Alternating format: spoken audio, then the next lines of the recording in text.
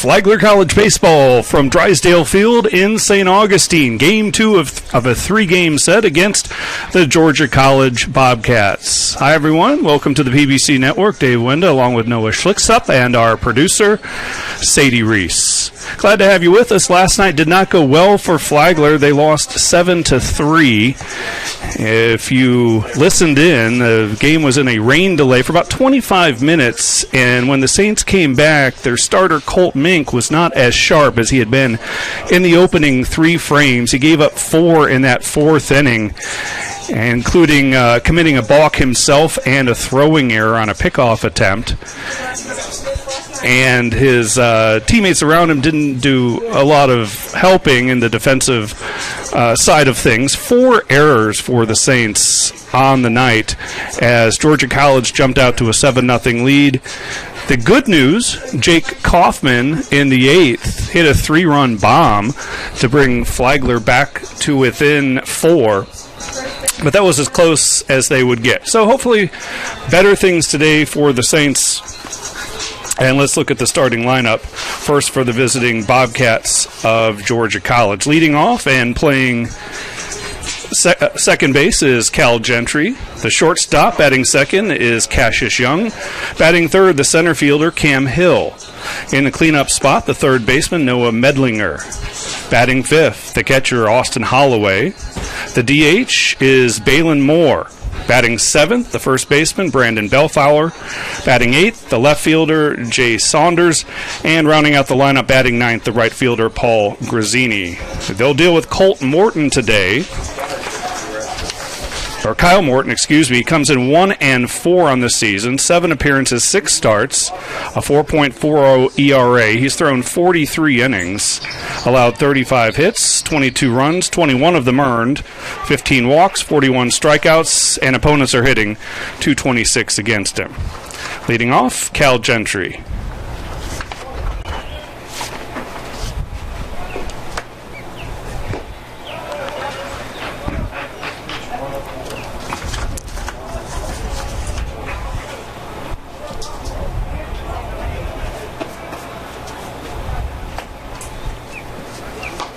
Swing and a miss.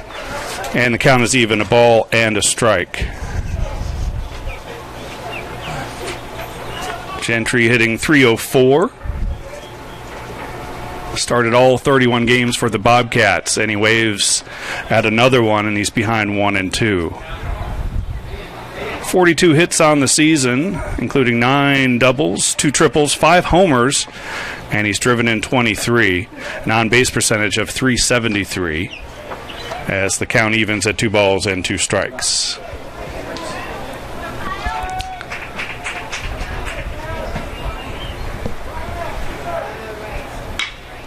This one hammered to right, drifting back, and it is a leadoff home run for Cal Gentry to get things started for the Bobcats.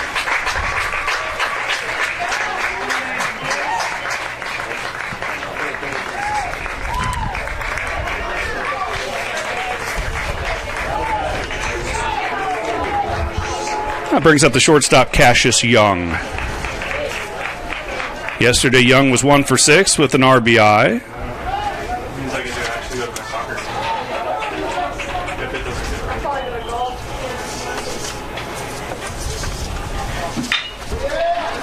And this one hard hit. And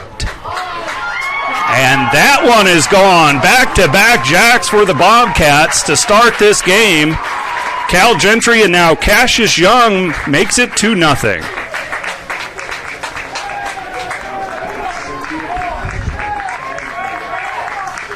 Drysdale Field plays roomy, but when the wind is blowing just so, it's almost like a jet stream out there to left center field.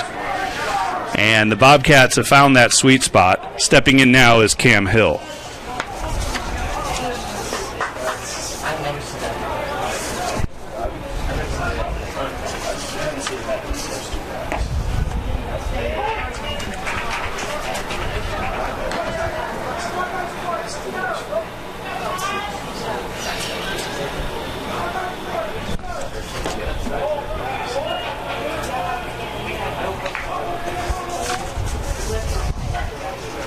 1 ball and 1 strike, the count to Hill.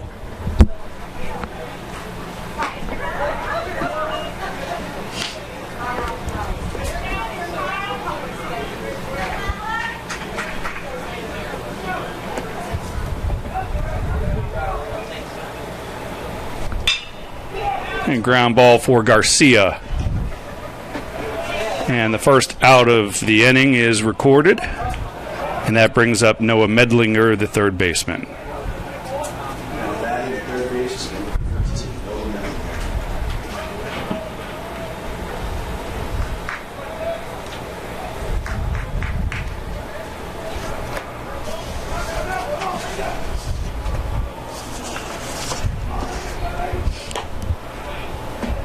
And a first pitch strike from Morton.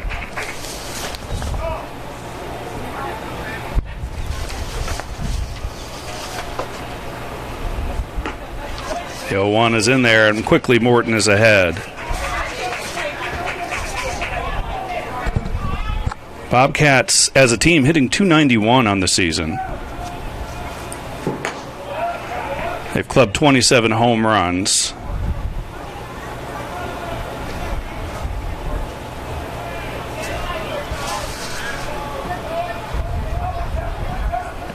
The 1-2 just misses.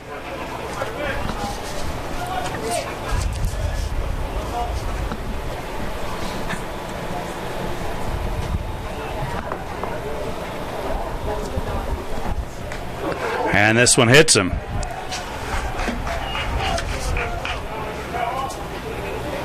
So a runner aboard for the catcher Austin Holloway, who had a big game last night. So much so that Nolan Belcher, the head coach for Georgia College, has moved him up in the lineup today. Holloway batting in the 8th hole yesterday went 2 for 5 with a run, 2 RBIs.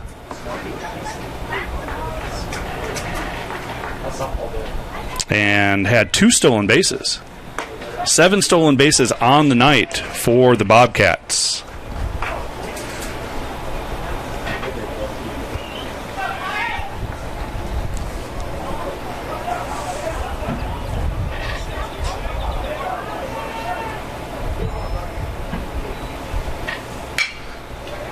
This one driven to center field, no problem for Kaufman. And there are 2 gone.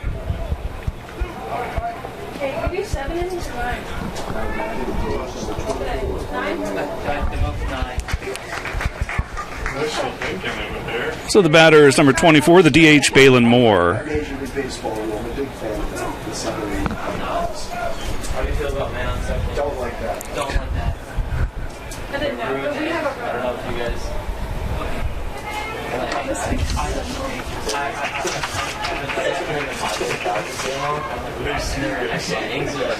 Top of the 11th, I was like, oh, wow. It's a man on second. Last night, Moore came in as a pinch hitter and picked up a walk. Here's my opinion about the I'm about to go run, okay. But I just extra, like, so does that cup of coffee? Don't get the first 2 extra. She's at practice right now. I'm hoping she says yes. They play so many hours. Maybe she can get you cooked.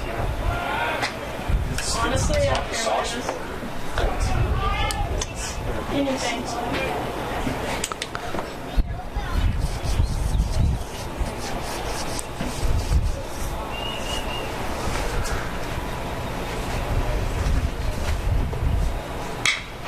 And a base hit to left. A great first inning here for the Beavers, or the Bobcats, excuse me, as they're out to a 2-0 lead and now have 2 on with 2 outs for Brandon Bellflower, the first baseman. It's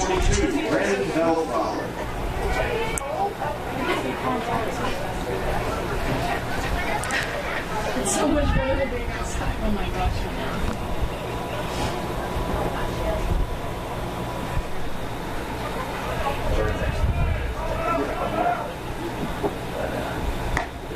And a breaking pitch is in there for a strike.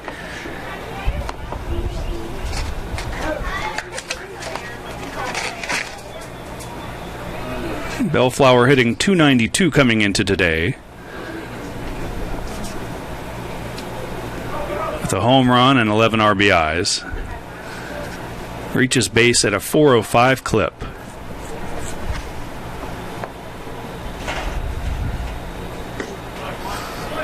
And he's behind 0-2.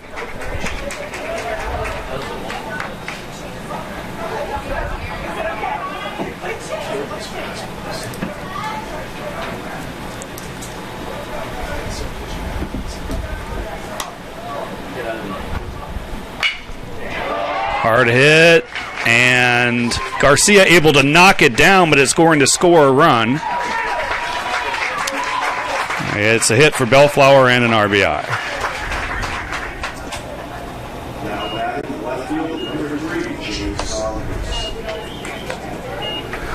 Three 3-0 Georgia College.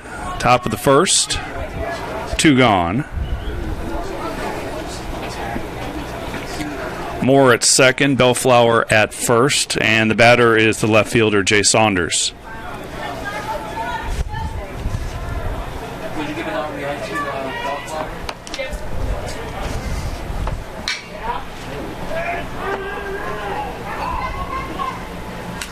And Mitchell puts it away, but not before Georgia College scores 3 on a couple of home runs, and they lead it 3-0 as we head to the home half of the first.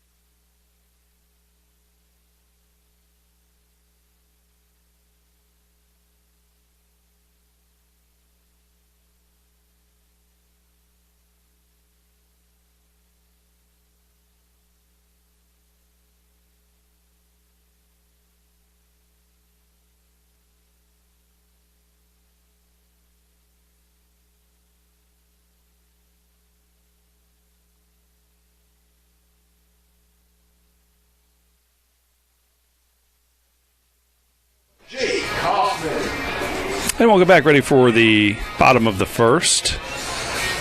Be Jake Kaufman, Donovan Garcia, and Adam Mitchell for the Saints against starting pitcher Jacob Hester, 6'1" redshirt sophomore out of Marietta, Georgia. Transfer from Mercer University. And first pitch is outside. For the Saints, it'll be Kaufman, Garcia, and Mitchell, and then batting fourth, Miles Colangelo, Jaden Ward in the 5-hole, Chase Carney bats 6th, Matthew Burke is 7th, Garrett Wilt bats 8th, and rounding out the lineup, John Fiorenza. Glad to see John get a start behind the plate. Oh, for the entire this game, this first game, this one.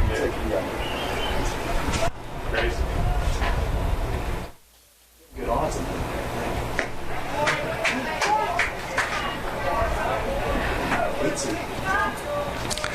2 balls and a strike.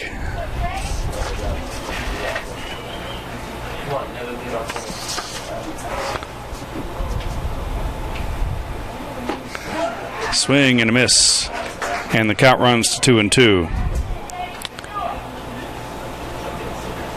Hester making his 10th appearance and his 5th start. A ground ball to first, and Bellflower takes it himself for the out.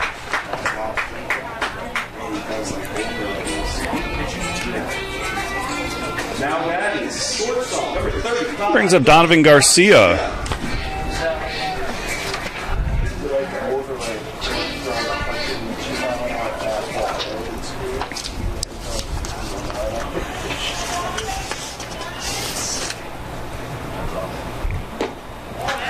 First pitch ball. Garcia last night was one of the standouts offensively. He went 2 for 3 with the run scored.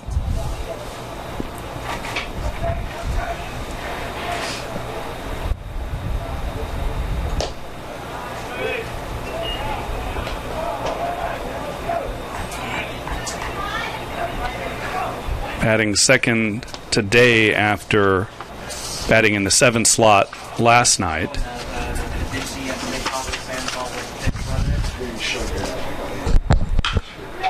And another base hit for the new everyday shortstop for the Saints, Donovan Garcia. Flagler has its first base runner of the day, and that brings up Adam Mitchell.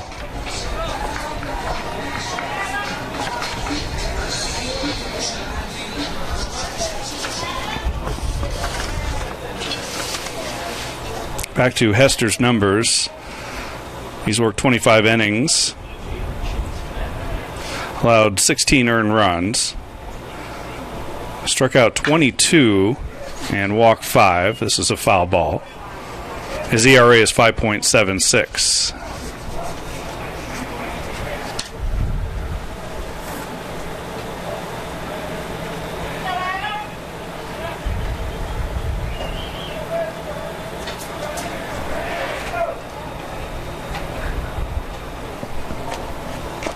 One pitch, foul tip, strike 2.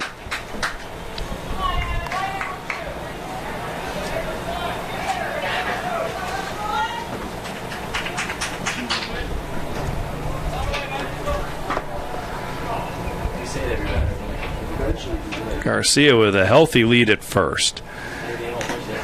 And another foul at the plate as Mitchell stays alive.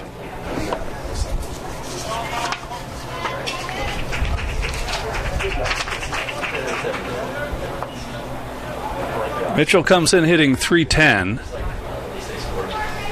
That's best on the team.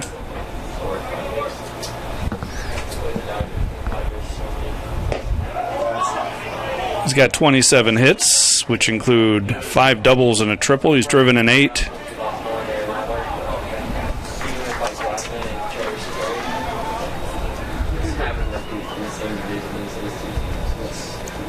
Behind here, 1 and 2. Garcia breaks. They throw behind him, and he's out. 2, 3, 6. 2, 3, 6. Is that right? 1 through 6.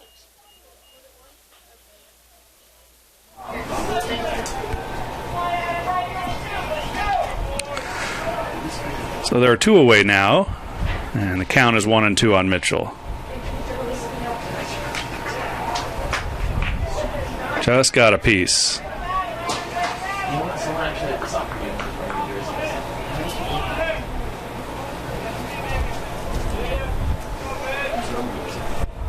There's one on Jersey. I think they sold Yeah, we sold a bunch of them. No, like maybe 2 years ago. Ground ball to third. Medlinger. His throw was high, but holding the bag is Bellflower. And the Saints are retired. They got a hit and no runs, and they trail 3-0.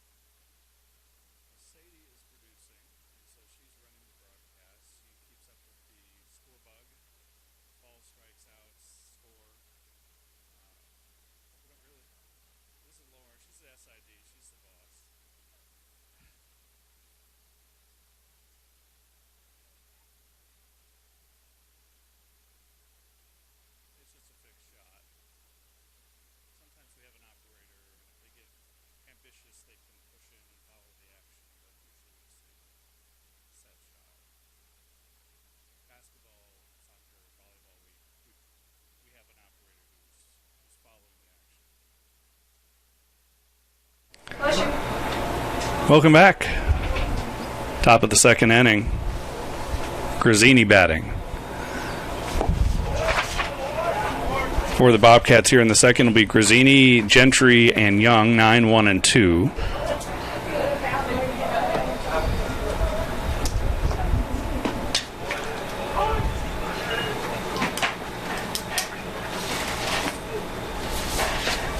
get your paper done? What was it on? It was on, it's for one of my, it wasn't even for like education. It was like an education. And Morton is ahead 1 and 2. If you're joining us late, a busy first inning for the Bobcats. They got back-to-back home runs to lead off the game and then added another one on a single. Sent 8 men to the plate to face Morton.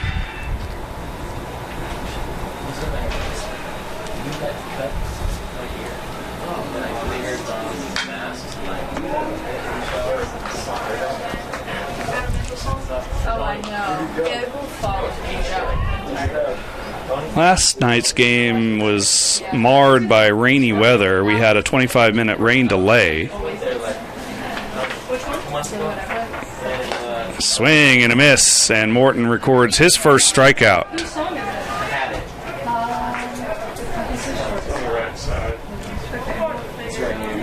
Back to the top of the order, and Cal Gentry, who led things off with a solo home run. The strikeout was, so I just like it. That way it's quick.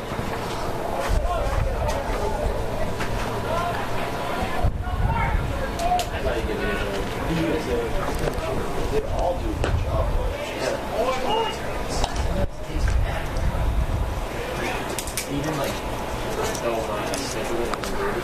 Probably actually starts to be there, but like 150 and then Big cut and a miss. Looks like Morton has perhaps settled down a bit.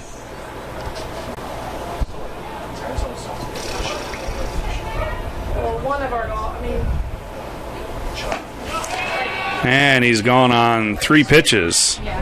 So back-to-back strikeouts here in the second. And that brings up Cassius Young, who had the other home run in the first.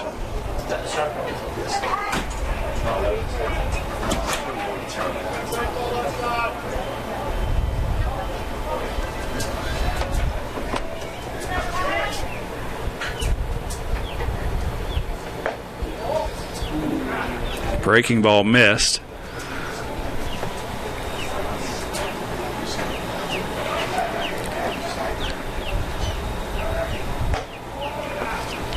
And now 2-0.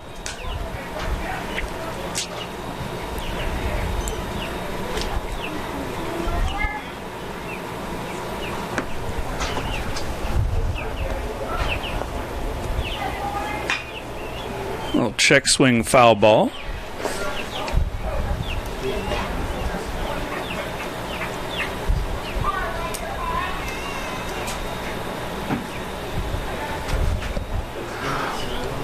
Morton, a 6-foot senior from Jacksonville, just up the road. Transfer from Santa Fe Junior College in Gainesville. He evens the count at 2 balls and 2 strikes.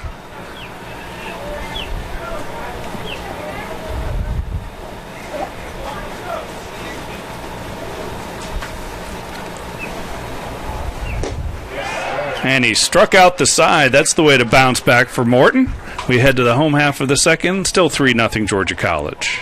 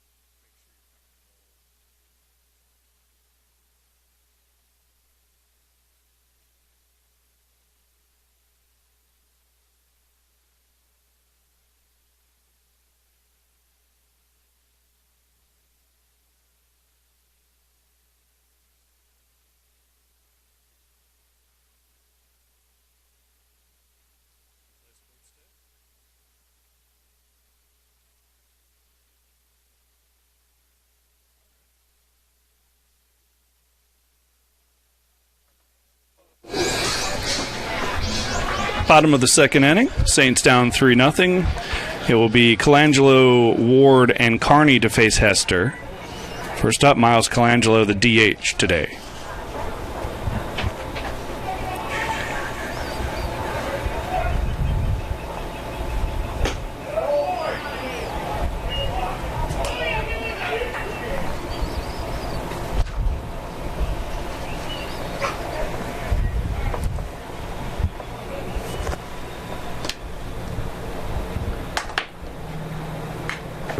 One foul tipped into the screen.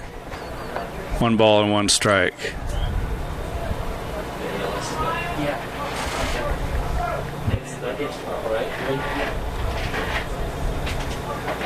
we have LAFC versus Austin. Rapids play FC Dallas. This one fouled out of play. Getting back to the weather, it rained nearly the entire game last night. It must have been miserable for the players. And we had a rain delay in the 4th inning when things really came down heavy. This one hammered to left. Making the catch at the warning track is Saunders.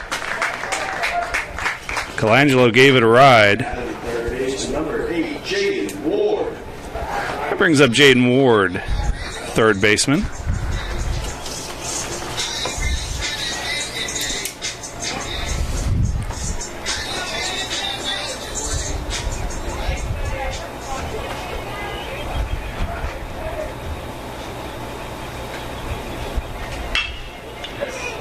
He hits one into the gap. This one will get down and go all the way to the wall. Ward will settle for a stand-up double. Second hit of the game for the Saints. And the batter will be Chase Carney, the left fielder. Now that is the left fielder, number 9, Chase Carney.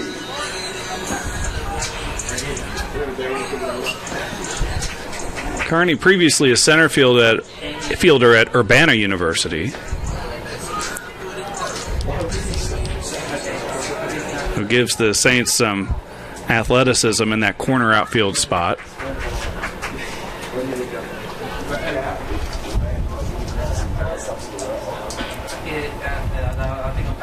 Shows bunt and has to skip out of the way of that one.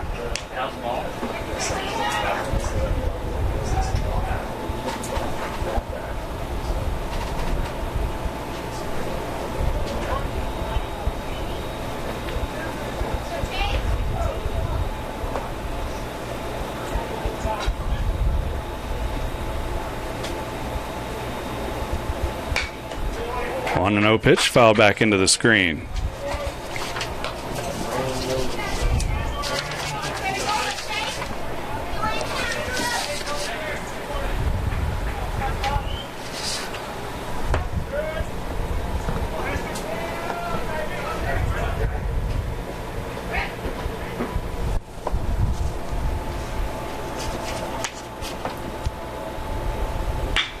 One pitch, grounder to third, and Medlinger makes the play. There were 2 outs.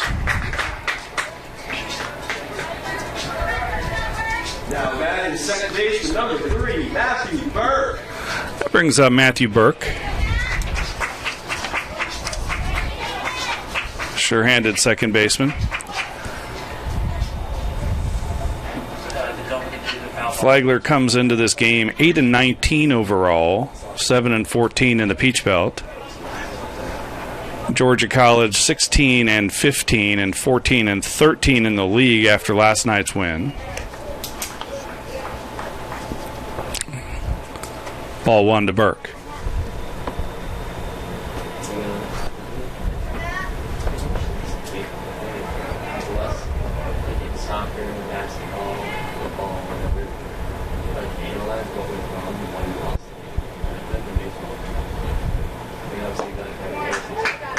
And a strike delivered by Hester. Today's weather forecast looks a little better. We had rain this morning, but it's held off at least early on here. It may cause an issue in our second game.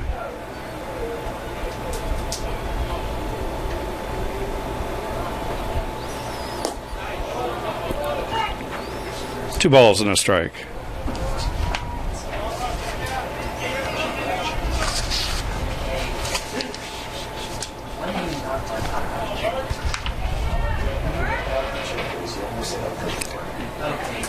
Burke batting .256, a homer and 9 RBIs.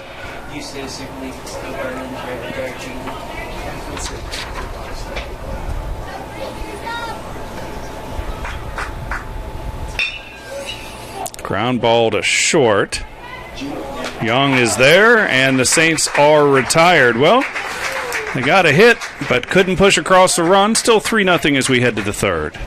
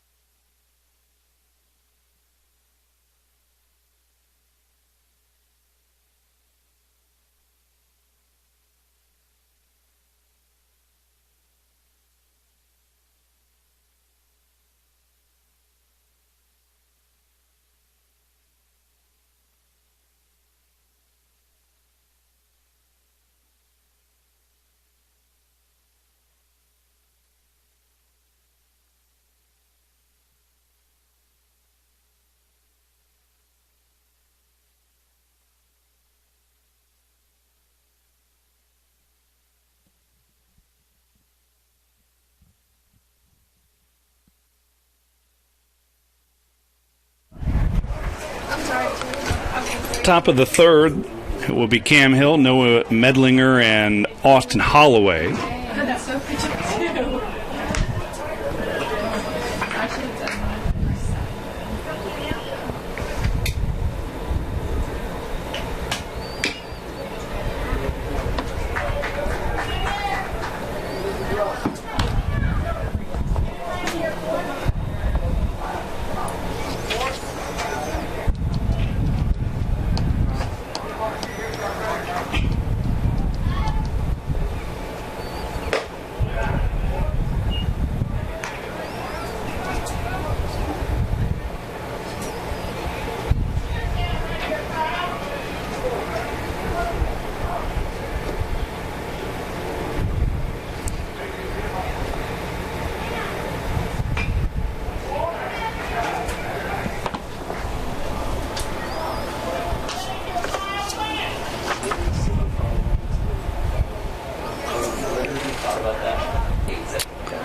Last night, Hill was 2 for 2 with an RBI and a walk. Lifts this one to left for Carney.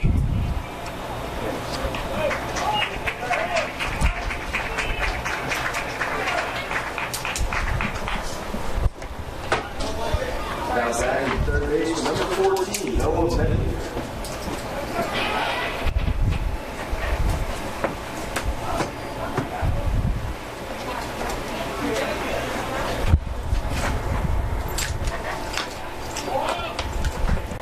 First pitch fouled off. Medlinger lost protective arm guard.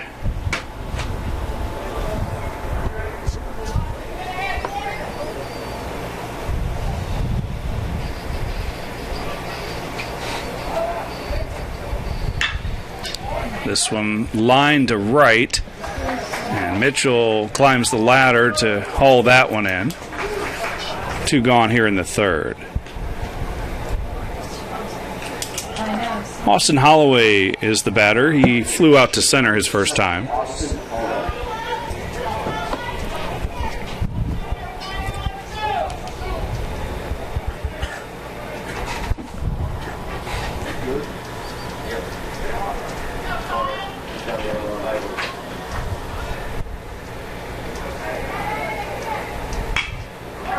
And a weak ground ball to Burke.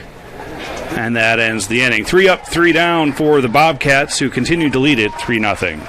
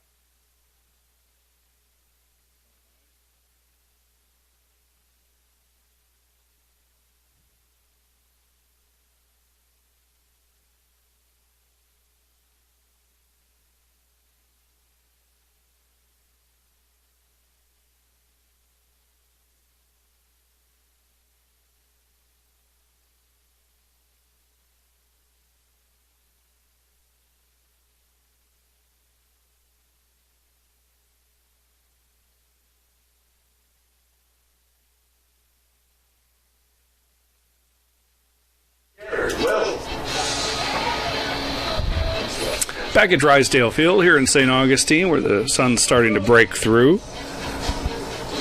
Garrett Wilt, John Fiorenza, and Jake Kaufman due up to face Jacob Hester.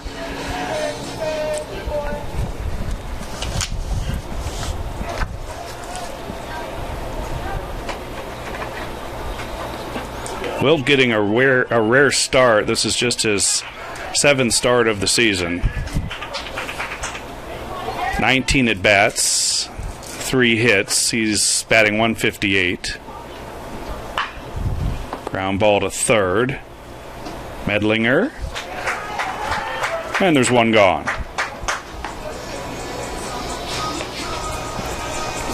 John Fiorenza, the catcher, steps in.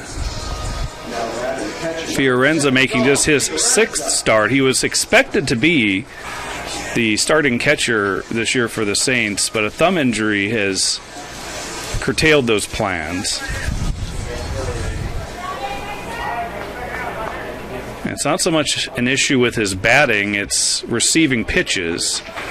They're worried that the wrong pitch, something with movement like a slider or cutter, may re-injure that thumb and knock him out for the year. But getting the start here, catching Morton in the second game of this series. And he's behind 0-2.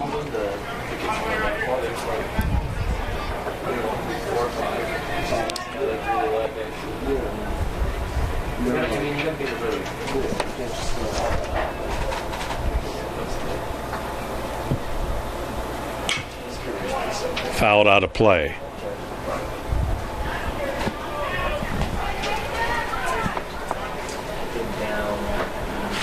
Fiorenza, 6-foot junior from Beverly Hills, Florida. Transfer from the College of Central Florida.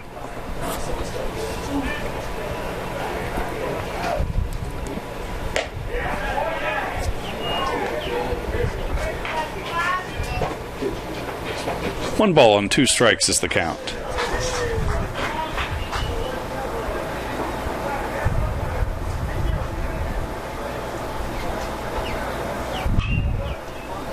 Ground ball to third. Another chance for Medlinger.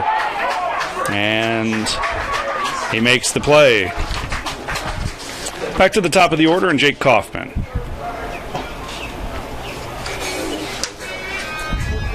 Now batting, center fielder number 1, Jake Kaufman.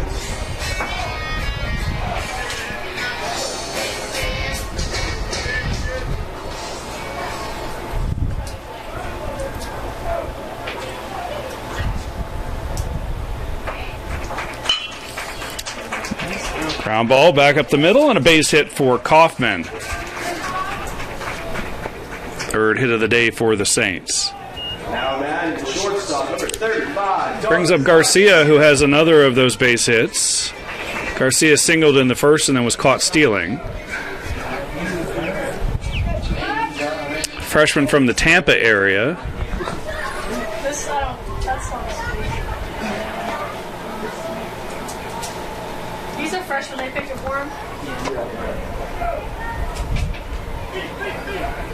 Twin brother Griffin is also on the club. I saw Griffin come in and catch last night for Tyler Keith.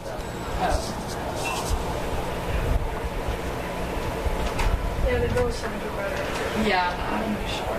You guys are so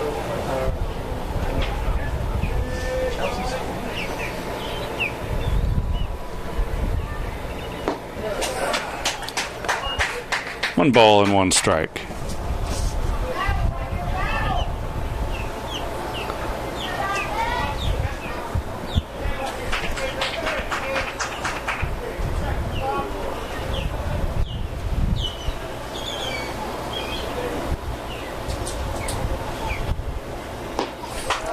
Swings through another one. 1-2. In between innings, we're not ready to do the foul ball statement. I gave you foul ball statement. You did? Awesome. Yeah. Is that something we'll get to? So Yeah. I want to make sure. The ball hawk food. Yep. You want to watch a bunch of Zach videos. Nah, it's some famous ball hawk. Runner goes, a hit and run, and it is a base hit. Kaufman makes the turn and heads for third, and the Saints have runners at the corners on the base hit from Garcia, who's now 2 for 2. Fielder number 14, Adam Mitchell. Brings up Adam Mitchell. See if he can deliver a 2-out RBI base hit.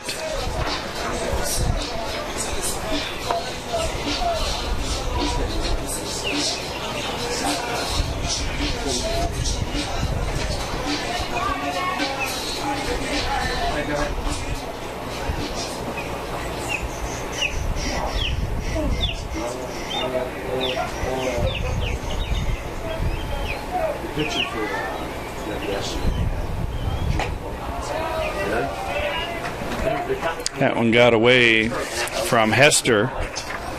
Ball 1.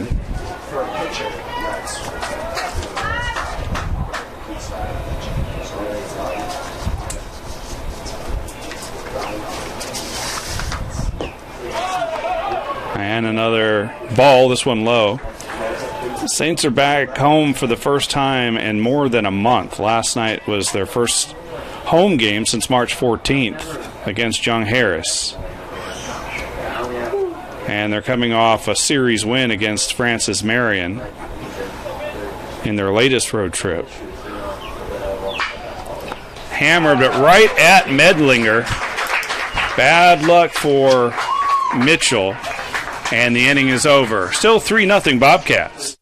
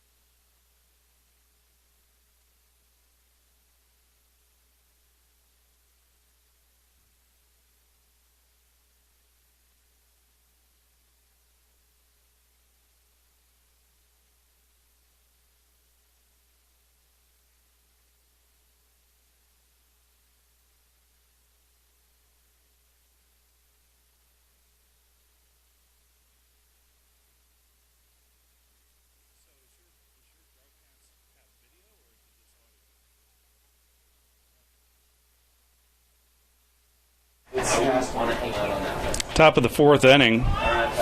Balin Moore, Brandon Bellflower, and Jay Saunders for Georgia College. First pitch swinging. Flown to left. One gone.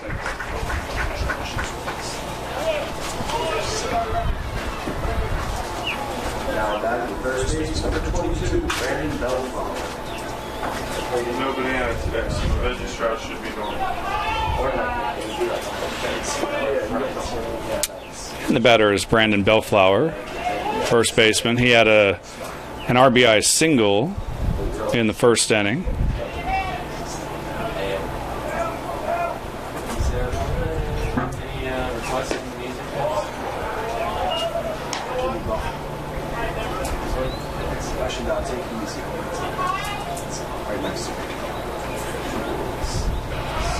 Here's the 1-1. Foul tipped. 2 strikes now. No rush to the Canadian. Dude, they want the best. Morton tries to get him to chase upstairs. Bellflower lays off. Rest in peace, Lee.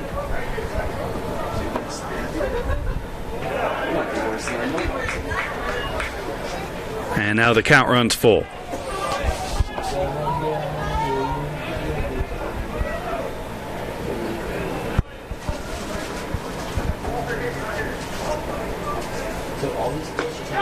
Strike 3 called. Morton thought the inning was over. One more out to go. Jay Saunders is the batter. He flew out to right field his first time. Looks like Morton has settled in after giving up those 2 home runs in the first. And 3 runs total in the frame. Struck out the side of the second. Set the Bobcats down in order in the third. And now has 2 outs and is ahead 0-2 to Saunders.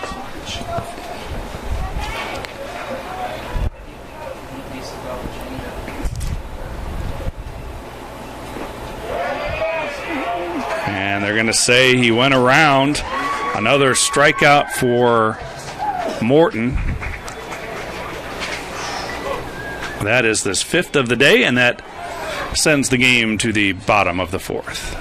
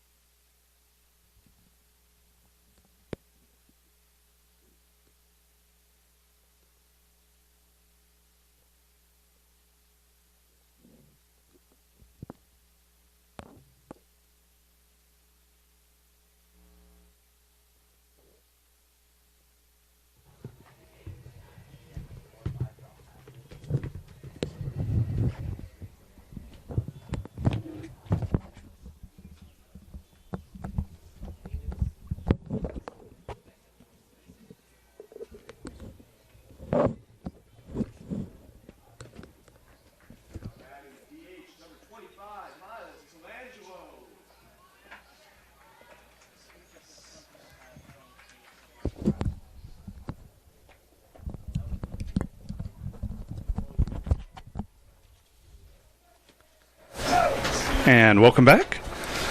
Bottom of the 4th. Saints down 3-0. First pitch swinging Miles Colangelo, and it's going to fall in right in the middle of that triangle. So fortunate for Colangelo, picks up a leadoff single. Number 8, Jaden Ward.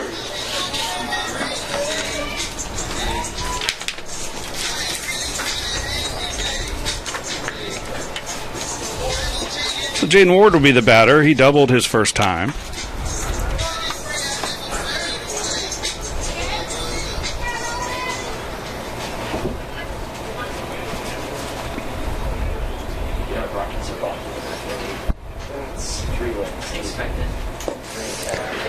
Big cut from Ward. It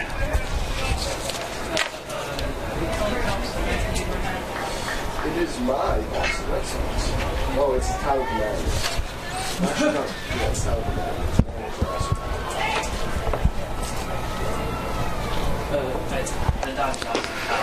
Commanders. Took a little something off, pulled the string there, and Ward is behind 0-2.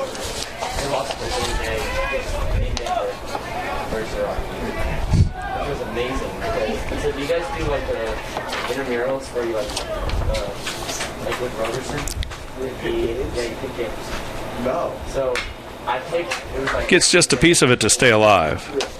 And all of the odds were for the Dodgers to win. And I was like, alright, but I can't bet against it. Like, I'm going to bet. Ward, the starting third baseman, Baltimore, I picked Boston. had a late start to his season because of an injury, but has settled in there at third. Also plays a little short. But anyway, I picked all 4 correct. Although Garcia has kind of grabbed that job with the injury to Alex Amos. Pitch in the dirt.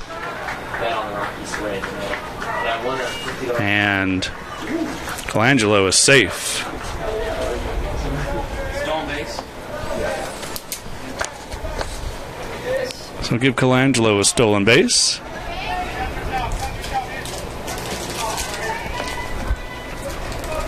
Home scoring right there.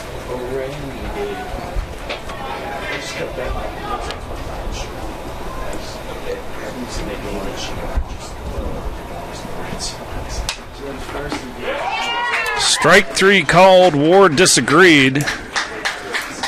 And one gone here in the Flagler fourth. Now batting the left fielder, number 9, Chase Carney. Brings up Chase Carney, who grounded out to third base.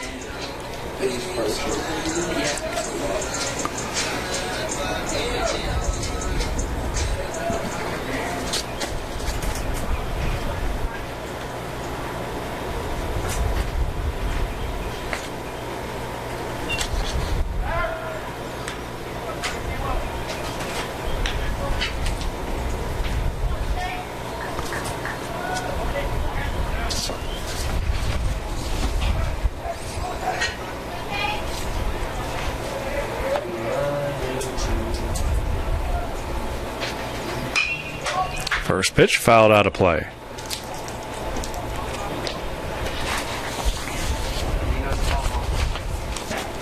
We still not gotten one of the. I'm just a big kid. We're sleeping on the under for balls in the parking lot. Had to get a single one out there. Yeah. Yeah. I figured with all their lefties, put one shot on there. We got a bunch of them on. Grounded sharply to first. Bellflower makes the play, and there are 2 away. Any windshields?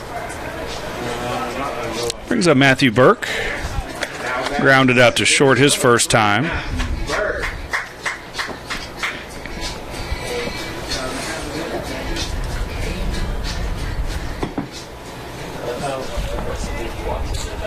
To the side.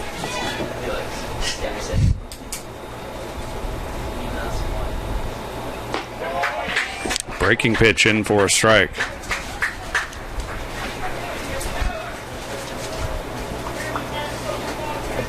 The Saints have more hits than the Bobcats, 5-4, but have not been able to push across a run.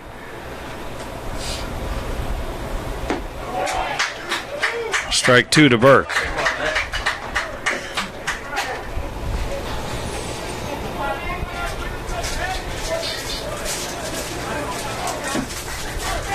Hey, you do the same thing like 4 days in a row. All week. A lot of baseball. I can't. I put with 4%. No. I just spend a little extra on protein bars. Ground ball to short. And Young makes the play.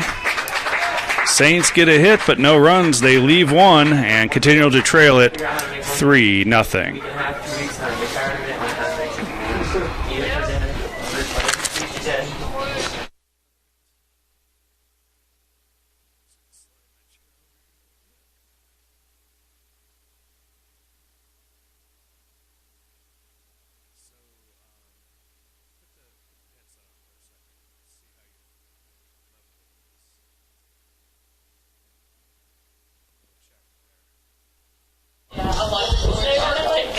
Check. Okay, yeah. Good. Sounds good. I'll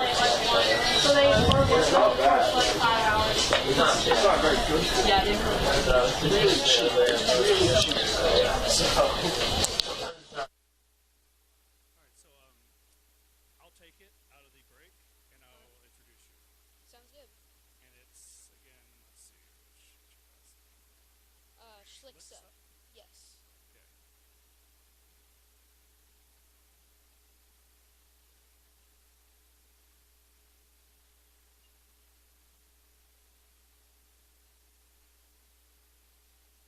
So this is our crowd mic.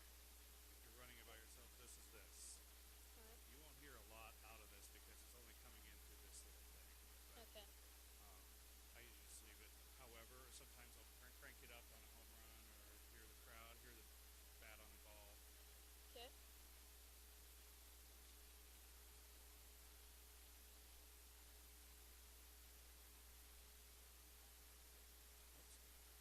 Are you ready? Yep.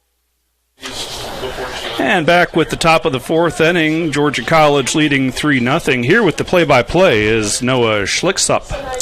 Hey guys, thank you for having me on here. Pumped to be up here at Flagler as it's the top of the 5th inning, and the Georgia College Bobcats currently lead the Saints by a score of 3-0. As he starts them off with a strike. Paul Grazzini up to the plate. He struck out his first time up, out in right field. Tonight, as he waits the 0-1. Swung on and missed. 0-2.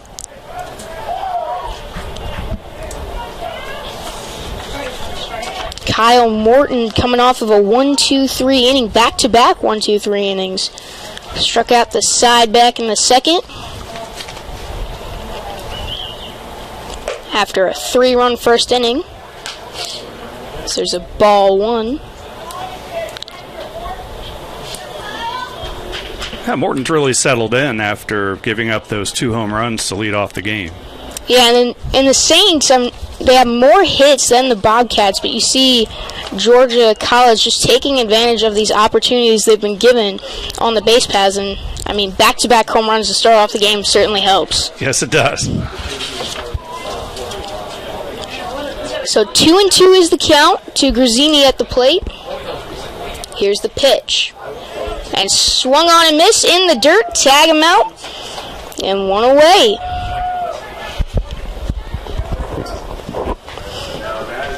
So now up to the plate is top of the order Cal Gentry. Struck out his last time up and homered to lead off this game.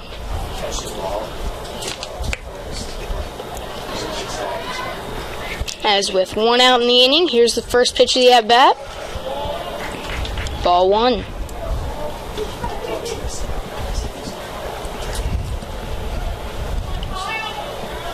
So 1 ball, no strikes. Here's the pitch.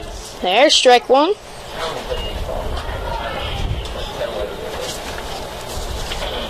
Morton out there really settling in since that first inning, as we mentioned. Graduated from Fleming Island High School, just up the road from here, as that's a foul ball in the Jacksonville area.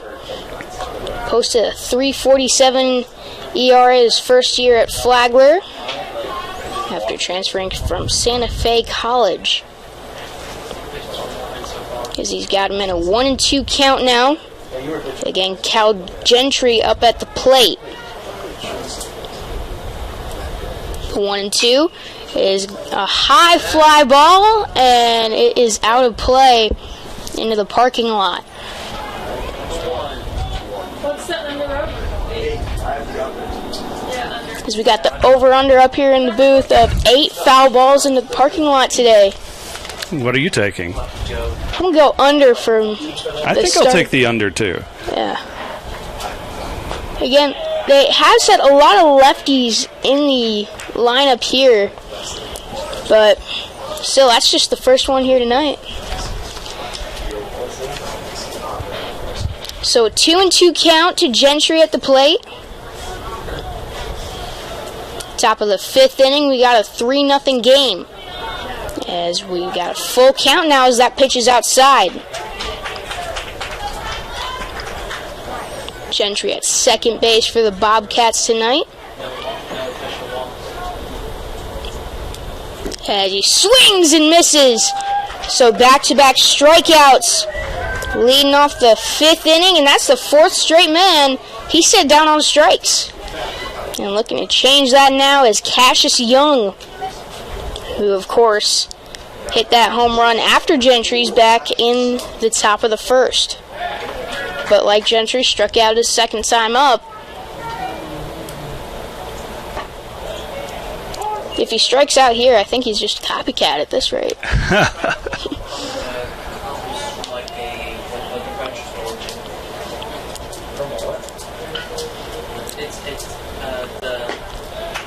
Is there strike 2? I tried to check his swing there and couldn't hold up.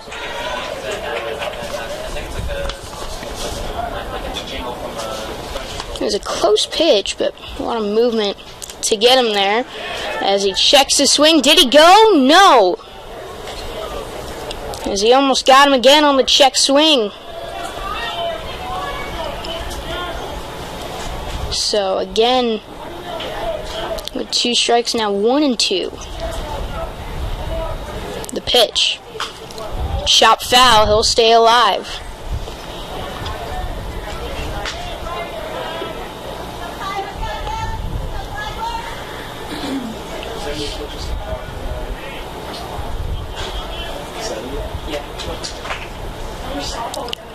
Morton into the windup. Here's the pitch. That one back up the middle. Gloved Howe at second base, but dropped. So credit an error there to Matthew Burke.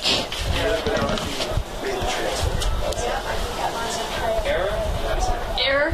Yeah. Yep. Yeah. And Cam Hill, the center fielder, step up to the plate.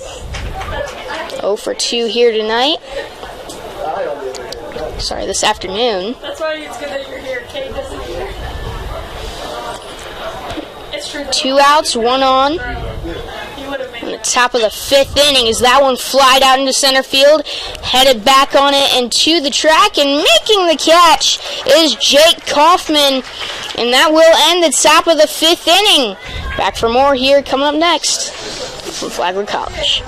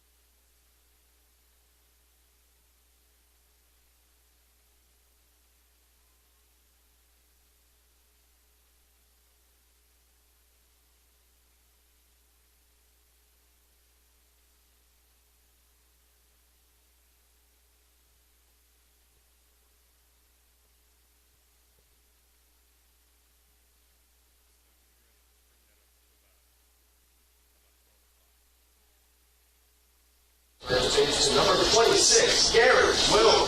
Welcome back here now, bottom of the 5th inning. So we got a 3-0 game. The Georgia College Bobcats currently lead the Flagler Saints.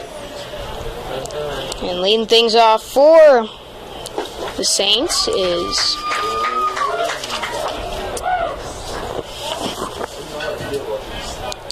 Garrett Wilt at first base tonight. I've been calling a lot of high school games this year. This is my first day game I've done. Oh, is that right? Yeah. The high schools aren't playing during the day? No, they're not. Oh. Keep saying tonight. 1-1 the count to Wilt. He takes one high for ball 2. At least they're not the future uniforms from like the 90s.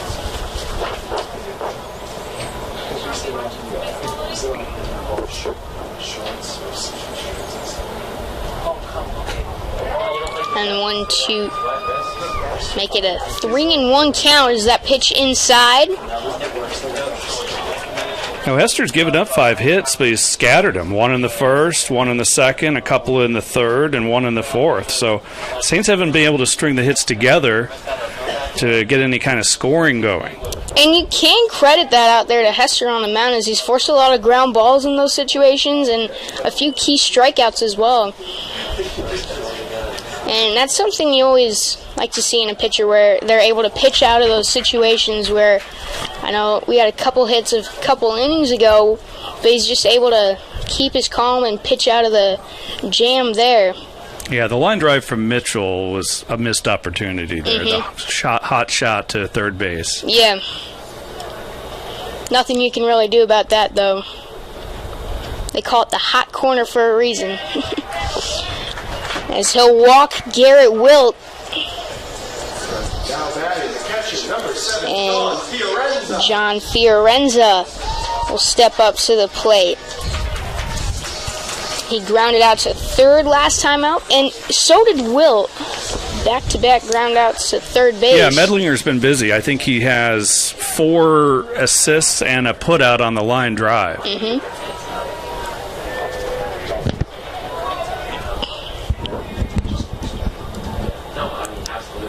As that one sent into left center field, going back on it, and it will get out of here! A home run for John Fiorenza as the catcher goes deep, and we have a 3-2 ball game. Great to see John get untracked finally. Just his second hit of the season. Supposed to play a bigger role this year for the Saints, but it's mainly been Tyler Keith behind the plate because of Fiorenza's injury. But they like his offensive game, and they love the way he handles the pitching staff. Yeah, that was huge there.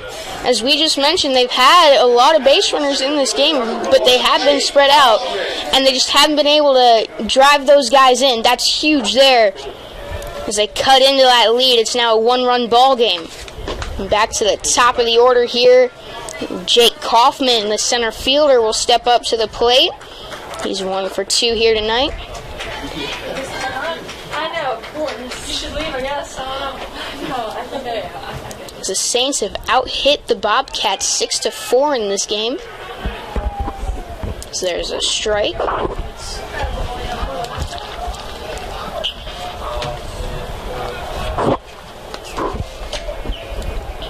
1-1 count. As Kaufman takes a strike, it's 1-2 now.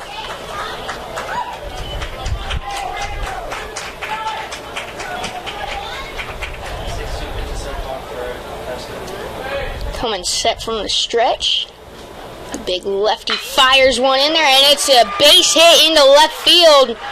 And the Saints, no, he's headed for second now, as that caught me off guard. Jake Kaufman taking a routine single there and stretching it into a double. Impressive work on the base paths there.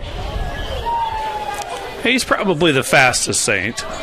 That's why he's in center. Chase Carney would probably give him a run for his money, so to speak. But certainly Kaufman has the wheels, and that's why he's not only the center fielder, but the leadoff batter. Yeah, and as a left fielder there, I'm looking down, I'm marking a single, I look up, and he's almost there to second base already.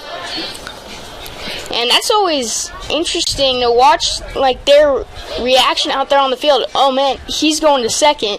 Because right there on a ground ball in the left field, you're just lobbing that one to your shortstop in. But play's not over. Coach Barnett's talked throughout the season about being more aggressive on the base paths. The problem with the Saints is they haven't necessarily hit at a high enough clip to have the base runners to be really aggressive the way Georgia College, say, was last night when they had 7 stolen bases. Here he takes the extra base on what could have been a single for most guys. Is now up at the plate is Donovan Garcia. As he shows bunt, gets it down, and that's a beautiful sacrifice as the out is made at first base. That one just a few feet out in front of home plate, but down the first base line. And that advances Kaufman to third base with only 1 out in the inning.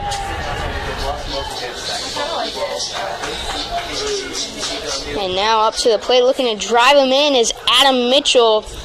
He's 0 for 2, but had that line out to third last time up. He's hoping to get that one down this time. And drive in Kaufman. He takes a big swing and a miss there for strike 1. We're in the bottom of the 5th inning with 1 away. Runner on third for the Saints.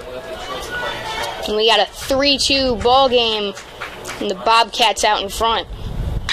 And that one off the pitcher. Kaufman will score, and the out going to be made at first base as he tagged him out, running down the baseline. That's an RBI for Adam Mitchell. We're all tied up at 3. As Miles Colangelo steps up, the attention going to be turned out there to Hester on the mound, who took a line shot off, looked like the leg there. Yeah, I just want to make sure he's okay. We saw that last night also. I think it was Mink, the Saints starter, took a hard line drive off of his back and was able to stay in the game. In fact, threw 128 pitches in the game yesterday, but we'll get a couple of tosses here to make sure there's no lingering effects. Yeah, and especially with the pitcher. He has been really good up until this inning. They just got some action up in the bullpen, so looking to make sure he's all right and can get out of this jam here. But he's now got the bases cleared, so fresh start. And I guess you could say we're back at 0, so we're all tied up at 3 here. As that one going to be popped up in foul ground. Heading over and making the catch now is Bellflower, and that will end the inning. So after 5, we're all tied up as the Saints get 3 in the bottom of the 5th. We'll be back with more here from Drysdale Field.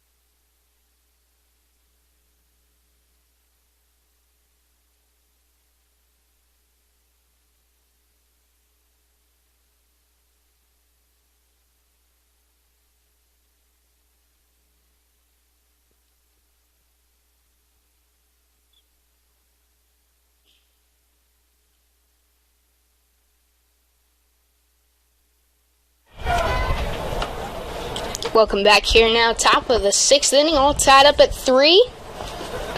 And the Bobcats looking to jump back out in front as they now are all tied up with the Saints as Noah Medlinger steps up to the plate. And that one, a line drive down the right field line, and that's a fair ball. He's headed for second base, scooped up the throw into second, not in time.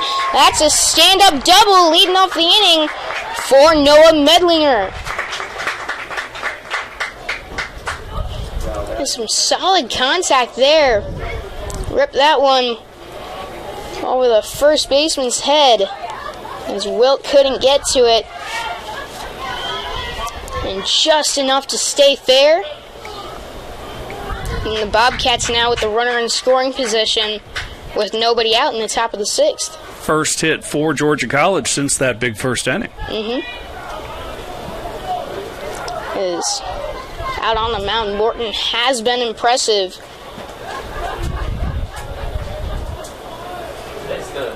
For the Saints. So he's back into the stretch now.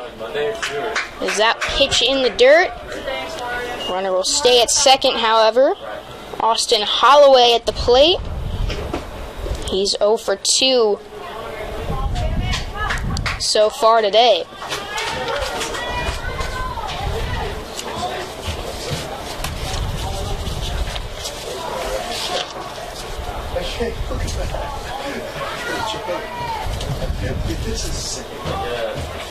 The 1-0 pitch showing bunt, and he gets it down. The throw will go to first, and they get him. So a sack bunt, advancing the runner to third. Nice job there by Austin Holloway. Now with one away, there's a runner on third, and Braylon Moore looking to drive him in.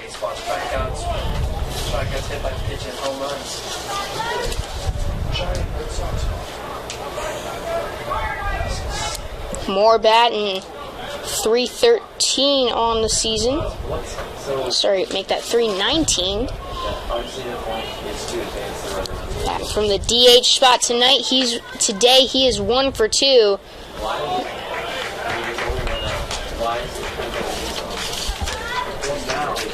So he takes ball 1.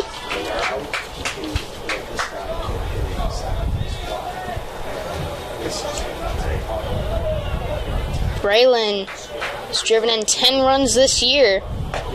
So he takes that one inside there. He's got a 2-0 count, looking to do some damage with it.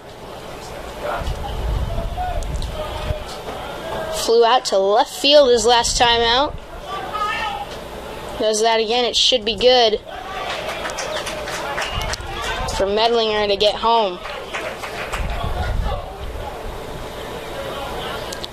So he swings and misses there for strike 1. 2 balls and 1 strike with 1 out.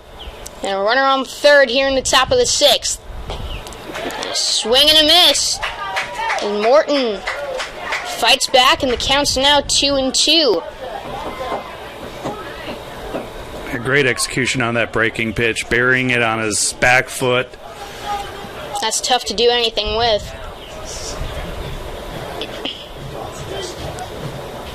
If he does hit that, last thing he's going to do with it is probably ground that one to the opposite field, and he got the infield in. As the runner got a good size lead there on the third baseline, the throw will go to first on the ground ball to second. And the runner will stay at third, so now 2 outs. And Morton 1 out away from getting out of this. Yeah, Burke was in perfect position with that ground ball, starting with the infield in, looks him back, makes the throw to first. He's been so solid defensively, notwithstanding that error earlier in this game. And you can now get back to your normal spot on the field. Don't really have to worry about that runner on third as much, rather than just getting this third out. Up to the plate is the first baseman, Bellflower, as Brandon is going to take a big swing there. But he can't hit it. It's 0-1.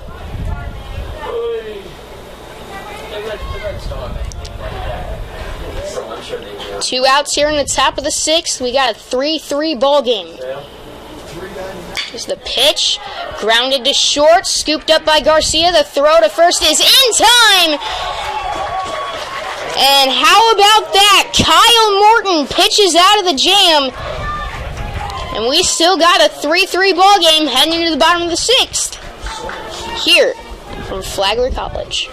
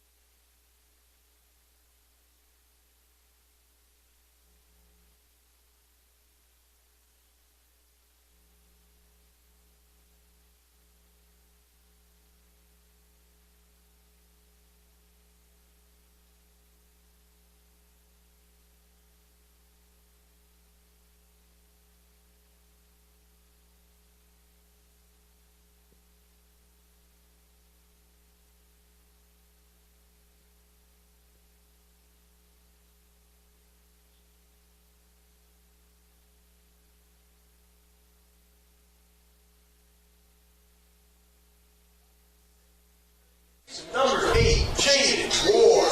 Welcome back here now to Drysdale Field as a new pitcher in for the Bobcats. And into this game is Brennan Crooms as he comes in. He's pitched in 11 games. The big righty with the sidearm release. He struggled this season with a 6.12 ERA. As Jaden Ward steps up to the plate. 3-3 ball game in the bottom of the 6th inning. He's got 2 saves in 32 and 1/3 inning pitched. And a 1-3 record on the season. As Ward 1 for 2 here today. Takes ball 3 there, and we got a 3-0 count.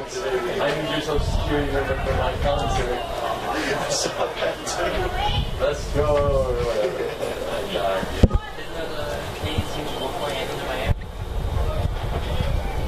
Takes a sign into the windup, the 3-0 pitch. He walked him. So a 4-pitch walk leading off the inning. And that'll bring up Chase Carney. Now batting left fielder, number 9, Chase Carney. So that's his 18th walk on the season. So it's not something that's necessarily haunted him this season, but he hasn't had the best control either. As showing bunt, pulls it back to the check, throw down to first, got Ward. So they can't get the sack bunt to work there. And we'll now have 1 out. What was it? 2-3? Yeah. And Chase Carney looking to try to get something else going. It's the sun coming out here a lot better than yesterday's game, it sounds like, the weather here. As that one right back up the middle for a base hit. Yeah, unfortunate the Ward got picked off there. The second base running error by the Saints. Thinking back to the first inning, Donovan Garcia was breaking and was caught stealing on a pickoff move as well. So a couple of opportunities gone for the Saints just from, base running blunders, unforced errors, really. Yeah, stepping up to the plate now is Matthew Burke. As they'll look to do a better job of advancing the runner here. as he takes strike one.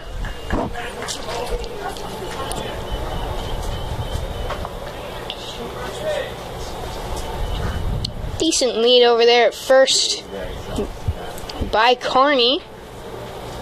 As that one flied out into center field, coming in on it. And making the catch out there is Cam Hill. So with 2 down, Garrett Wilt will step up to the plate. Garrett Wilt.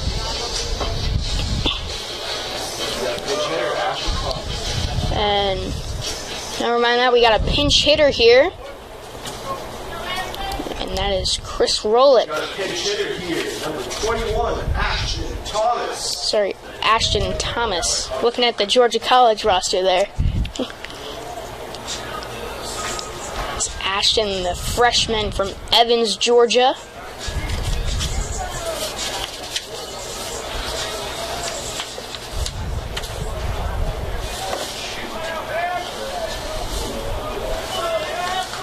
There's the lefty waiting the first pitch of the at-bat. And it's low for ball one. Yeah, they really like Ashton Thomas's ability to hit the ball hard. He doesn't have any homers on the season, I believe, but puts the barrel on the ball and can spray it all over the field. And they think that home run power is just a matter of time before he realizes that. As another ball there. As he looks the runner back.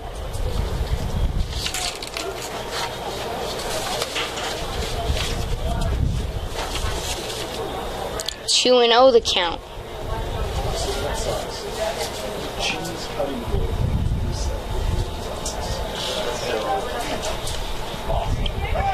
And he crushes that one. Looked like onto the softball field there. Well, there's that power you were talking about, just in foul territory. Yeah, he fouled a lot of balls off yesterday with long fly balls. Just had trouble keeping it between the baselines. There's a 2-1 count now to Thomas. So he fouls that one off, staying alive.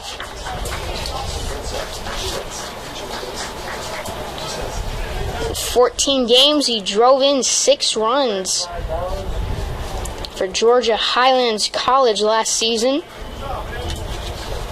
The transfer here to Flagler this season.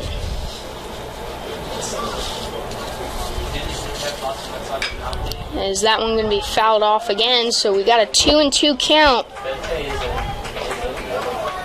to Ashton Thomas.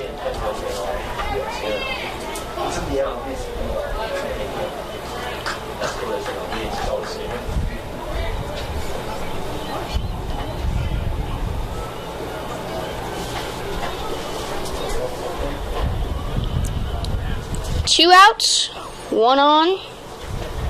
And a 2-2 count. Here's the pitch. Inside, runner goes. Throw down is in time as they get the runner Carney breaking for second base.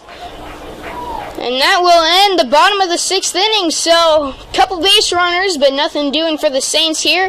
Heading into the 7th inning, we still have a 3-3 ball game here on PBC Sports Network.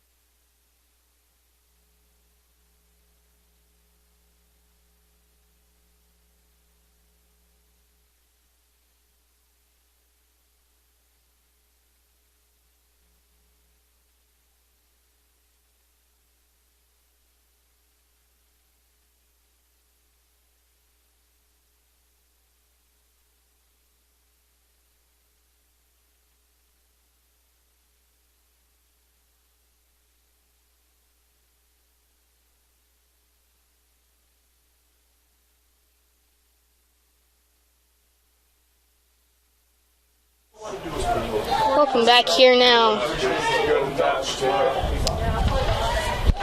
to Drysdale Field as we got the Bobcats and the Saints going at it. As there's a ground ball right back to the pitcher. And well, that's a quick out there as Jay Saunders grounds out to the pitcher Morton, who after that 3-run first inning, he's been dominant, really. He's been very sharp, just 84 pitches total through 6 1/3 innings. Not bad at all. And with the Saints playing 6 games here in 5 days, I'm sure Coach Barnett wants his starters to go as long as possible. We saw that last night with Mink throwing 128 pitches, even though he didn't have his best stuff. As that one going to be grounded to first, a fair ball, tossing to Morton, who steps on the bag. And we got 2 gone here in the top of the 7th. So 1-3, then a 3-1 there. And speaking of a 3, Ashton Thomas now in at first base. As he's in for Garrett Wilt.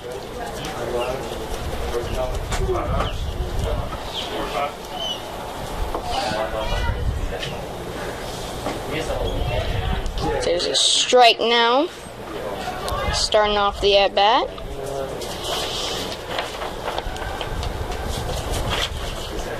Top of the order now, and Cal Gentry at the plate. He's got a 1-1 count. Homered to lead off the ball game, but then he struck out in his second and third times up as he takes a pitch outside, 2-1.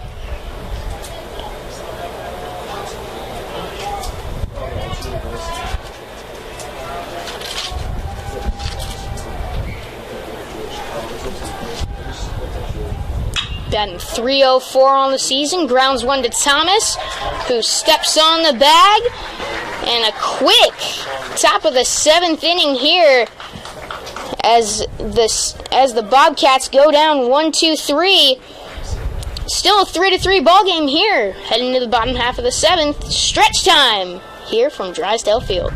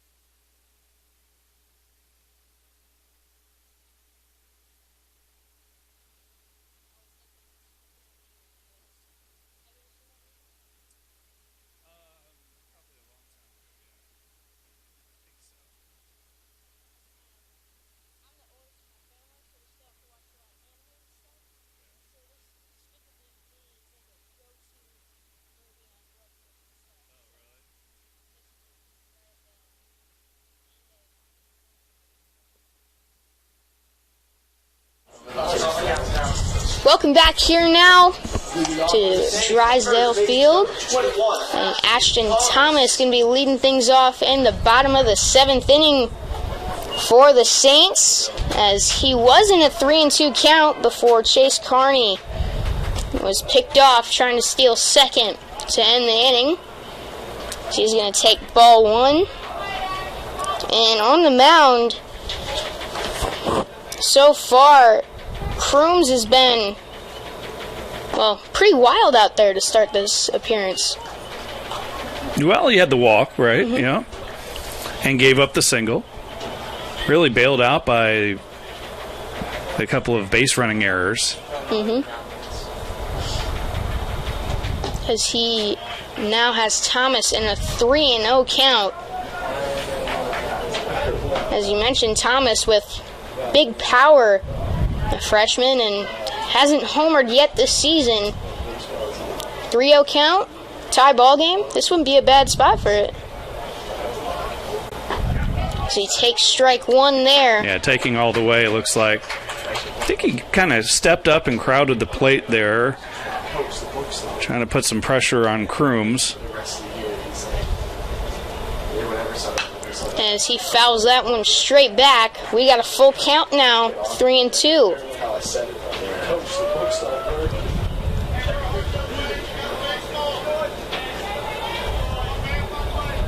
Still no action out in the pen for either team now, as Thomas staying alive.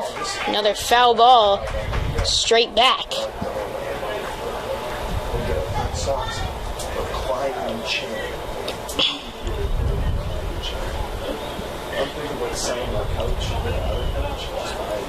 Scrim's going to step off, clean the mound with his cleats, takes the sign, will do the full count again, and he walked him. So a leadoff walk here in the bottom of the 7th inning, and that will bring up John Fiorenza. I'm always going to remember that name because last time up in the bottom of the 5th inning, hit his first home run on the season, and that's the first home run I have ever called. Is that right? You've never seen a home run? Never called a home run before. Huh. Now, I've witnessed a few at, As a fan. Yeah, but never as a broadcaster. As he shows bunt this time around and gets one down. Gorgeous. Like he said, a gorgeous bunt there. As he'll be thrown out by Holloway, but this time the runner will advance to second base. Yeah, sometimes Coach Barnett says, if the hits aren't necessarily coming in today, they're coming more so than normal for Flagler baseball here in 2021, but sometimes you have to play small ball to try to win these games. Mm-hmm. And they've hit, 8 hits already for the Saints here tonight, so keep saying tonight, man. High school baseball.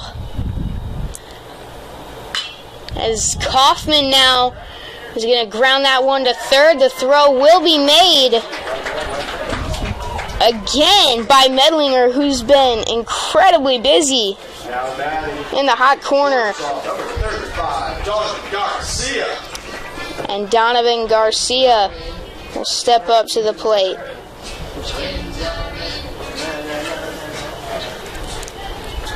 Got the Twins are in as the walk-up song, and he's got a twin on the team. So he takes that one inside. And it's Griffin Garcia.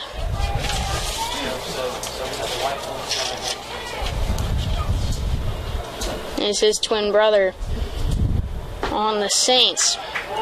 So he takes strike one there. 1-1 is the count. So runner on third with 2 outs. The Saints have not led yet this ball game. They're looking to take their first lead of the game right here. And 2-1 count now to Garcia. He's 2 for 2 along with a sac bunt here tonight.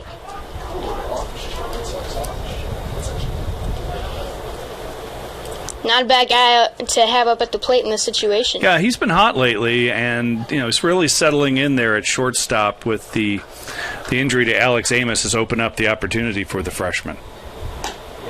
And Amos, who came in from Pittsburgh, I read the transfer, the All-ACC freshman team.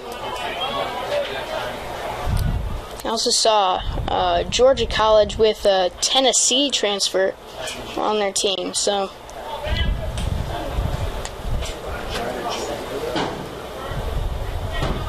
pretty interesting to see. It's different from D1 because you got a lot of guys coming in from different places. It's always interesting to see from whereas Garcia gets one down in left center field, and the Saints jump out ahead 4-3. As he flexes over at first base, says, "Let's go," to the dugout. And the Saints take their first lead of the day, up 4-3 here in the bottom of the 7th. Right fielder number 14, Adam Mitchell. Now starting a little stirring in the Flagler bullpen with the lead here in the 7th. Morton's up to 90 pitches, so he has been sharp. We'll see how Dave Barnett plays this in the top of the 8th, but it's so important to get that clutch hit from Garcia, who is now 3 for 3. And it's always nice to have an experienced coach on your team, and Barnett is 34th year at Flagler. And the thing I found interesting when researching him is I'm from Iowa, spent a lot of my life there. He started his coaching career as an assistant at Iowa, or at least his college coaching career, before becoming the head coach at Flagler in 1998. So there's a pitch inside, 3-0. Yeah, 88. You're shorting him a decade. Oh, I did. Did I say 98? Well, it's 34, not 24 years here, and 12th most wins among active D2 coaches. That surprised me because he's got 973 of them. Looking for 974 here today. That's a hard number to beat. As the runner goes, but he walked him, so it won't matter as Adam Mitchell will walk here to keep this 2-out rally going. And Miles Colangelo will step up with 2 ducks out on the pond. But first, we'll see a mound visit here now. And now some action as well up.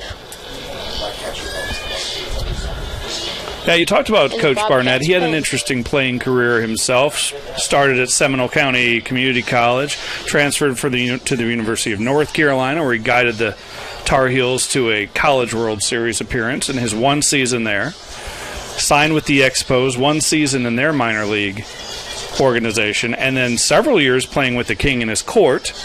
You're probably too young to remember the King in his court, but they were a barnstorming fast-pitch softball team that toured all over the world.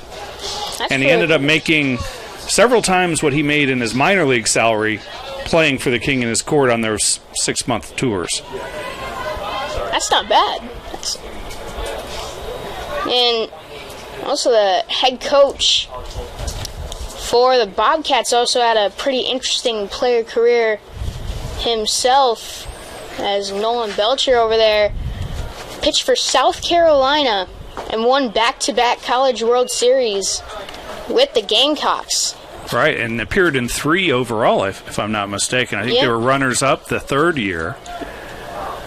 Was a pitcher there, had an 18-13 record and 38 starts and a .330 career ERA. So he was the pitching coach here for the Bobcats in 2017 and 2018. So kind of the perfect hire for them, as he's coming back with his first season as the head coach at Georgia College. So a 2-0 count now. And strike 1 will be taken by Colangelo. He's 1 for 3 so far in this game. And with a 2-1 count, looking to extend this lead. We got a 4-3 ball game in the bottom of the 7th inning. It's the 2-1 is a strike, make it 2-2.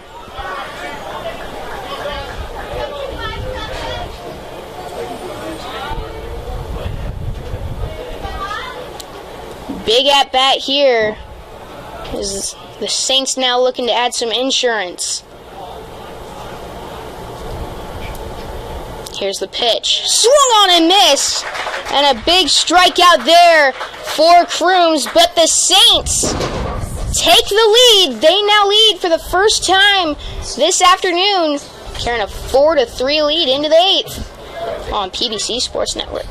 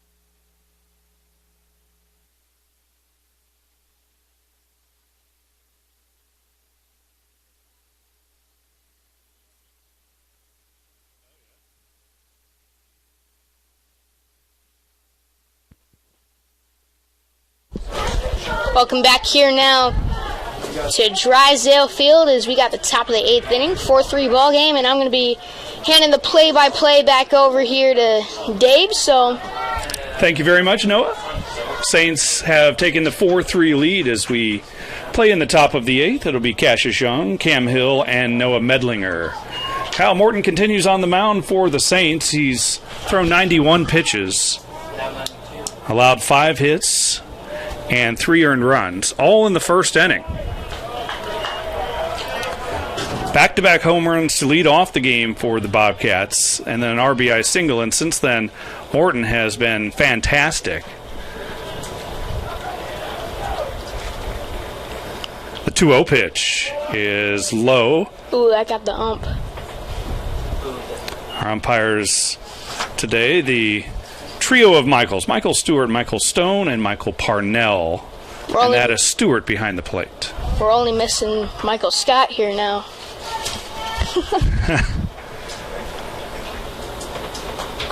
So 3 balls and no strikes.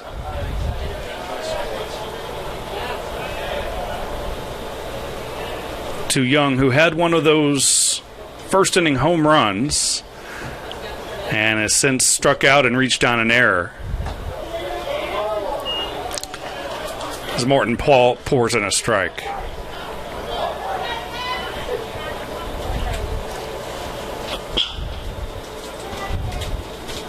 Here's the 3-1. And the count runs full.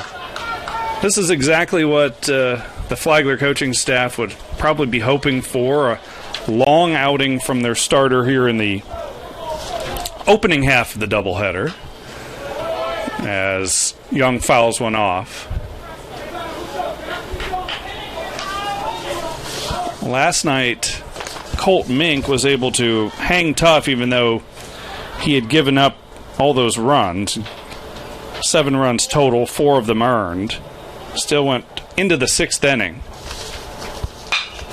And a ground ball for Garcia. Ranges to his right. The throw in time. Nice stretch from Ashton Thomas. And Young is retired. What a play out there by Garcia. Thrown off of his back foot. Didn't get any set there. And just backhand. Quick transfer. Yeah, really set himself up with the great footwork to get in front of the ball and put himself in position to make that play. Nice highlight reel play there. Stepping in is Cam Hill. He's 0 for 3 with a ground out and 2 flyouts this afternoon. Rips one foul. So right in the heart of the order here, 2, 3, and 4 for the Bobcats facing Morton. Hard hit, but right at Thomas. Will take it himself. No, he'll make the flip to Morton. And there are 2 quickly gone here in the top of the 8th.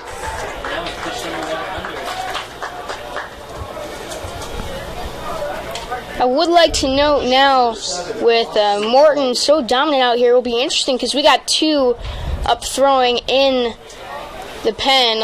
I can make out Nick Pfeiffer out there, but I'm not sure who the other one is.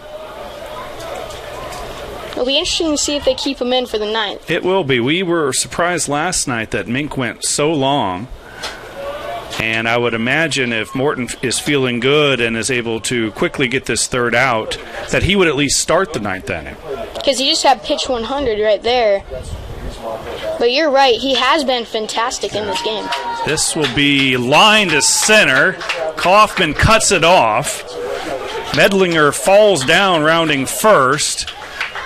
And it is a 2-out base hit for Noah Medlinger and keeps the inning alive. We got a little not top 10 going on there on the round of first base. A little what? Not top 10, Sports Center. Oh, not top 10. So the batter's Austin Holloway, the catcher, who's 0 for 2 with the sac bunt.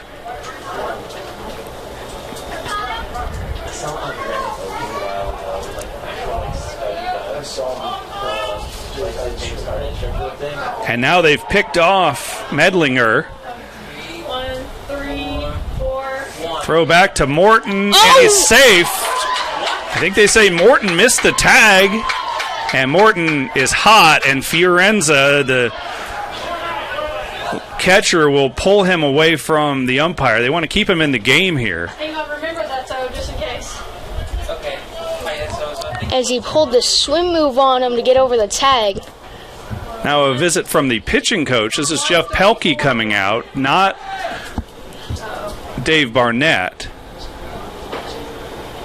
And it looks like we may have a pitching change coming.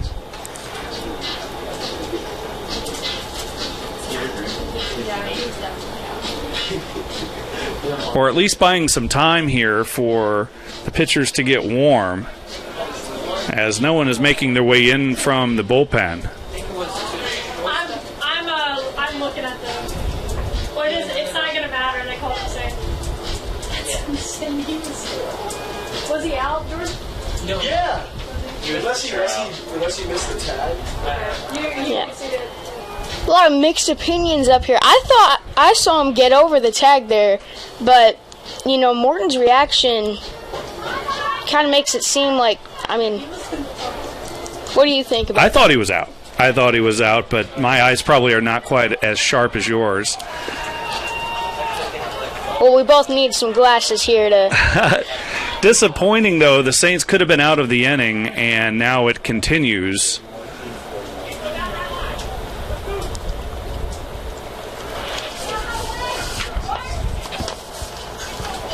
Holloway was a major thorn in Flagler's side last night. 2 for 5 with 2 runs driven in, a run scored, a couple of stolen bases for the catcher. So they moved him up in the lineup today, and a big cut and a miss, strike 1.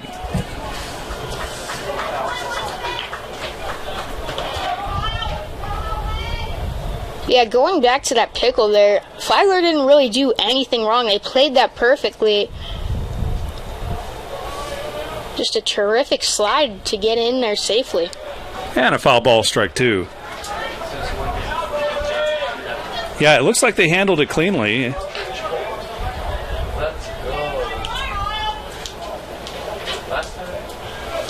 Saints clinging to a 4-3 lead. 2 outs here in the 8th with the Bobcat at first.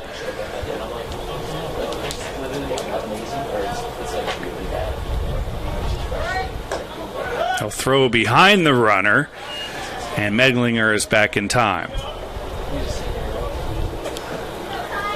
Fiorenza showing off the strong arm. Tyler Keith, who started most of the season for Flagler, has an incredibly strong arm.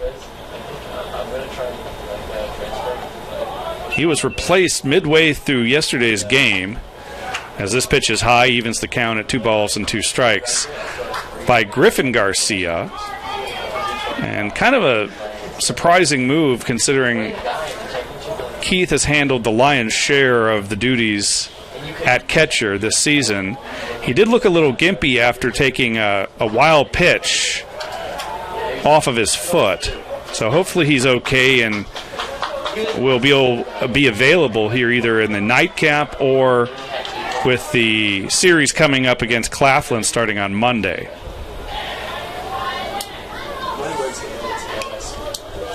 The count is full to Holloway.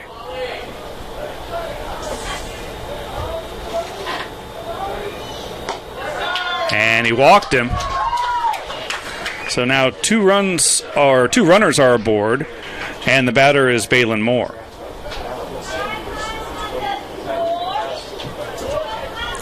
Moore 1 for 3 today, singled in the first, singling home the 3rd run of the game for the Bobcats, who have been held quiet since then. And you can sort of see that with that pitch count up over 100 now. Morton's starting to feel the effects out there, it looks like. That's like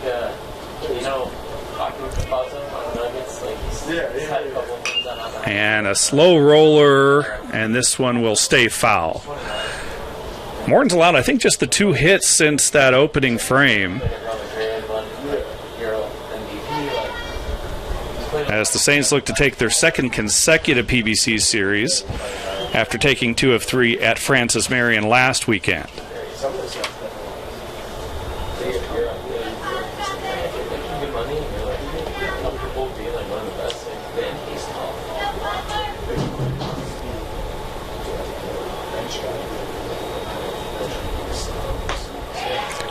pumps in a strike, and he's quickly ahead 0-2. And that's key here with that pitch count up. If he wants to pitch in that 9th inning and with the 2 runners on, he's got to get him quickly here. You might make more money than that. The NBA too. 2 on, 2 outs, the 0-2, and he struck him out to end the inning. Morton keeps the Saints ahead 4-3 as we head to the bottom of the 8th.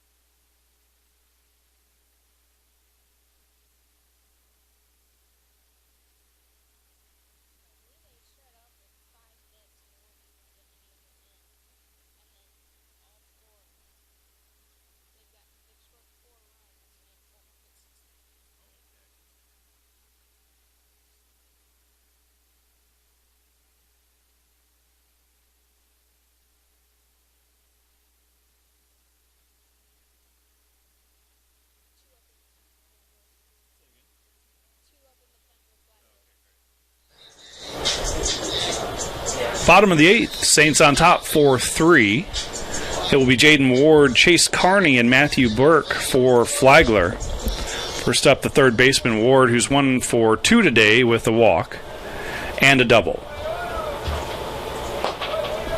First pitch, low, ball 1. Crooms continues on the hill for the Bobcats. He's thrown 39 pitches. And Flagler would love to tack on an insurance run here, give themselves a little breathing room. I suspect Morton is done. He is up to 109 pitches, and we saw that meeting on the mound. Here's the 2-0, grounded foul. Saw that meeting on the mound as Pelkey came out, not only to probably calm down Morton and keep him from getting thrown out of the game, but buy a little time for his relievers who were just starting to throw. Yeah, it's like a foot, right? Yeah. It's a new rule in The 2-1 pitch. Swing and a miss.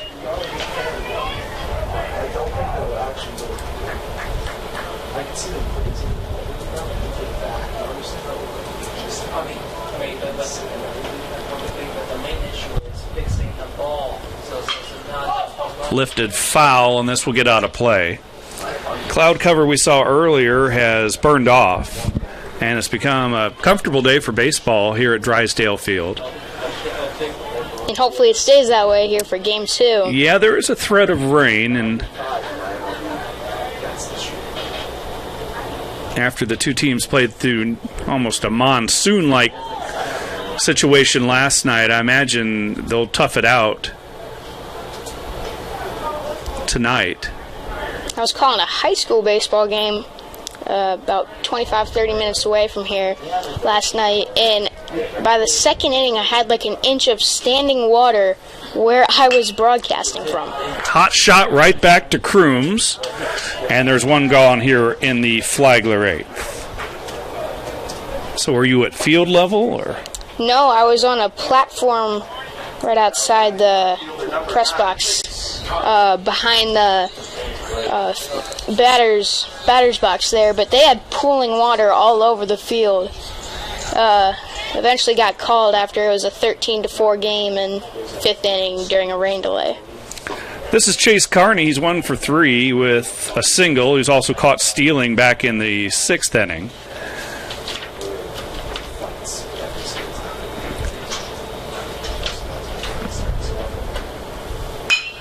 Hard shot to second, knocked down by Gentry. Stays with it and makes the play. There are 2 gone. Nice play there. Getting dirty. Yeah, Kearney got a lot of that one. Hit it hard, but nice job by Gentry to keep it on the infield. And this is Matthew Burke, who's 0 for 3 today. He's grounded out to shortstop a couple of times and flown out to center.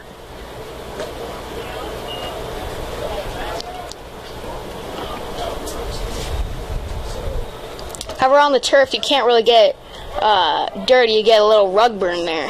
Right. The only natural part of the infield is the pitcher's mound. This one laced back up the middle, a 2-out base hit for Matthew Burke.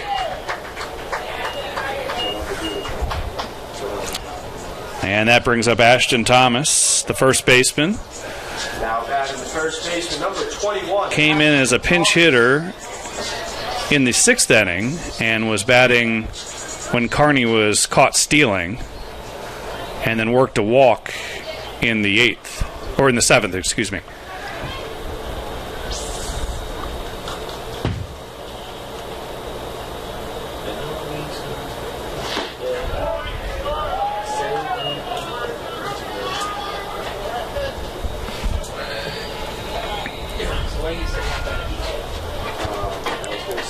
And when he pinch hit in the 6th, he worked it to a full count and a 4-pitch walk, both against Crooms. A breaking pitch is in for a strike.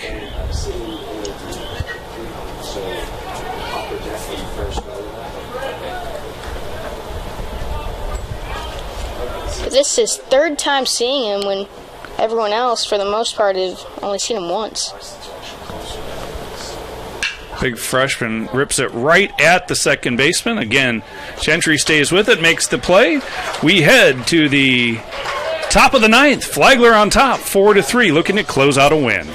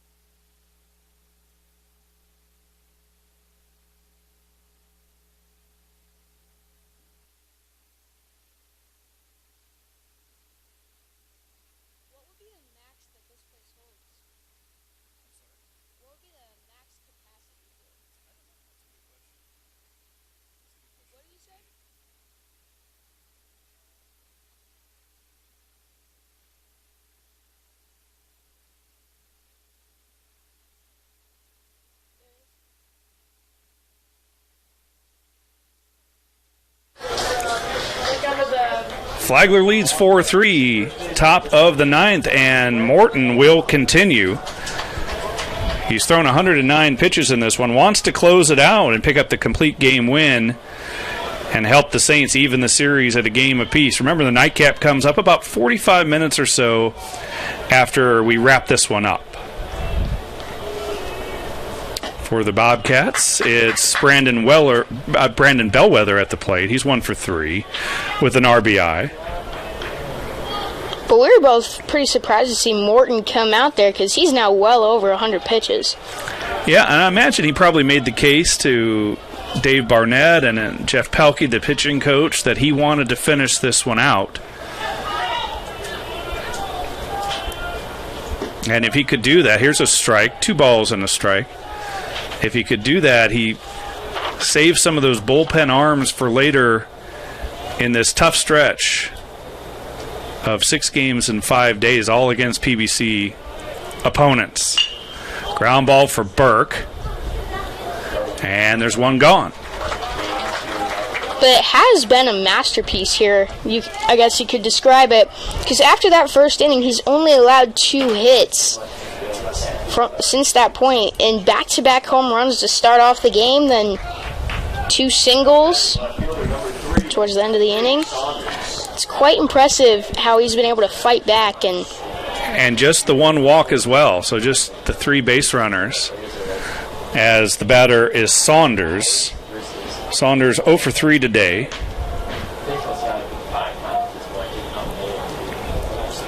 Morton, Mink were expected to be the aces of this staff.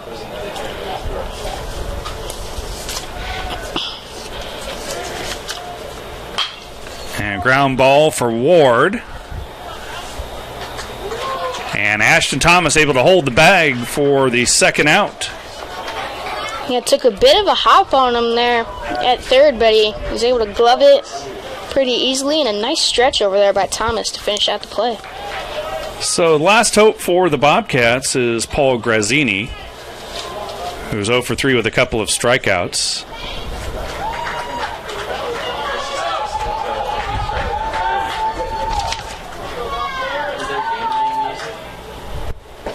First pitch is low, ball 1.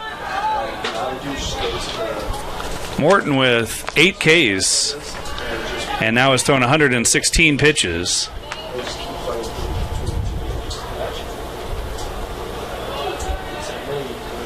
The 1-0 is pumped in for a strike.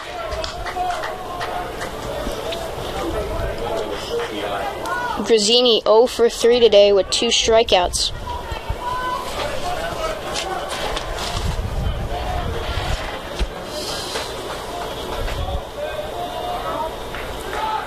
As Morton steps off, wants to get on the same page with Fiorenza.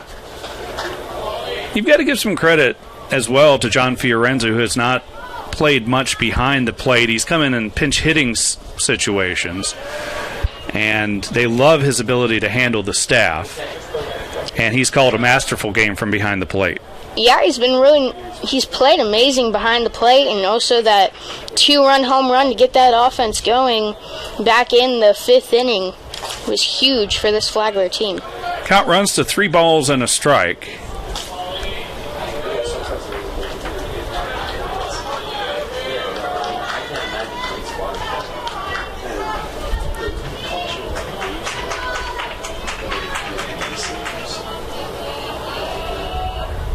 Three-one misses, and the tying run is aboard for the Bobcats, and it turns the lineup over. Back to Cal Gentry. And this would be a great way to end it off, trying to finish off this complete game against the man who led off the game with a home run. Great point. Great point.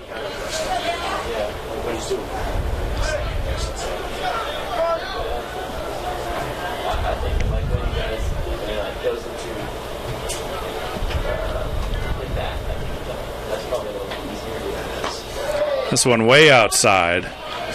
And it looks like Morton is tiring a bit.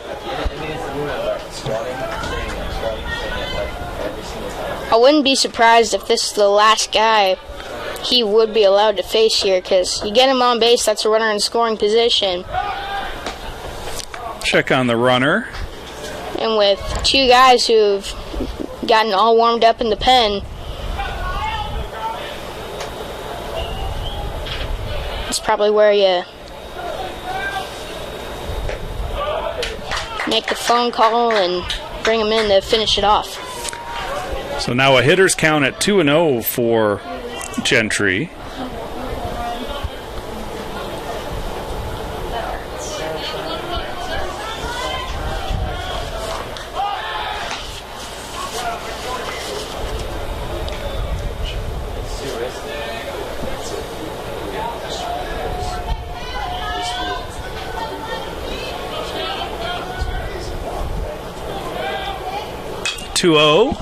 Pop foul out of play.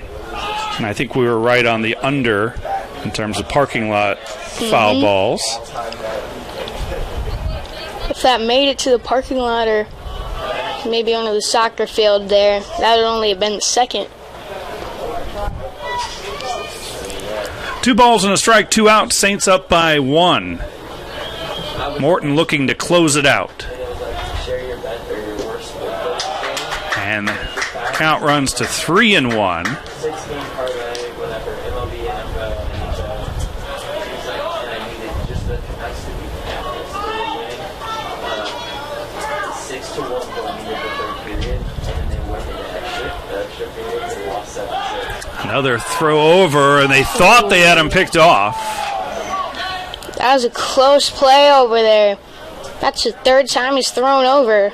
And you got to be careful because if you throw that away, that's a runner in scoring position. Absolutely. Grazzini also should be careful not to drift too far away as he would be the tying run. One more throw. Saints leading 4-3. 2 outs in the ninth. 3 balls and a strike to Gentry. The runner goes, the ball hit into deep right field. Mitchell makes the catch and the Saints win it 4-3. Colt Morton goes the distance. Kyle Morton goes the distance. A complete game victory, and the Saints have evened the series at a game apiece. Morton is the winning pitcher. The losing pitcher is Crooms, as the Saints pick up the win, and now they can go for the series win. Flagler improves to 9-19 overall, 8-14 in the PBC. Georgia College drops to 16-16 overall, 14-14 in the league.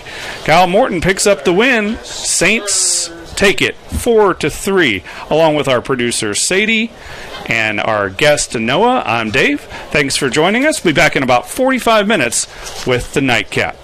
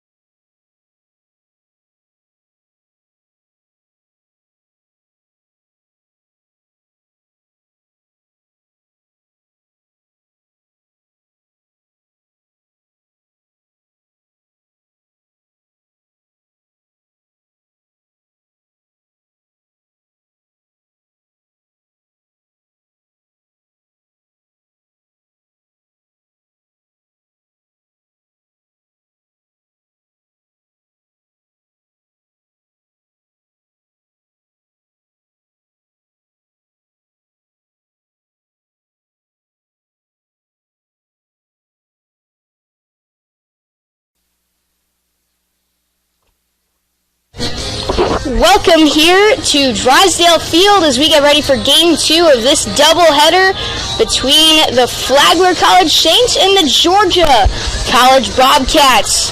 I'm Noah Schlicksup, filling in for Dave Winda here is on PBC Sports Network as we get ready for Game 2 of this doubleheader. And the Saints took Game 1 of this series 4-3.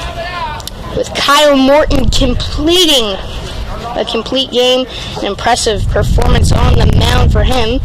As that one bunted up in the air, starting things off, but in foul territory it will drop. And on the mound for Flagler in this game is Daniel Fisher, the freshman. Comes into this game carrying a 4.22 ERA. 1 win, no losses in 7 appearances. This is his first start on the season. He's pitched 10 2/3 innings. Cal Gentry is leading things off for the Bobcats. Led off last game with a home run. As he sends that one back up the middle for no! Diving stop to throw to first, however, not in time. But an impressive stop there from Matthew Burke out at second base. So Gentry will single, and that will bring up Cassius Young. Now Young and Gentry went back-to-back with home runs to lead off Game 1 of this doubleheader.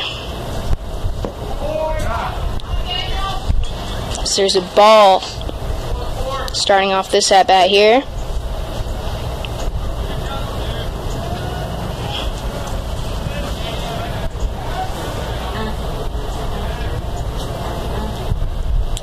As Young sends that one high and deep to left field, it's got a chance, but it will be hauled in. No, dropped out on the wall. I think both the base runner and the hitter thought it was caught as well as me there. So it will be held to a single. So last time it was back-to-back homers. This time it's back-to-back singles.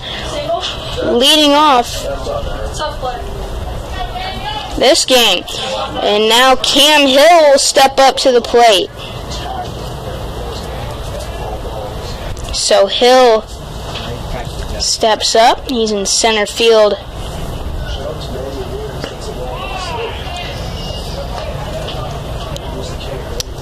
Here in Game 2 as he takes a strike. 0-1. 2 on, nobody out, top of the first inning. Here on PBC Sports Network. Hill shows bunt, pulls back, and he gets to the backstop. So a wild pitch there, and the runners will advance.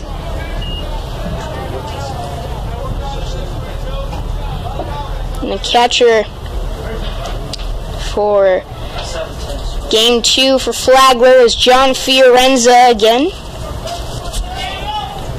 As he hit a key home run in the bottom of the 5th in Game 1 of this series.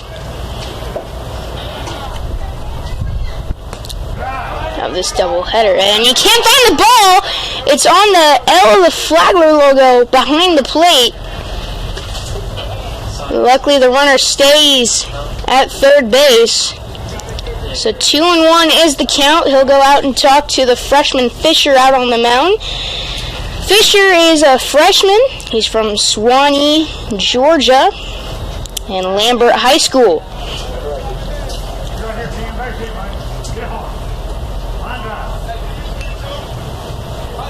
On deck is the sophomore Noah Medlinger.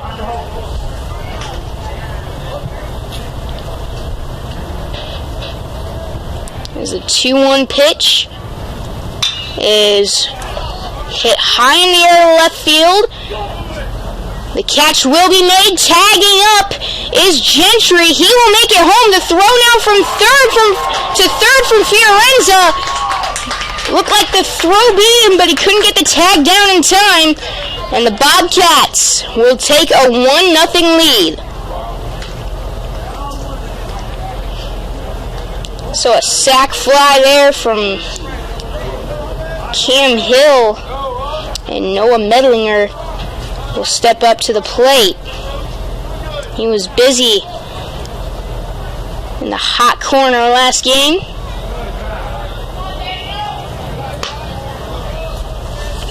As he's back at third base for game 2 of this doubleheader and game 3 of the series. The Bobcats took last night's game by a score of 7-3, and Flagler won 4-3 in game 1 of this series, of this doubleheader.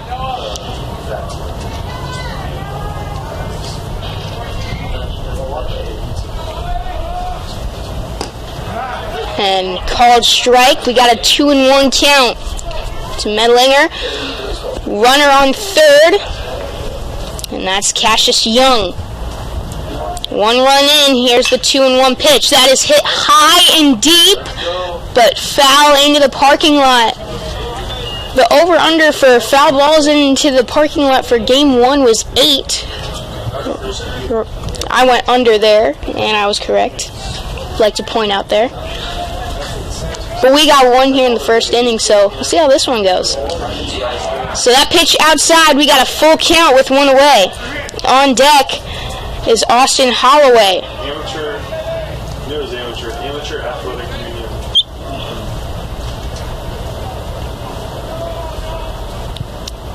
And the full count pitch is slapped to short, but Garcia can't handle it. It was over the middle, a tough play there. And it's going to be ruled a hit there for Medlinger. So RBI single. And a 2-0 early lead again for the Bobcats. Holloway steps up to the plate. He's catching and batting 5th.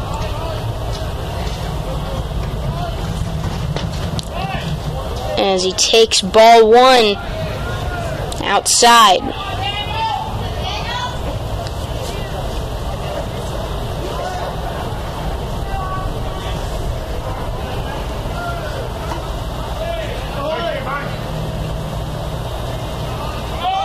And runner goes. That pitch is fouled into the Flagler bullpen there. So 1-1 is the count with 1 on and 1 out. 2 runs in here early on.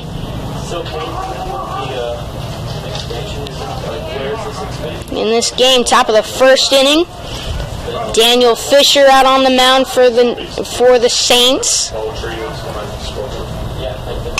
And that one going to be fouled down the right field line. It's now 1-2.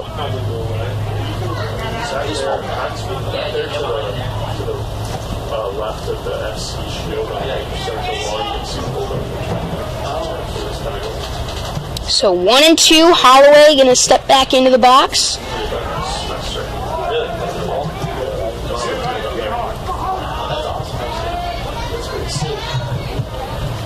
The 1-2 pitch, here it is. Checks on the runner at first, looks back, and it's fouled off. And he'll stay alive. Nice at-bat here from Austin Holloway.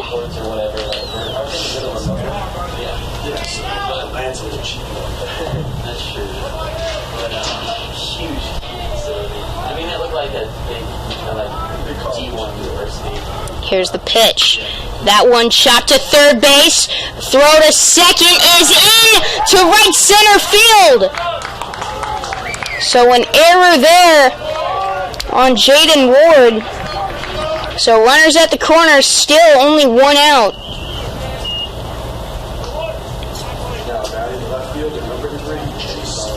And Jay Saunders will step up to the plate. There were 8 batters in the first inning in last game.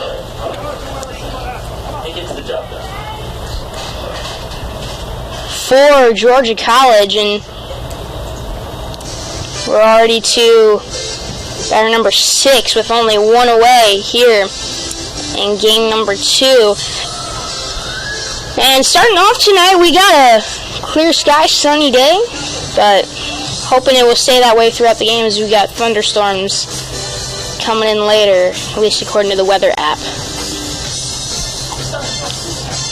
So 1 out, 1 away, and 1 runner on first and a runner on third, and Jay Saunders at the plate.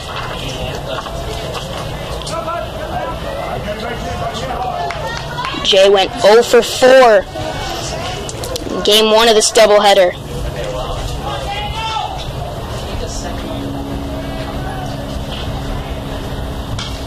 And he fouls one off to start this one off here. 0-1 the count.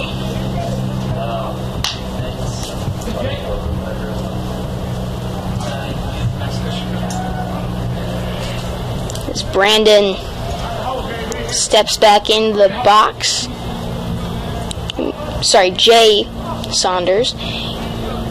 He's a sophomore. And he skies that one out into right field. Catch going to be made out there. The throw is to second. And the runner, Medlinger, will score. So a sac fly for Jay Saunders, and it's now 3-0 in the top of the first. That's a little familiar.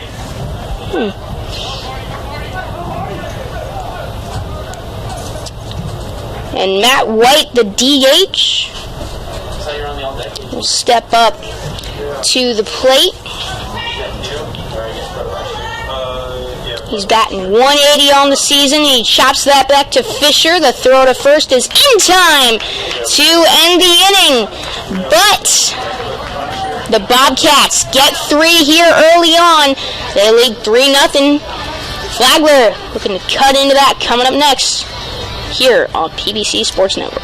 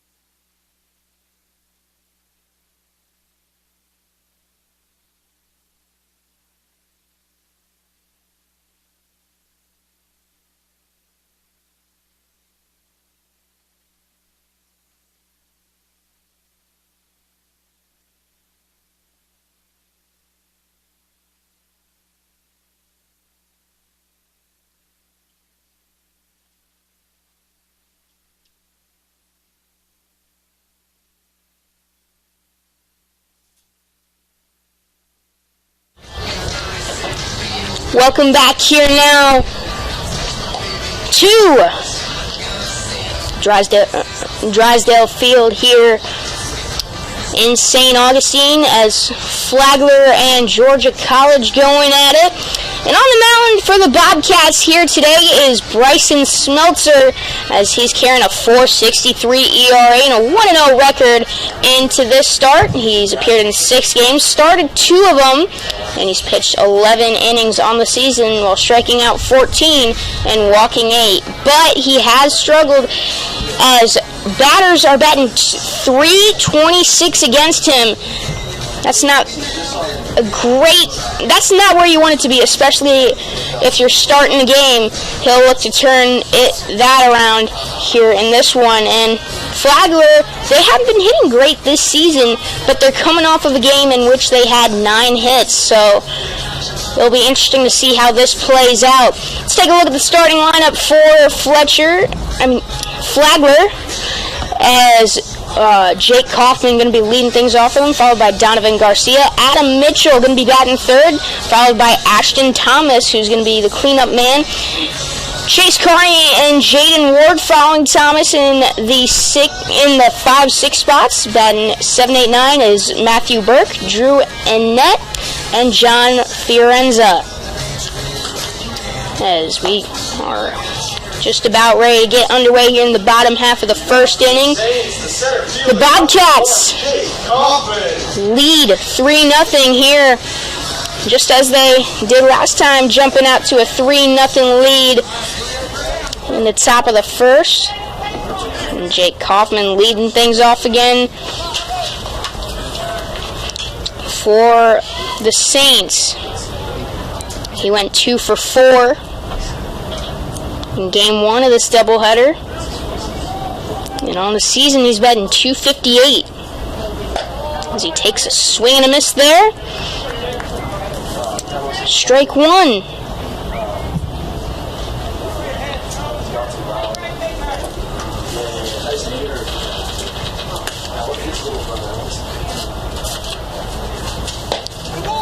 Take strike 2 there. 0-2 the count.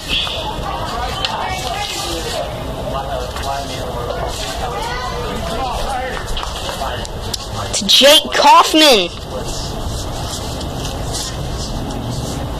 the senior from McDough, Georgia. Fouls one off. Transferred from ULM.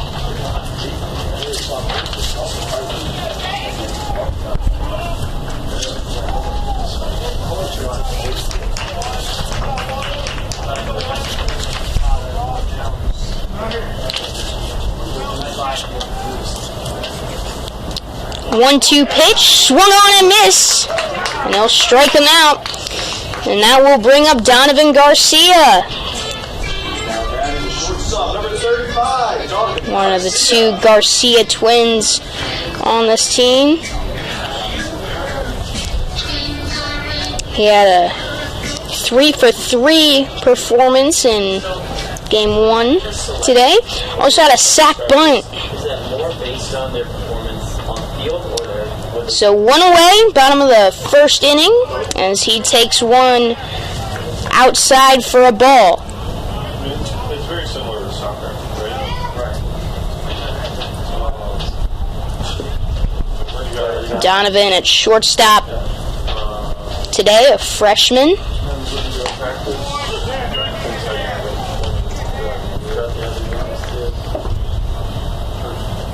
Takes a strike, 1-1 the count. Adam Mitchell on deck. The 1-1 pitch on the inside corner. 1-2.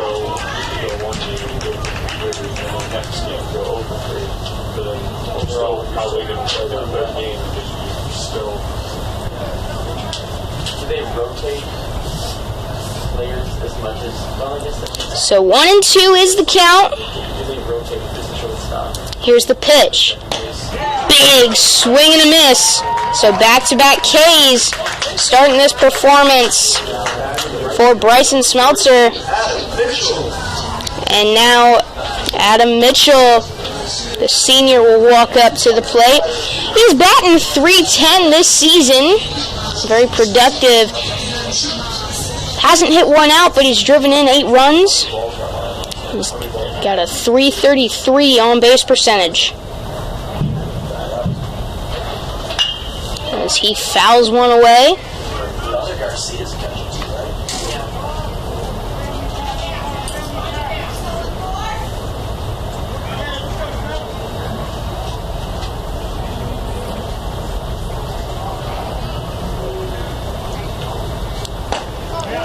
Takes one away, 1-1.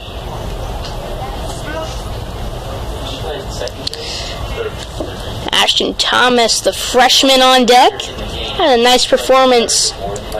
Came in the middle innings of the first game here. Ooh, that one hit the arm of the pitcher.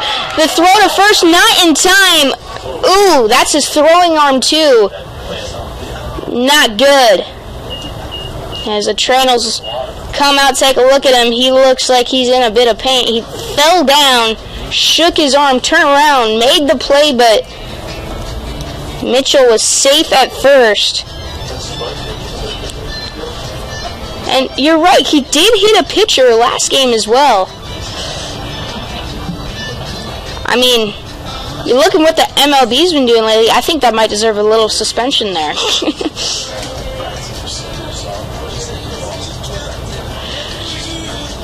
That one was a solid line drive right up the middle. And it caught Smeltzer right on the arm. And of course, in inning number 1, there's no one up in the pen.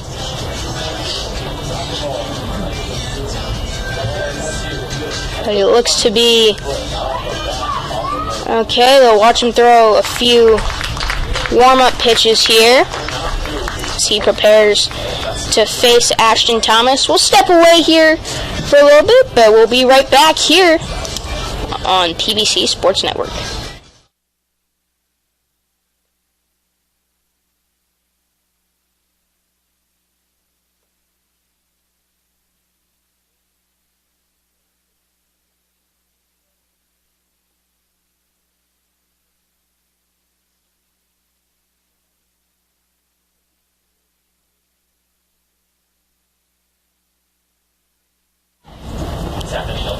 Welcome back here now to Flagler College as Ashton Thomas will step up to the plate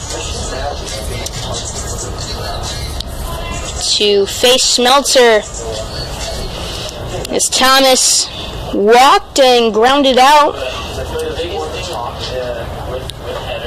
last time out. Batting .245 on the season. His runner goes to throw down in time as he got him trying to swipe second. So that will do it for the first inning of action. And the Bobcats lead 3-0 heading into the second.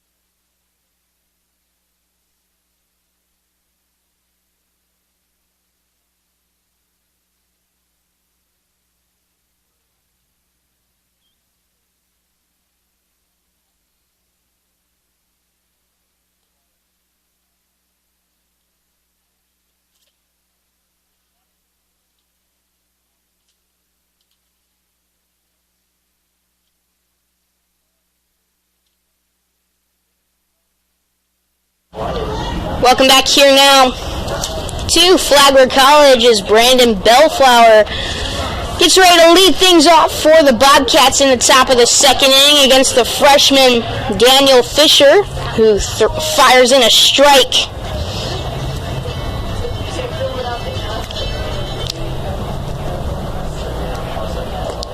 To Bellflower. Second pitch, a ball. Bellflower out at first base here. The 1-1. Takes strike 2.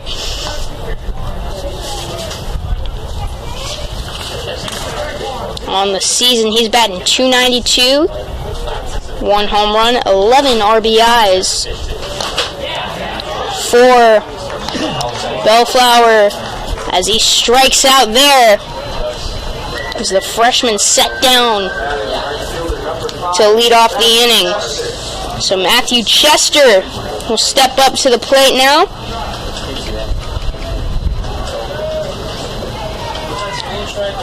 Matthew out in right field here One of only 2 changes from game 1 in the lineup. Of course, other than the pitcher. It's 1-0 is the count to Matthew. It's from Evans, Georgia. It's a redshirt sophomore.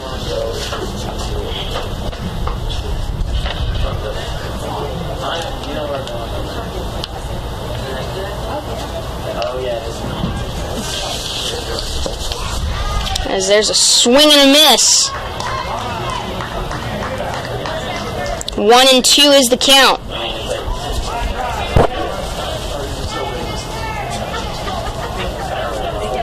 One away here in the top of the second inning. We got a 3-0 game. The Bobcats leads. That one hit right back to the pitcher Fisher, who fires over to first in time. So 2 down, and back to the top of the order. And that's Cal Gentry, the second baseman.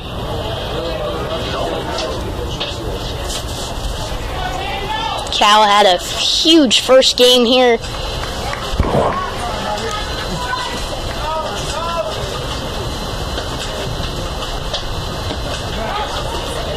As he's looking to continue that. He scored a run his first time up and singled last inning. So led this game off with a single, led game 1 of this doubleheader off with a homer.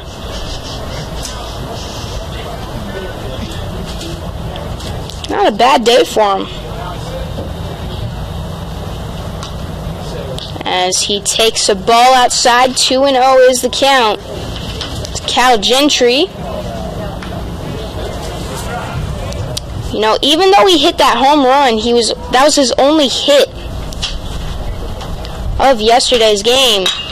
As he sends another one high in the air, deep, goodbye baseball. As Cal Gentry goes deep for the second time today. And him and the Bobcats jump out in front 4-0.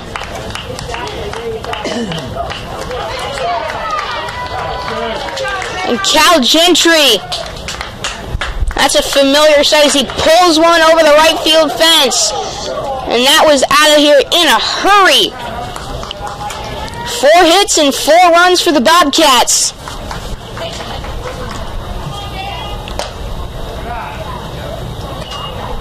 That was the 7th home run on the season for Gentry. Not your classic leadoff man. As he's tied with Cassius Young, who's up at the plate now for the lead in home runs on the team. As Young sends one up the middle, backhanded, the throw to first, not in time from Burke.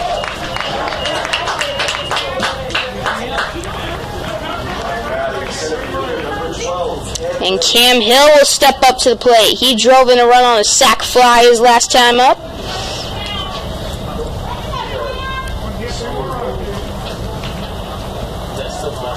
As Fisher struggling here early on. Giving up 4 runs on 5 hits. With 2 outs in the top of the second.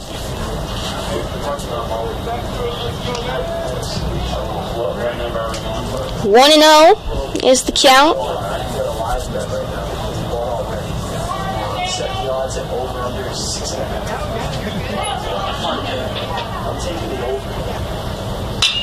As that one blooped out into left. Oh, that traveled more than I anticipated. And the catch will be made out there by the left fielder, Carney.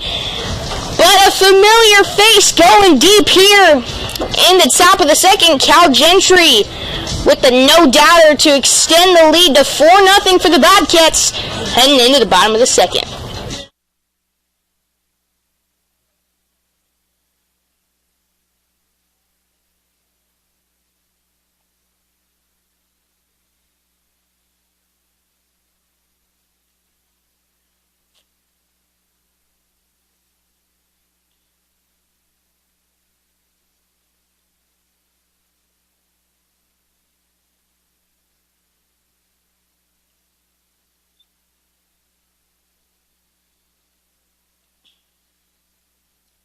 What's that little field used for behind the fence there?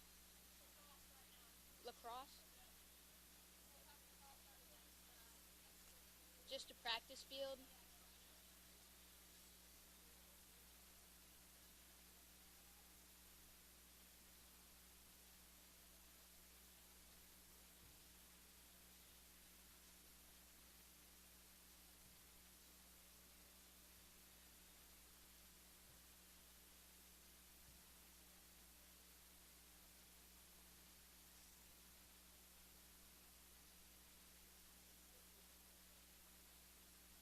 Is there any way I can go back and watch these afterwards?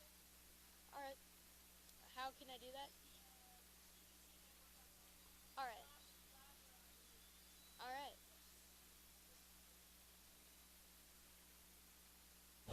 Leading off for the Saints, the DH number 21, Ashton Thomas.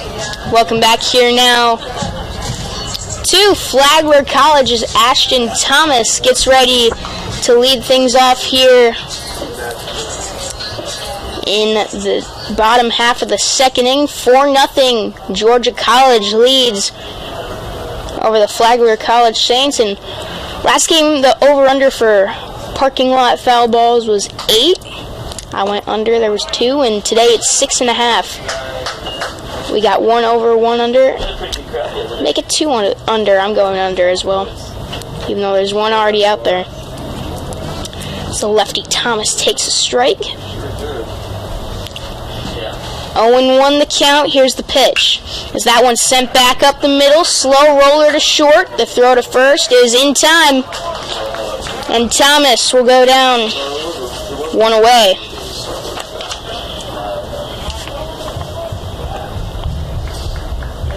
So Chase Carney, the left fielder, will step up to the plate. Chase batting .223 on the season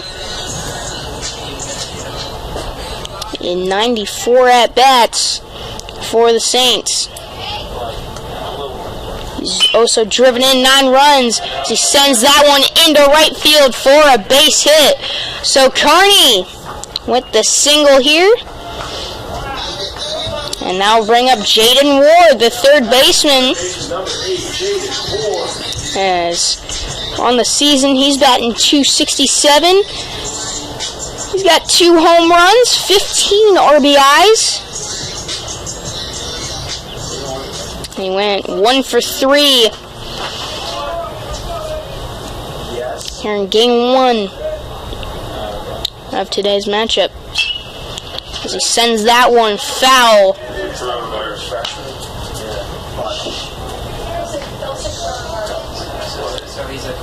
0-1 is the score. Is the count. 4-0 is the score. 5 hits on the night. And on the afternoon for the Bobcats, 2 for Flagler, as Ward gets hit by a pitch. And Matthew Burke will step up to the plate with 2 on and 1 out. Burke at second base. He's batting .256, 1 home run, 9 RBIs. Chance to make it 10 here with the single into the outfield. Really any hit out there.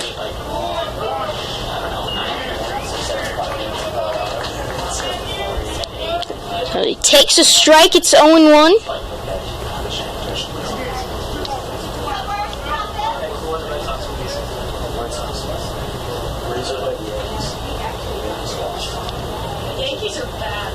Here's the 0-1. Ward pops that over the pitcher.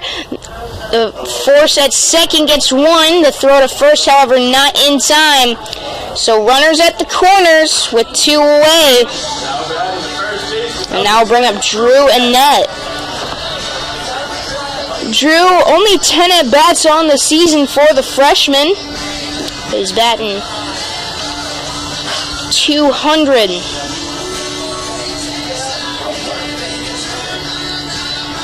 He's from Madison, Florida, the redshirt freshman, Madison County High. He helped his team to its first state championship in school history.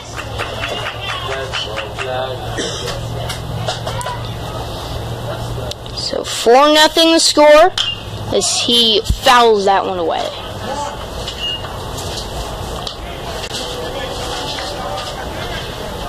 On deck is John Fiorenza, who hasn't played much this season, but he homered in Game 1 of this series, so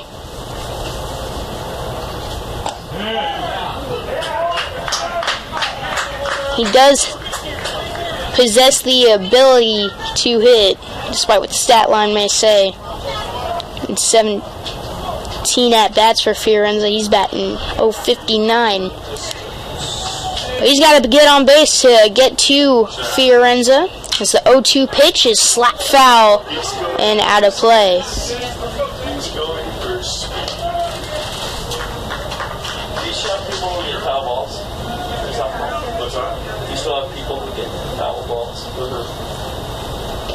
So 0-2 is the count with 2 away, 2 on. Looking to pitch out of the jam is Smeltzer. The 0-2. Fouled back.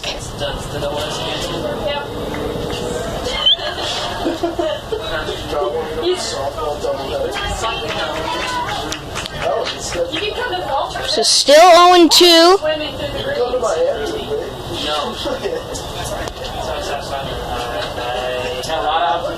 And that,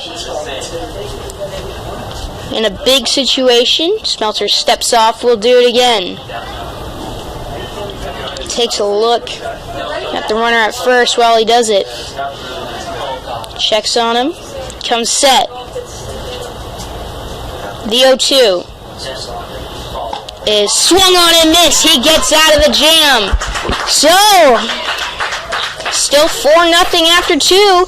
Top of the third inning coming up next here on PBC Sports Network.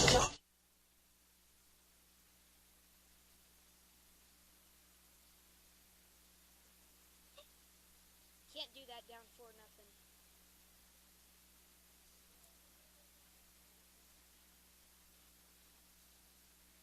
These games kind of go by fast, though.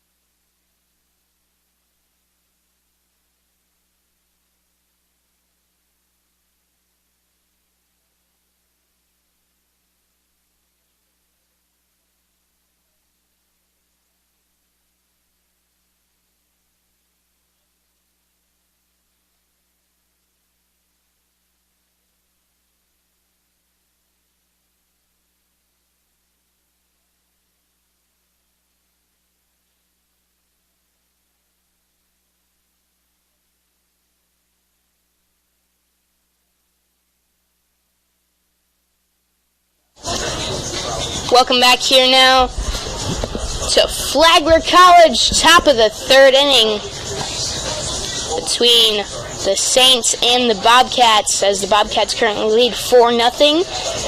5-2 is the score here on PBC Sports Network. I'm Noah Schlicksup here filling in for Dave Wenda. It's top of the third inning. And leading things off is Noah Medlinger.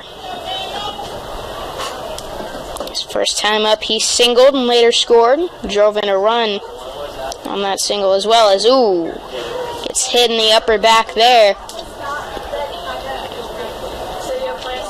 And he heads down to first base. So Austin Holloway will step up to the plate.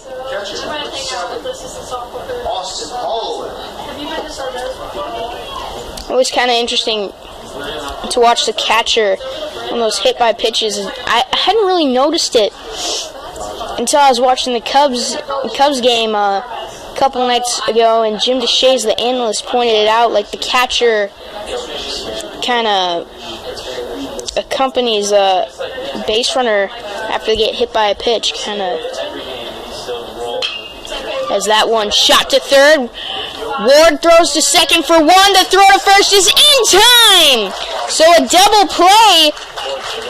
Well, that's one way to bounce back from a hit by pitch. So 2 pitches, 2 outs, and Jay Saunders will step up to the plate.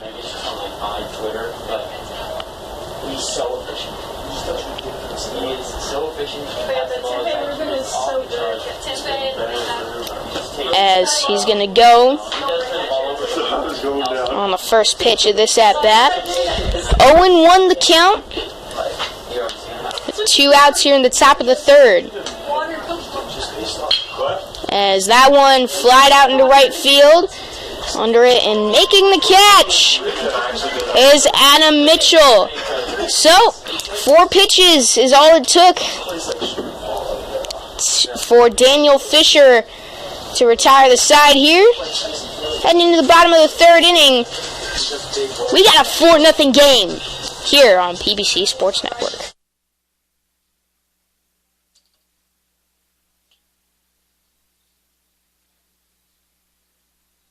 We've had 2 people say it now, so it's definitely.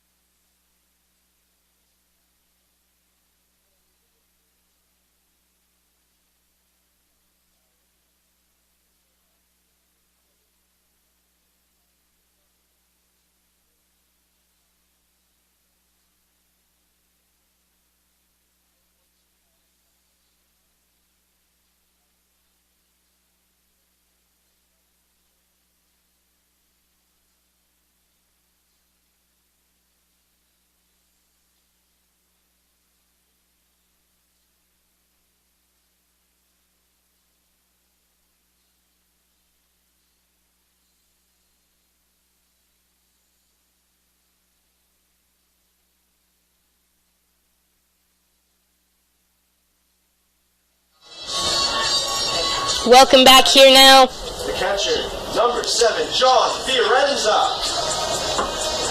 To Flagler College.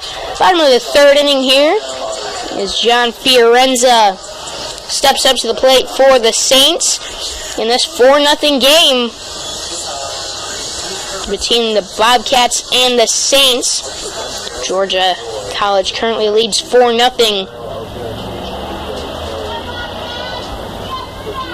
over Flagler.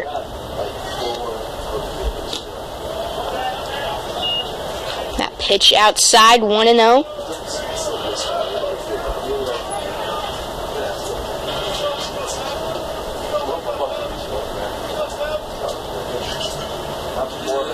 The 1-0 pitch outside, 2-0.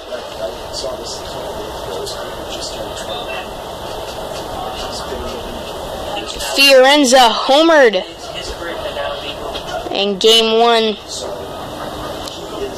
of this doubleheader. It's a 2-run bomb that really helped get this offense going, as that one is hit high into center field. Coming in on it and making the catch is Hill, 1 away. Ball now batting the catcher, or the center fielder, number 1, Jake Kaufman. So back to the top of the order now, and Jake Kaufman will step up to the plate.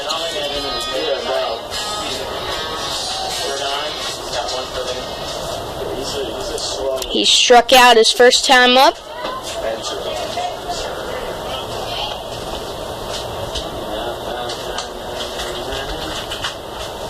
And with one away, he takes strike one.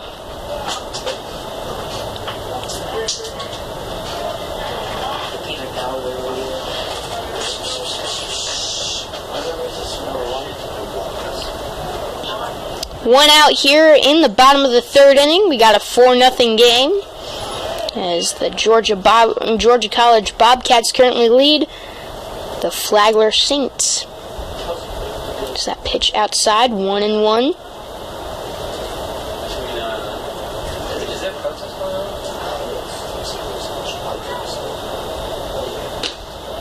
Outside, 2-1.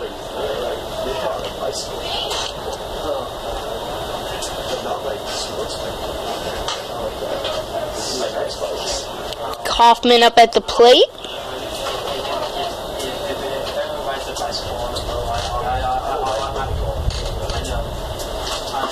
Here's the 2-1 pitch, outside, 3-1.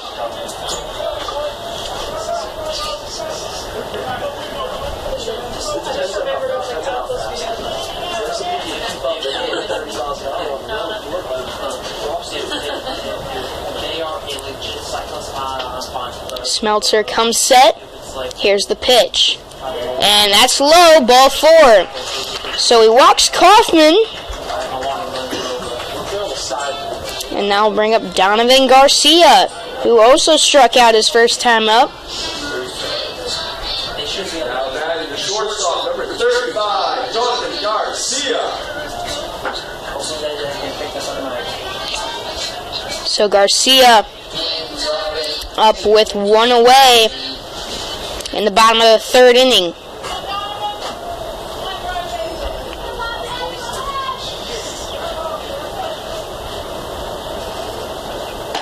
As he takes a ball, 1-0.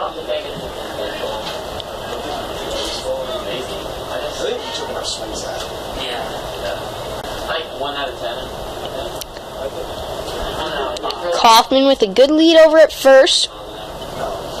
And he goes. Fouled off, however.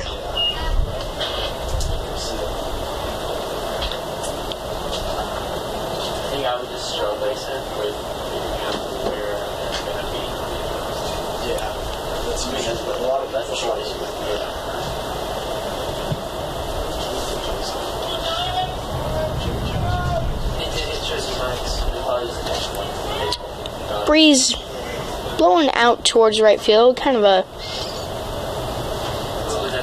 bit across here today. So that one fouled back. We got a 1-2 count. Is Garcia up at the plate? He's a freshman. Came into this weekend batting .220.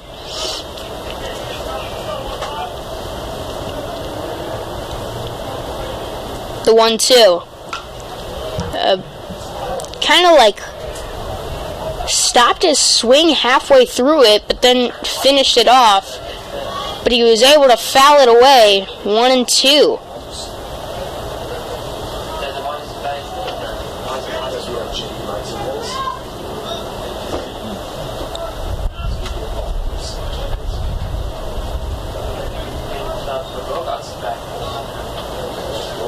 The 1-2. Again fouled away. Good at bat here from Donovan Garcia.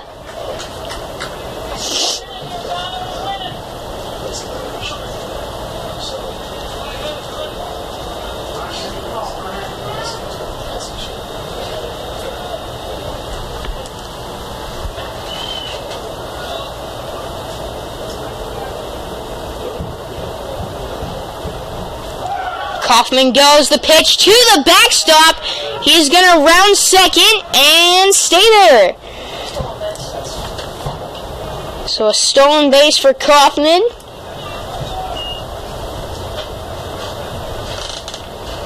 And now Garcia has a 2-2 count. Again with one away in the inning.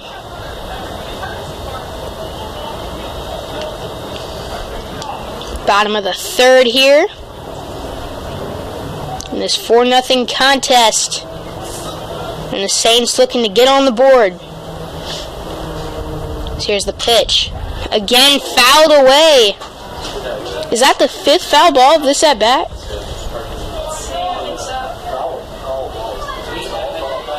I believe it is. Yep, 5 foul balls from Donovan Garcia. Let's see if he can get one fair here. A nice job staying alive by the freshman. The 2-2. And hit back up the middle. Nearly took Schmelzer's head off. But Kaufman going to stay at third. So we got runners at the corners with one away. Now batting the right fielder, number 15, Adam Mitchell. Yikes. Well, runners at the corners.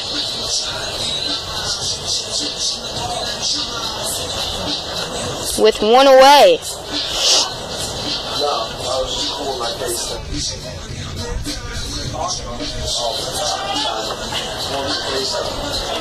And stepping up to the plate now is Adam Mitchell.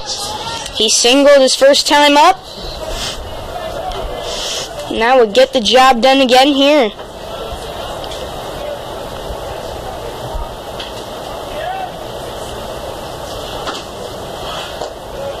He takes one outside for a ball. Quite a few pitches thrown this inning by Schmelzer out there.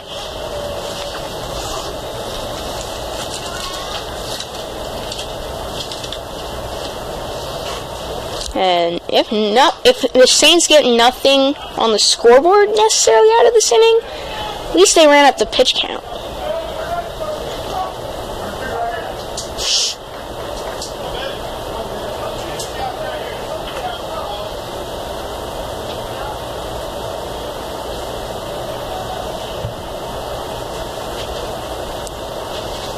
So here's the 2-0. And that one hit back up the middle. This time into the glove of Schmelzer. The throw to second and first in time, so they double him up to get out of the inning. So, still 4-0 after 3. And the Bobcats looking to add on coming up next here on PBC Sports Network.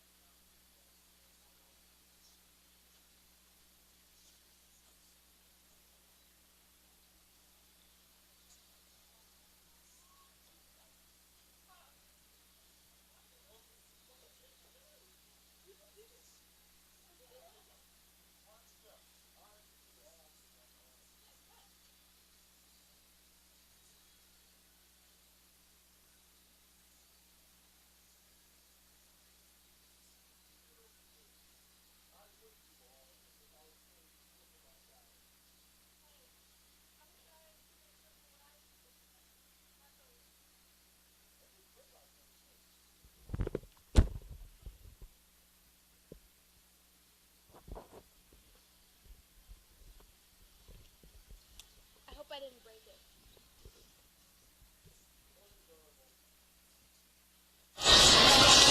Welcome back here now to Flagler College as we got the Bobcats and the Saints going at it.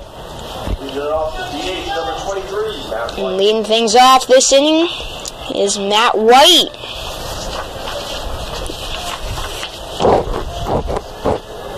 Last time up, he grounded out to the pitcher. Top of the 4th inning, we got a 4-0 ball game as the Bobcats lead the Saints.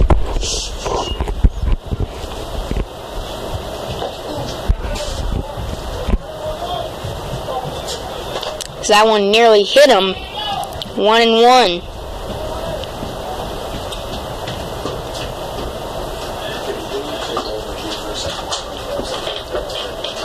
So a 1-1 pitch. Got him chasing in the dirt. So 1 ball, 2 strikes. Strike, ball, strike.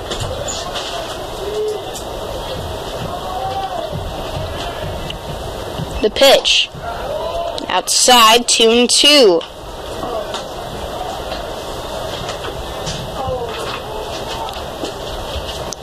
White, the redshirt junior out of Lakeland, Georgia. Takes ball 3, so he works it to a full count. That's so funny.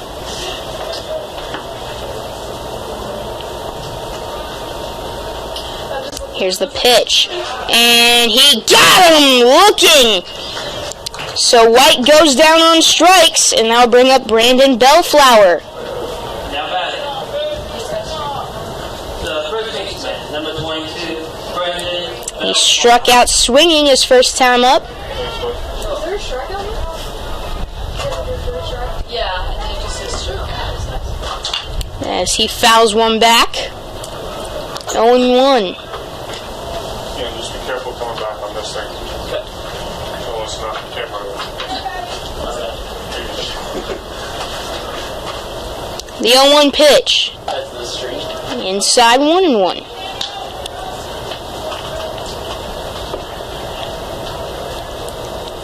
Wind died down a little bit here. A little bit of a breeze, but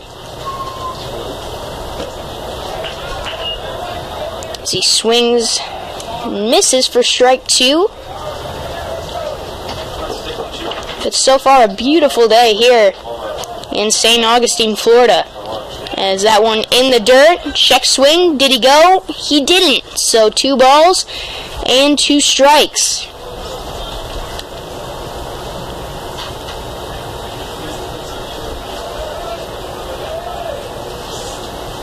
Looking at the weather here, it's looking like the thunderstorms are going to hold off till later tonight. Let's hope it stays that way, as that one is into right field. Base hit. So Bellflower get on base, and that'll bring up Matthew Chester. Number 5, Matthew Chester. He grounded out his first time up. That's 6 hits already for Georgia College here, getting their offense going. And the Saints with 3 hits, they just haven't been able to do much with their runners on. They've already grounded into a couple double plays.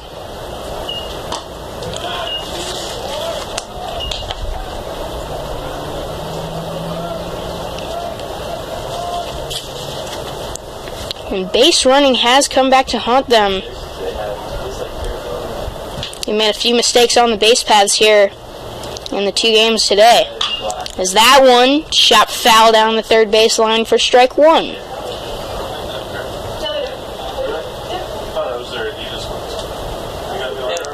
Fisher, the freshman, out on the mound.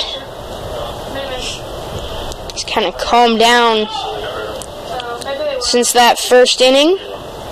He's allowed 1 run since. And a scoreless inning in the third. Gets strike 2 there.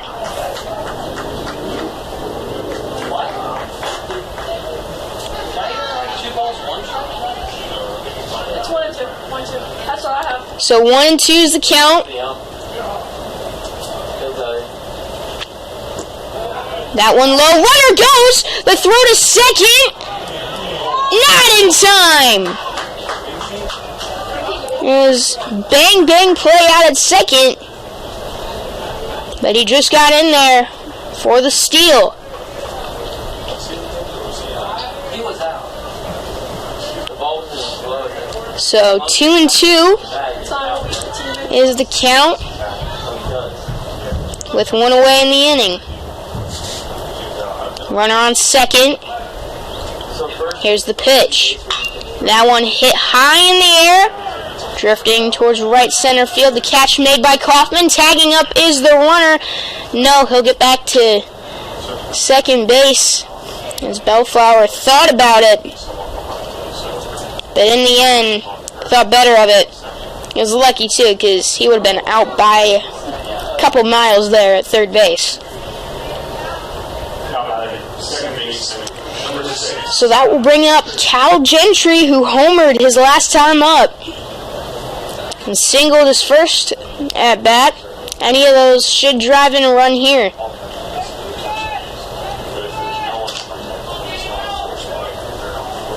Two outs, top of the fourth inning. Fisher deals the pitch, hit him. So after the hit by pitch, that will bring up Cassius Young.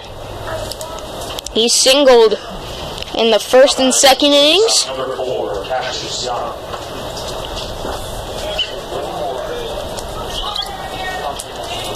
So 2 for 2 in game 2. With 2 on and 2 out. Boy, there's a lot of 2s here.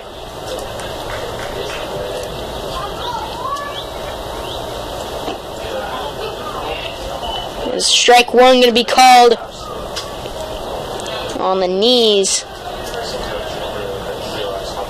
0-1. I mean, I never played in high school. Especially because there's like, there's different tribes where season. As he steps off, we'll do it again. And so No one holding on the runner on first. That's Gentry. But Burke keeping him honest over at second. That one grounded into left field. Runner's headed for home. The throw to the plate is not in time. He'll scoop it up, and the throw will go to second. But Young gets back to first, so an RBI single.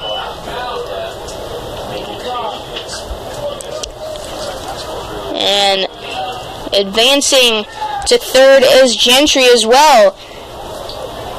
So a 5-0 lead for the Georgia College Bobcats.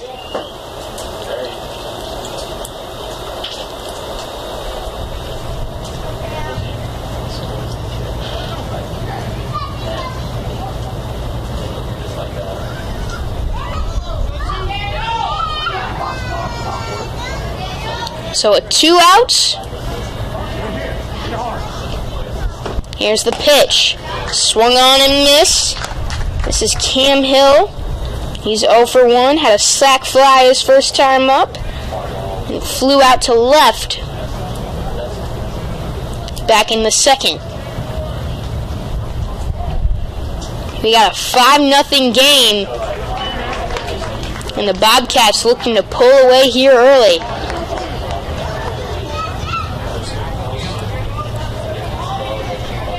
So we got an arm up in the pen for the Saints. Here's the 0-2 pitch. That one out into left field, drifting foul and out of play.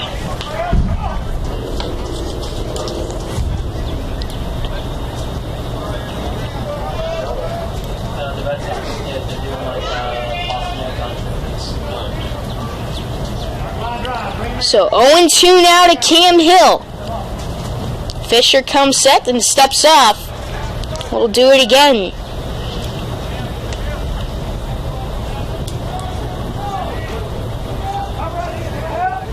The 0-2, runner goes for second. The throw down, not in time. Gentry will stay at third, but now with a 1-2 count, we got runners 2 in scoring position.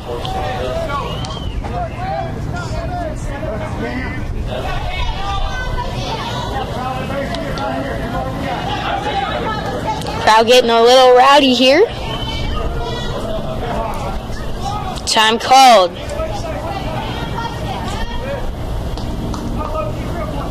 And a big 1-2 coming up here.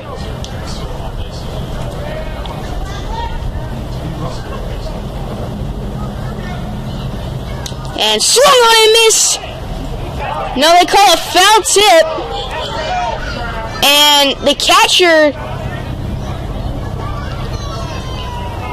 that's Fiorenza, says he caught it.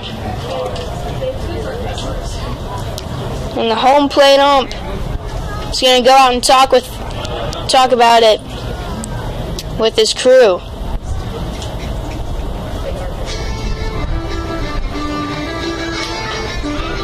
Well, I couldn't really tell. I thought he completely missed the ball.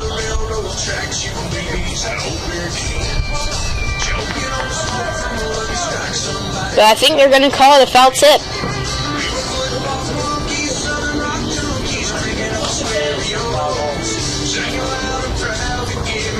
And so foul ball is stay alive.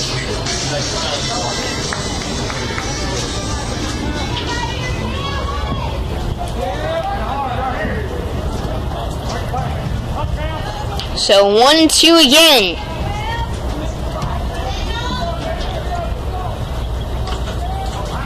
Fisher deals. Comes set. Here's the pitch. That one again fouled away. Hey, we got 2 into the parking lot.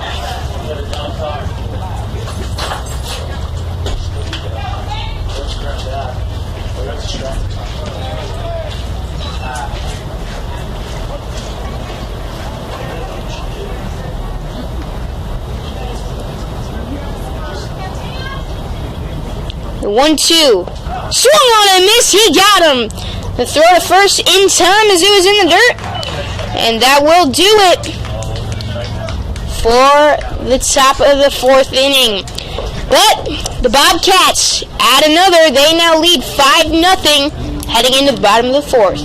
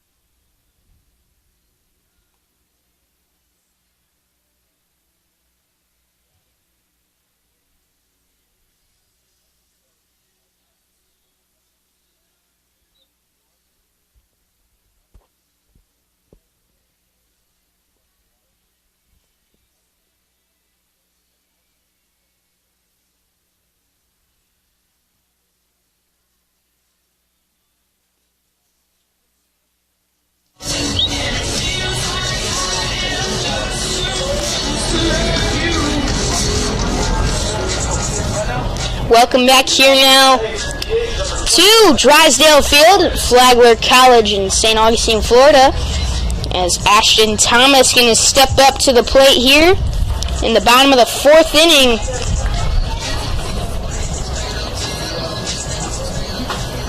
Thomas in the DH spot here as the freshman grounded out to shortstop his first time up. As well, there's 3 parking lot foul balls. I might be in trouble here. Taking the under 6.5.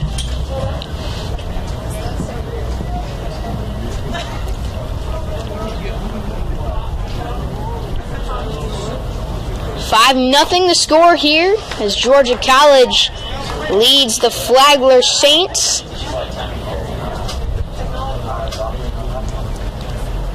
Here in the bottom of the 4th inning, 0-2 count to Ashton Thomas.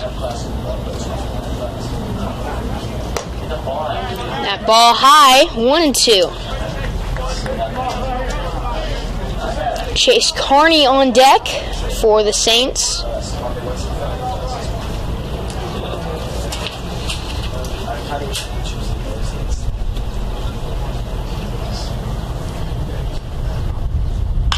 as he grounds that one a weak one to third base, but a nice scoop and sidearm throw there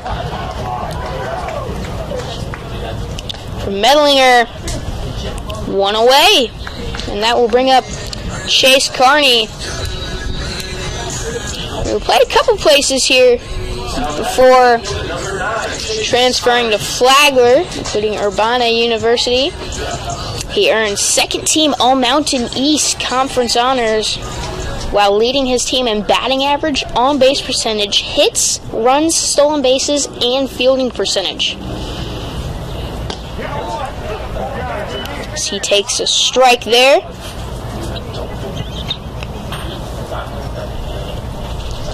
As he singled his last time up and his first time in this game. So he takes that one outside for ball one.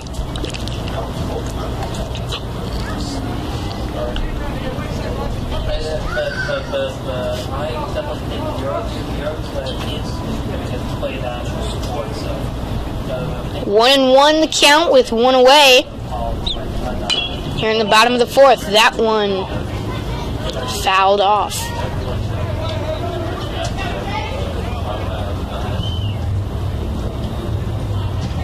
Got a notification here. Hey, my Cubs learned how to play offense. They're winning 13-4 over the Braves.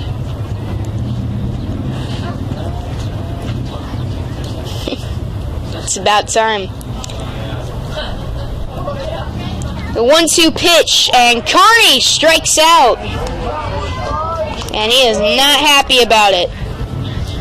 Now we'll bring up Jaden Ward. Third base, number 8, Jaden Ward. At third base, Ward came into this weekend batting .267 with 2 home runs, 15 RBIs.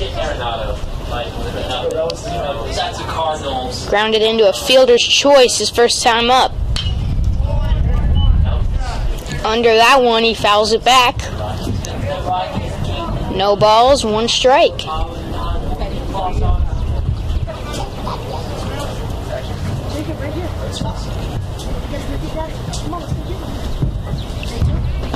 The 0-1 is hit high in the air to the left. And it will be caught out there to end the inning. So the Saints go down again, 1-2-3. Heading into the 5th inning, it's still 5-0 Bobcats here from Flagler College.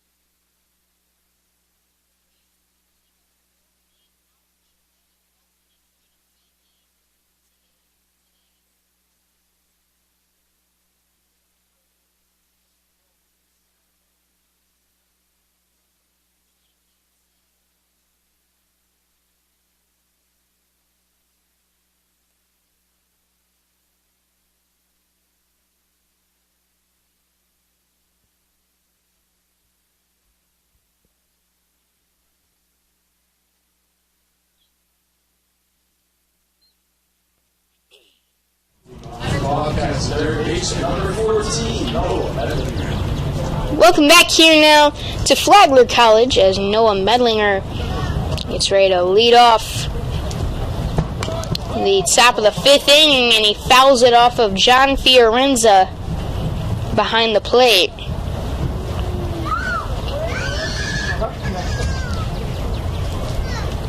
Ugh. You don't want to get hit there.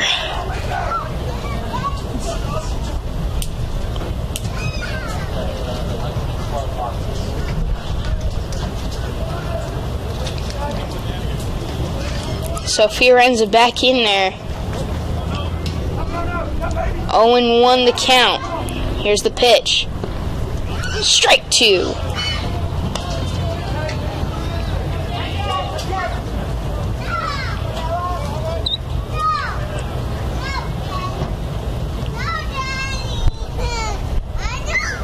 And 2, fouled into the parking lot. There's 4.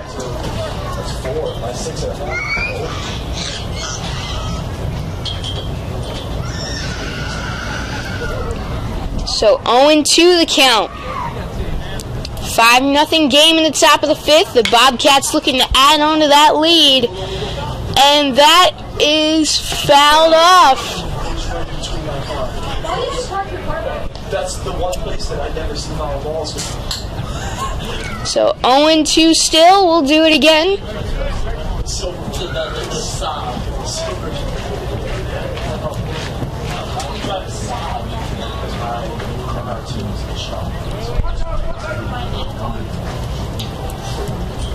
Here's the pitch. Inside. So 1 ball, 2 strikes.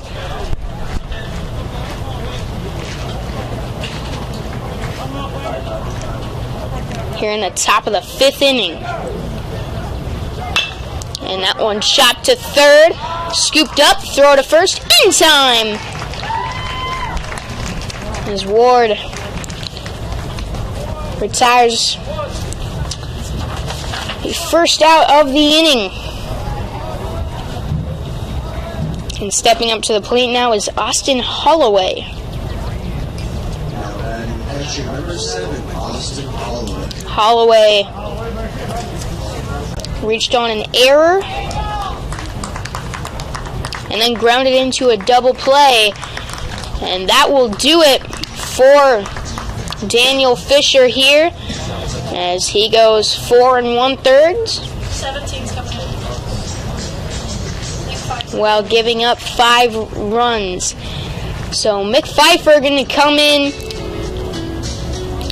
for Flagler. We'll be back after this pitching change here on PBC Sports Network.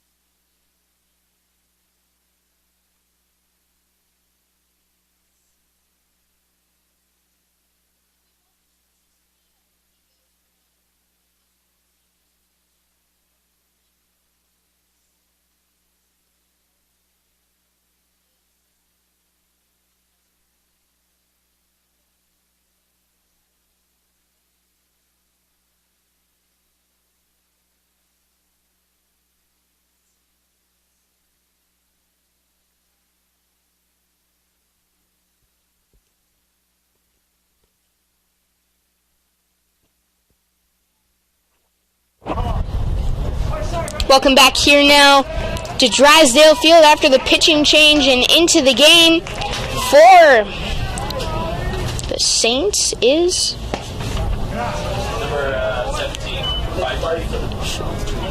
Nick Pfeiffer, carrying an ERA of 2.00. Right on the dot. He's got a 1-0 record and 7 appearances this season.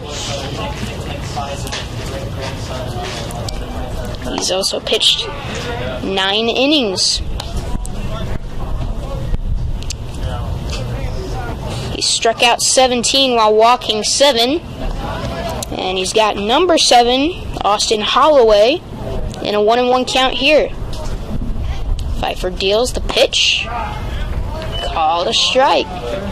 No ball, 2-1.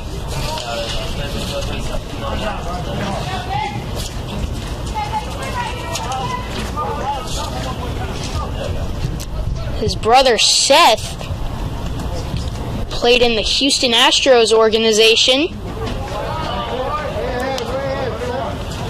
And Nick from St. Augustine.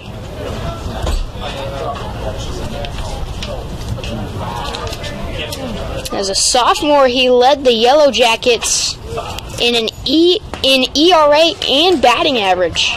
St. Augustine High School. A couple pretty interesting facts.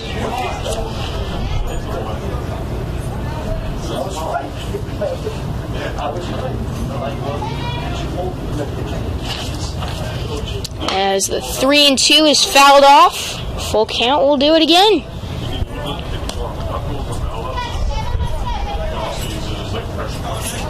Jay Saunders on deck.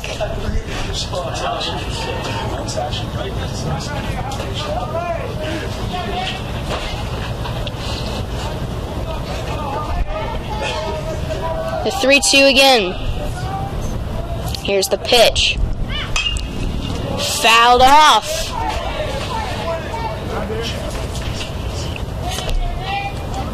So 1 out here in the top of the 5th. We got a 5-0 ball game as the Bobcats lead the Flagler Saints.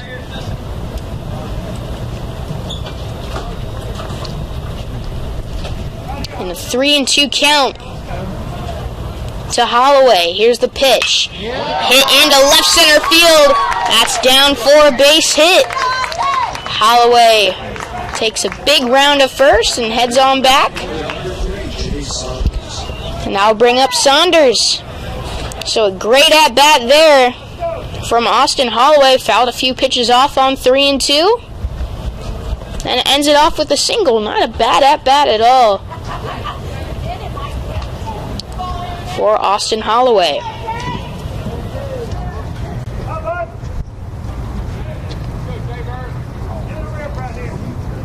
The first pitch to Saunders.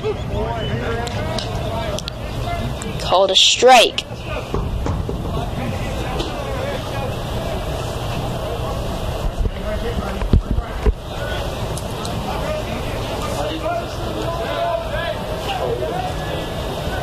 Runner goes. The 0-1 throw down on a ball there. So runner safe at second.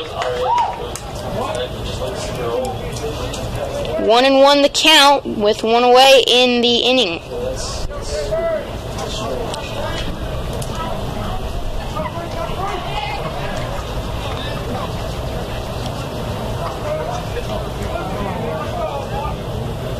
Saunders twirls the bat around. Pitcher comes set, so does he. Checks on the runner and steps off. As Holloway had quite the lead over at second. Now that's a catcher who just stole second there. He's a pretty big guy, but he fast on the base pass. He's headed for third now. The throw down, not in time.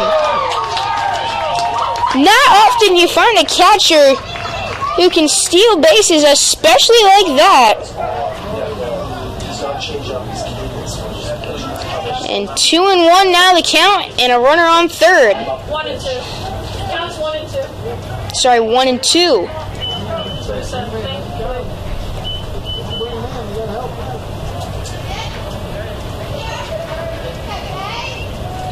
The 1-2 pitch. Swung on and missed. He got him. So 2 down. And that'll bring up Matt White. He's 0 for 2 so far in this one.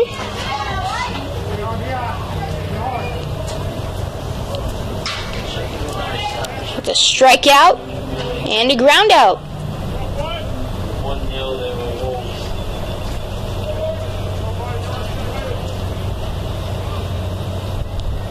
First pitch of the at-bat, here it is. Strike. Now there's a very underrated band that my family listens to called the Matt White Band. It's immediately what I thought about when I heard of him. Always fun to make those kind of connections.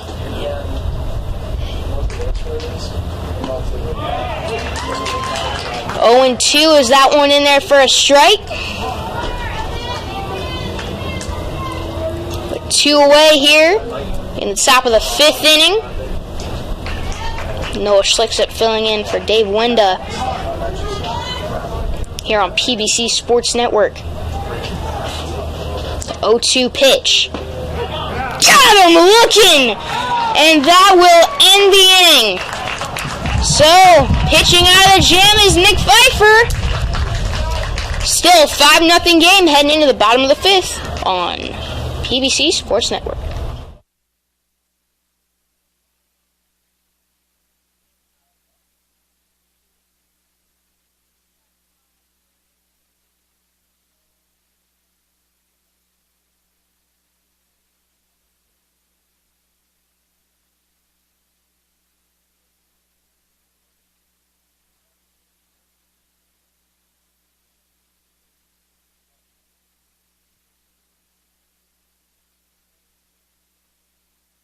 Taking song recommendations earlier? My Oh My, Macklemore, Ryan Lewis. Let's get baseball one.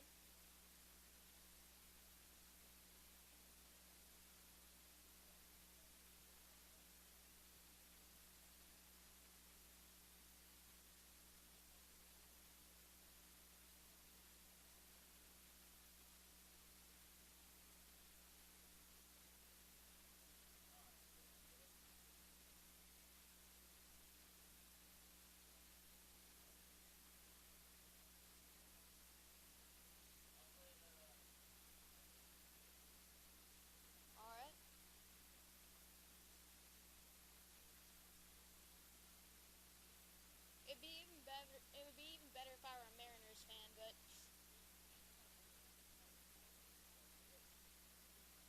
yeah, it's really good.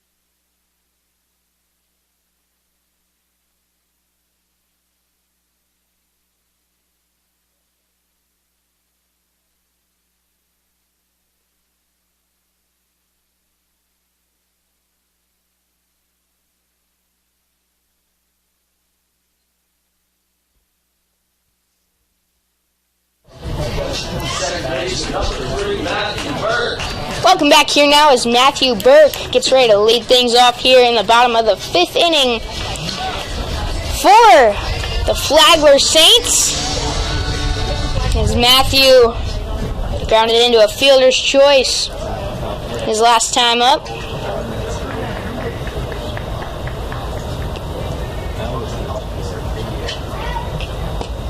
First pitch, low and away, ball 1.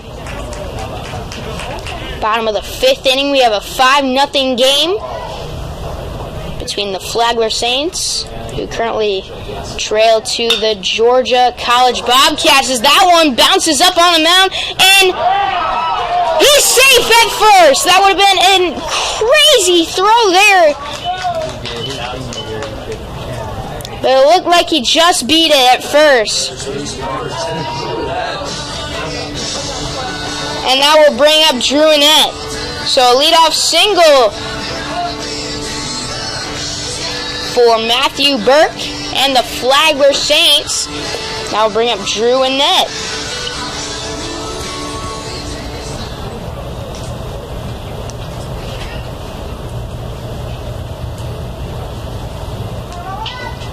So here's the pitch. Foul back.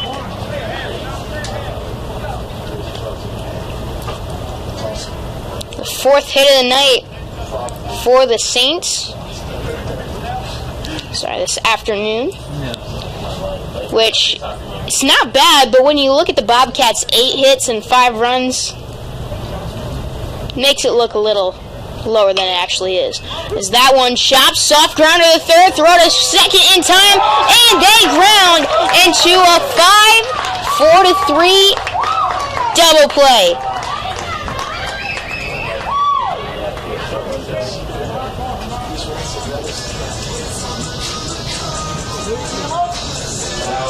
And now John Fiorenza will step up to the plate.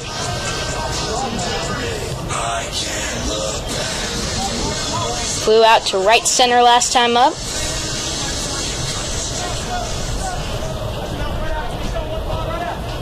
And right here, looking to get something going is, even when they've had base runners,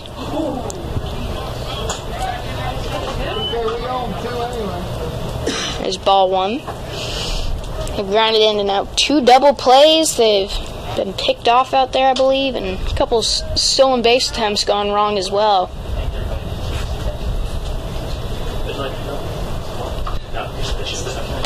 As that one nearly hit him in the head. 2-0. Thank you very much.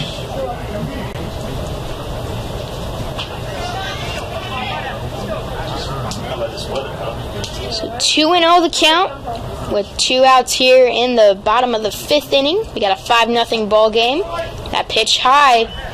Hitters count 3-0.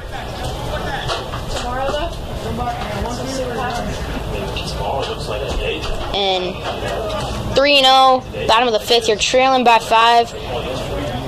I'm not taking here. I'm swinging for the fence. That's just what I do. So that one just outside of the zone for ball 4. Well, way to not take my advice. It worked for him. Basing on balls. And now Jake Kaufman steps up to the plate. In a situation where you really want to get at least 1 run in before you head into the back end of this game.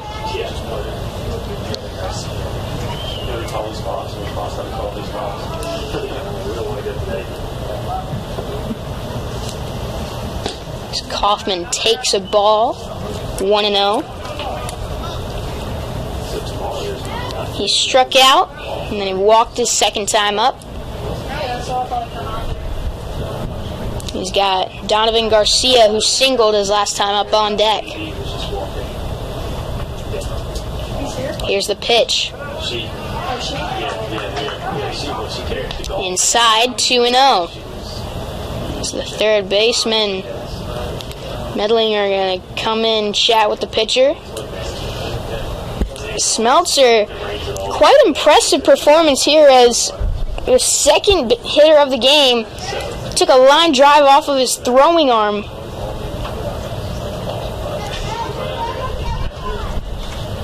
And he has been outstanding so far for the Bobcats.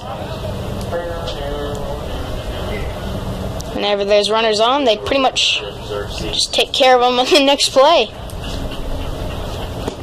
There's a swing and a miss at what would have been ball 3, it looks like there.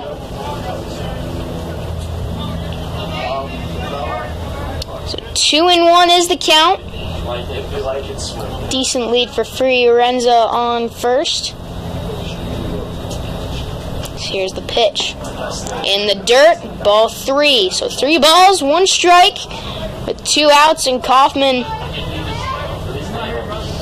probably looking for something to hit here. Because if you're on the mound, you do not want to walk a run into scoring position.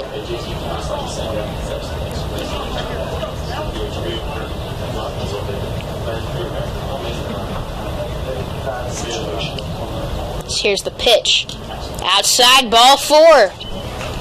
So he does exactly that, and it gets to the backstop too, but isn't going to matter as Fiorenza going to stick at second base. And that will bring up Donovan Garcia.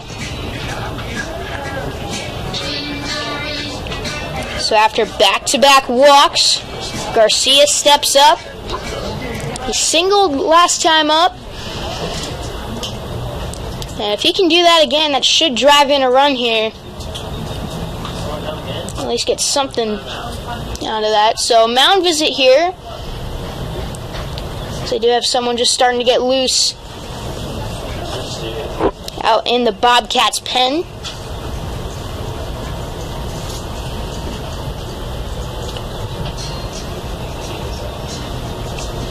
So 2 on, 2 out. And a big situation here is the Saints looking to get a run up on the board. And in prime position to do that.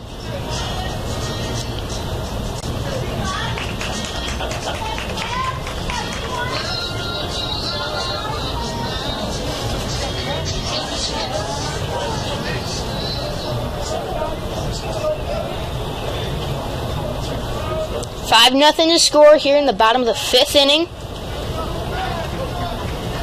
Garcia steps in. Came in to this weekend batting .220, but he has been fantastic today. He tried to hold back, but he goes around 0-1.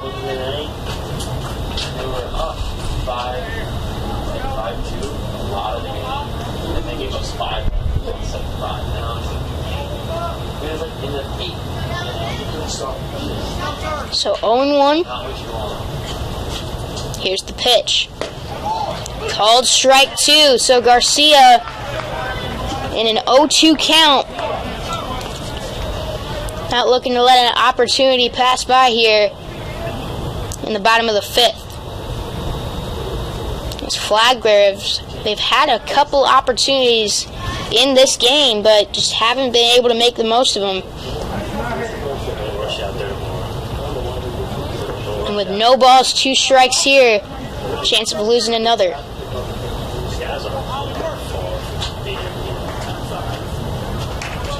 Here's the pitch.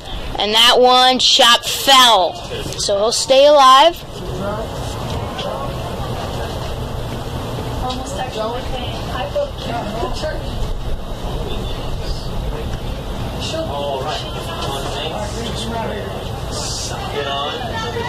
Number 14. So we'll do it again. 0-2. Big at bat here. She was like yesterday, +4. We're sitting pretty. I think she'll be fine. The 0-2 pitch. Here it is. That one blooped out into shallow right field, and it drops, but it's foul. Would have scored at least one there if it were a foot to the left. So close, yet so far.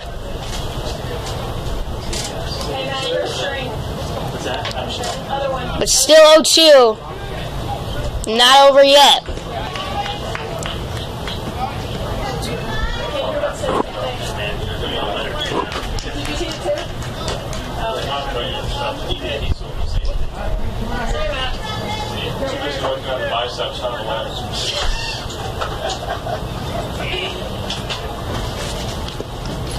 Again the 0-2, and he rung him up. A beautiful pitch there to get Garcia, and that will end the inning. So another donut goes up on the board for the Saints. They still trail 5-0 heading into the 6th.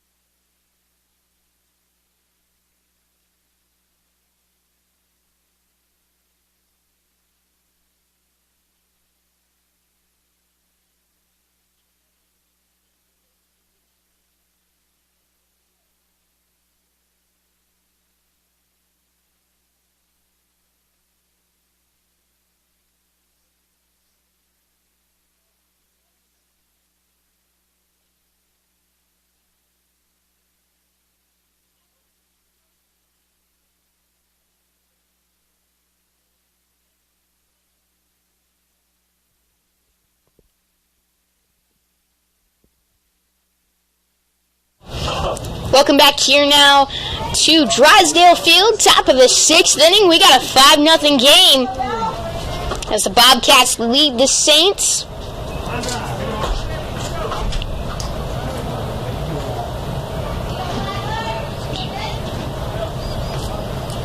And up at the plate now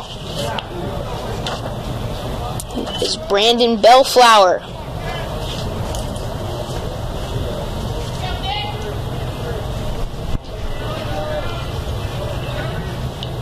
The pitch is skied foul.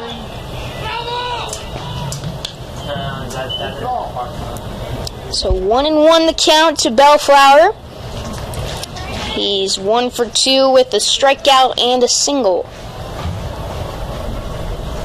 Got Bellflower, Chester, and Gentry due up here as he takes a ball outside.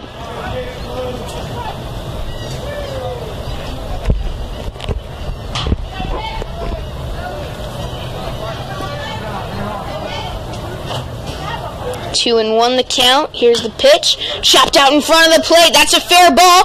Scooped up by Fiorenza. Throw to first in time. 1 away.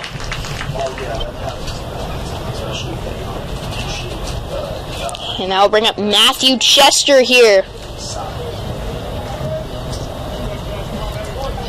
0 for 2 in this game. This year he's batting .281. He's hit 2 home runs.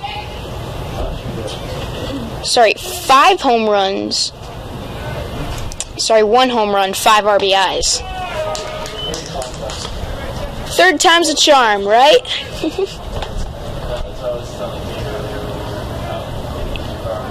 It's like, wait, 10 home runs? Nope.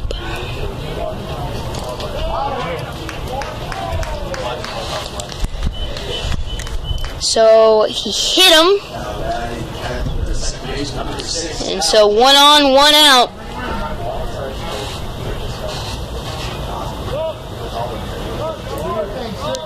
And that will bring up the top of the order and Cal Gentry. Now we don't have a super cool replay here, but we can still flash back to the 2nd inning where he homered over the right field fence. And no doubter there, but this time he chops to second. No throw to second base. The throw to first in time, 2 down.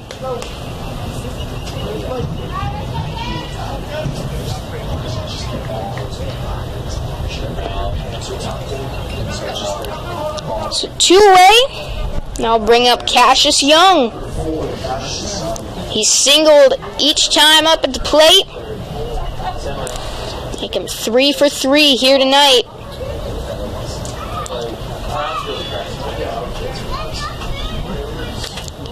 As he talks it over with his coach. What to do here. Runner on second base with 2 away in the top of the 6th.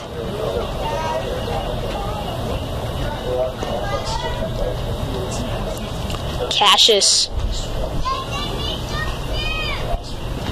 has hit 7 home runs this season, including 1 today. That was in game 1 of this doubleheader.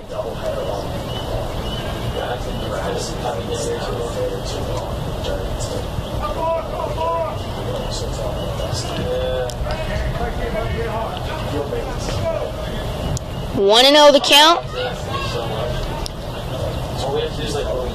Here's the pitch. Outside, 2 balls, no strikes.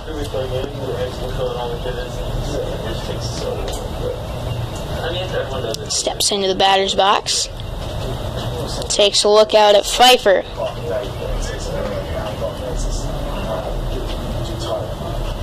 Who comes set out there. Takes a look at the runner on second. Here's the pitch. Strike 1.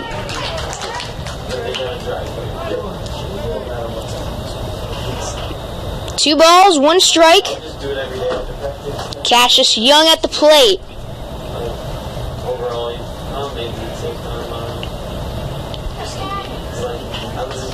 Here's the pitch.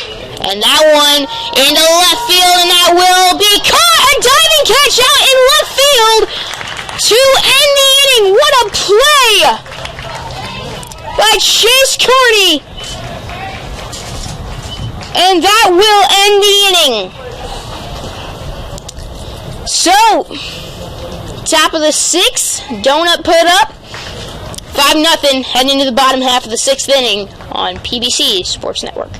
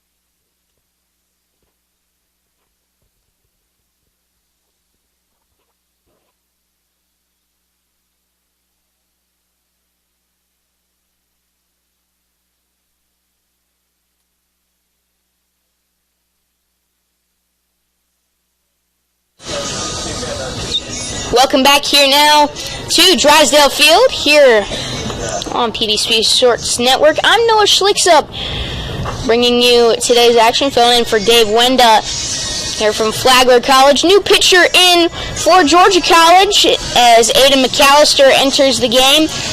He carries an 8.06 ERA with an 0-1 record in 12 appearances. He started 2 games and pitched 22 and 1/3 innings, striking out 13 and walking 7.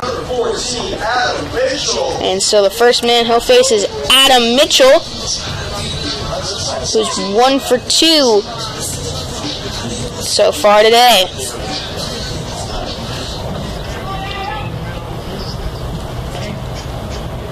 It's Mitchell out there.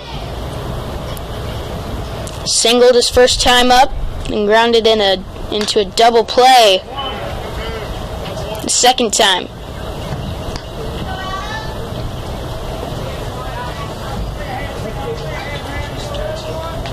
Oh and 1 is the count. Here's the pitch. And that one, hot shot to third! Scooped up and caught by Noah Medlinger. Just one of many terrific plays made in the hot corner today by Medlinger.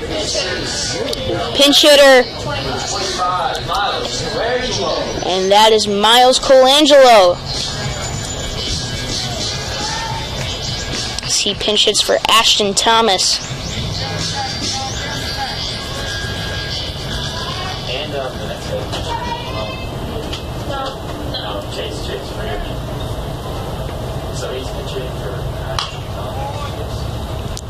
He fouls one away, 0-1.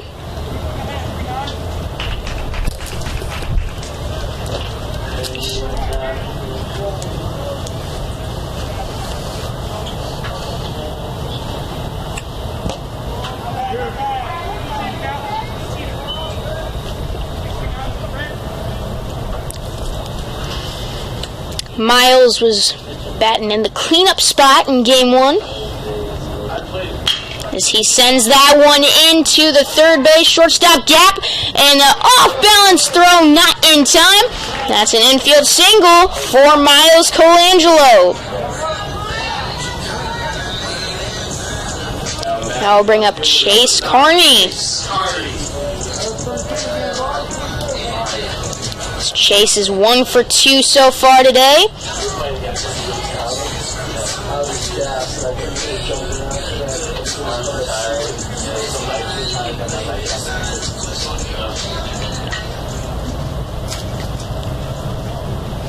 As they trail the Bobcats 5-0 here in the bottom of the 6th. A nasty pitch there just above the zone for ball 1. Georgia College out hitting Flagler 8-5. So it's not like Flagler is getting, no hits, but they're just not making the most of them. As there's a hit into left field, that's a single. His second of the day, Chase Carney. Now runners on first and second with nobody out. Sorry, 1 out. Now bring up Jaden Ward.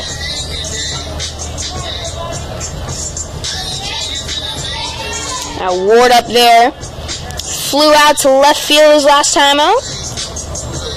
And hit by a pitch his first time, so he's 0 for 1.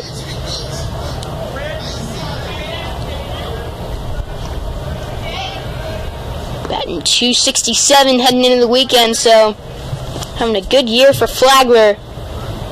A chance to come up big here now. And he can't hold back. He breaks the point of the plate.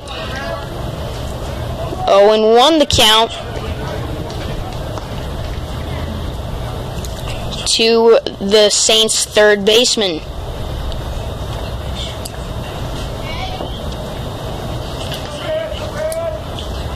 And the second pitch of the at-bat cuts back in over the plate. So 0-2 count. On deck is Matthew Burke, who's 1 for 2 so far today.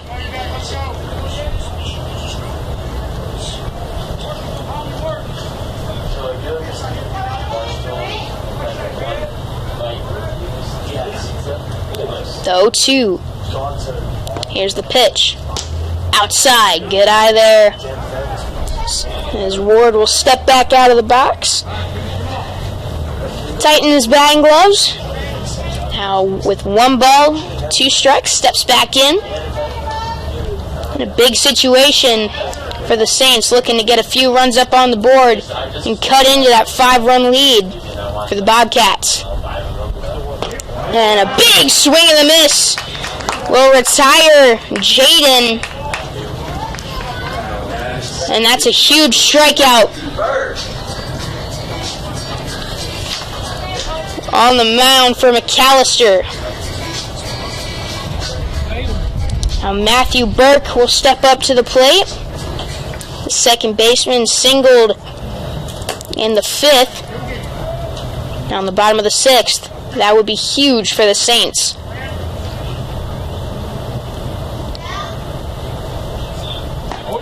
As he takes that one outside, 1-0. Burke, a freshman. He appeared in 5 games last year before COVID ended the season. Led his high school team to 3rd place in the Texas State Tournament his junior year. Ward. So 1-0.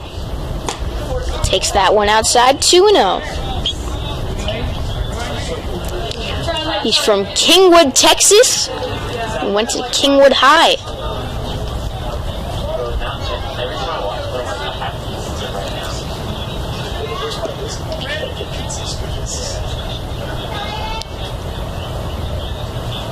The 2-0. And outside, we got a 3-0 count here to Matthew Burke.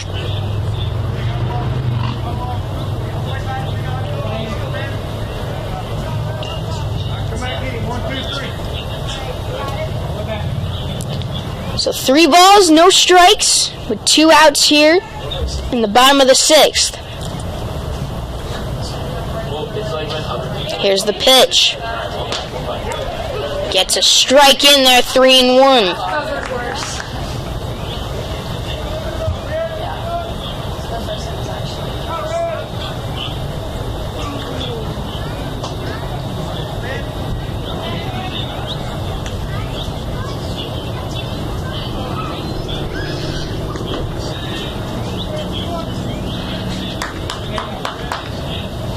3-1 the count.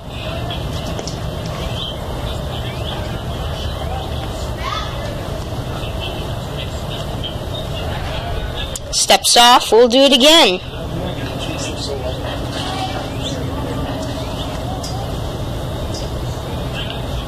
Here's the pitch. And he walked him! So he walks, the bases loaded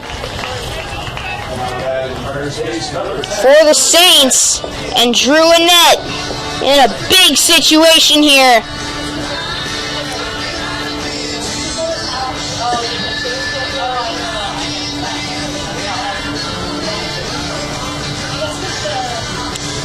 So we have bases loaded here for Drew Annette.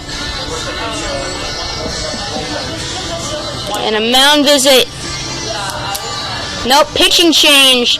So he'll have to face someone else. Coming up next, big spot here on PBC Sports Network.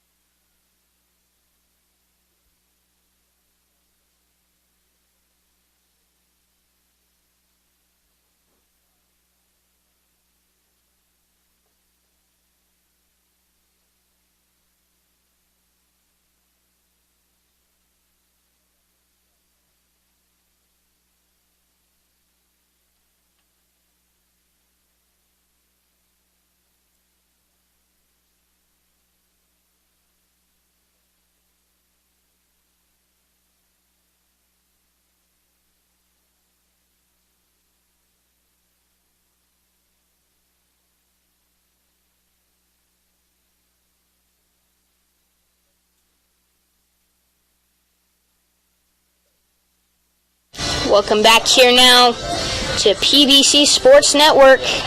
I'm Noah Schlickson, filling in for Dave Winda as we're in the bottom of the 6th inning. Pitching change here as the Bobcats lead the Flagler Saints by a score of 5-0 with the bases loaded and 2 outs. And Drew Annette coming up to the plate, and into pitch for the Georgia College Bobcats is Ashton Sturgill. So Sturgill comes into this game carrying a .456 ERA. He's 4-0 in 8 appearances, 0 starts. He's pitched 23 2/3 innings, though, in those 8 games. 25 strikeouts and only 8 walks. A tough pitcher to face for any batter. So Drew Annette walks up to the plate in a big spot.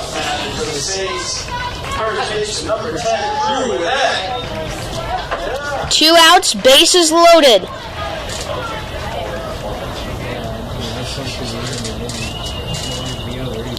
5-0 is the score. Bobcats lead. But the Saints trying to cut into it with the bases loaded and 2 outs here. Annette 0 for 2. Here's the pitch. Takes one outside, 1-0. Big side armor out there.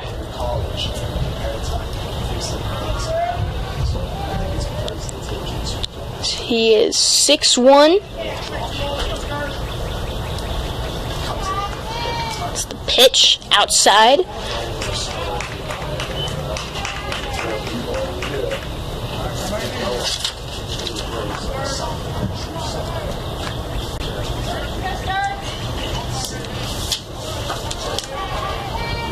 Sorry, 6-4 out there.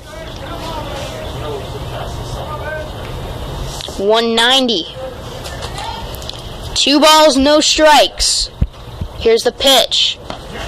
Strike right down the middle. 2-1. 2-1 is the count, with 2 away. Bases loaded here in the bottom of the 6th.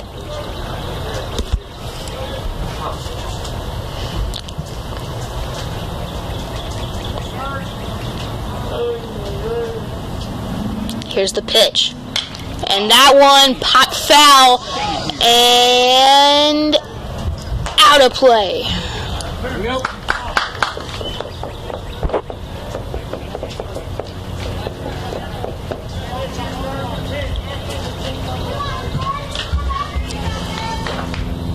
So 2-2 now. And Sturgill wants a new ball. And he gets it. So 2-2 with 2 outs. Bases loaded. In a huge situation.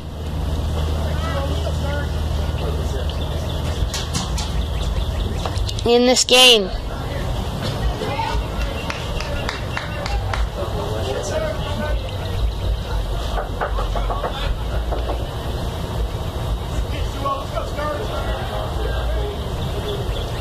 Here's the pitch. And that one is backhanded throw to third in time! What a play! Robbing the Saints of at least 1 run! Wow! A backhanded stop on the dive from a sitting position. Fires one in to get the out at third base. What a play there from Cassius Young. Heading into the 7th inning, still 5-0 here on PBC Sports Network. Thank you.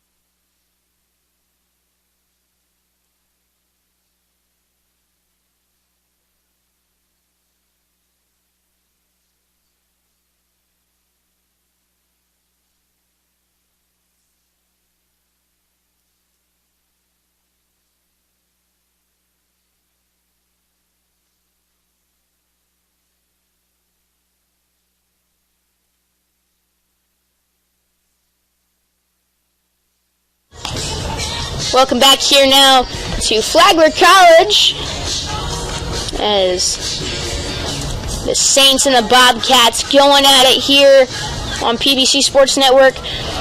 And the Flagler College Saints have a bit of a homestand going here. They got Claflin coming in for a 3-game series this upcoming week. Then UNC Pembroke is in for 3 games before they go on the road at Georgia Southwestern to finish out the season before the playoffs, of course.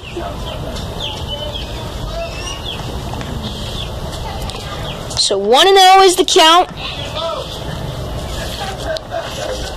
And up at the plate is Cam Hill. Top of the 7th here. We got a 5-0 game as the Bobcats bats early on in some tremendous defensive play. Have them up by 5 in this 5-0 game over the Flagler Saints.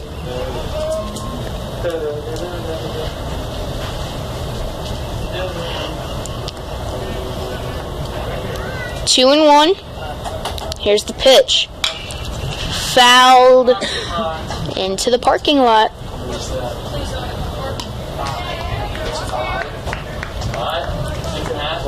Yeah, close. You took over? I took over. 2-2 is the count. What did you take? The under. You took the under.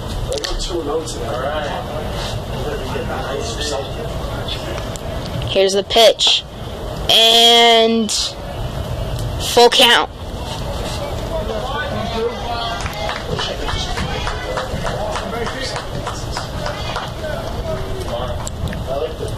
Some action up in the Flagler pen, as well as the Georgia College, as that one way outside to the backstop, as Fiorenza able to get to it before any extra damage done. As Hill will walk,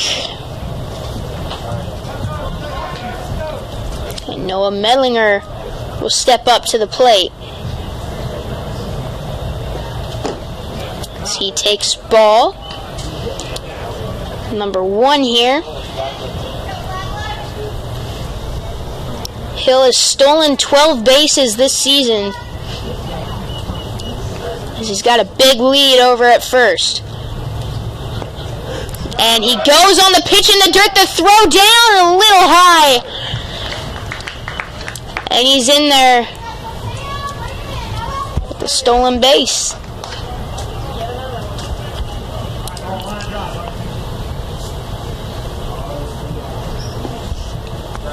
Medlinger up there is 1 for 2 today. Also got hit by a pitch.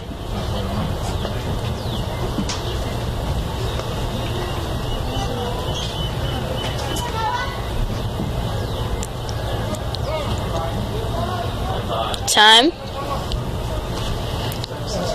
2 balls, no strikes here in the top of the 7th inning. We got a 5-0 ball game with nobody out.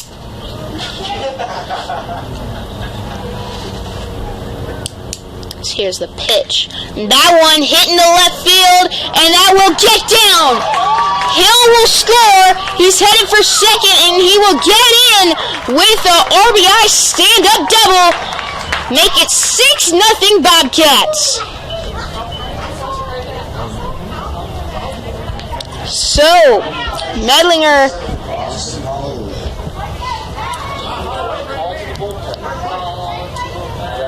with the RBI double, and looks like that will do it.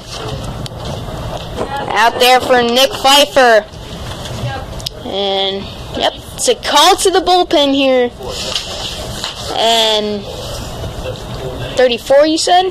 So that will be Jet Walsh coming in to pitch next here on PBC Sports Network.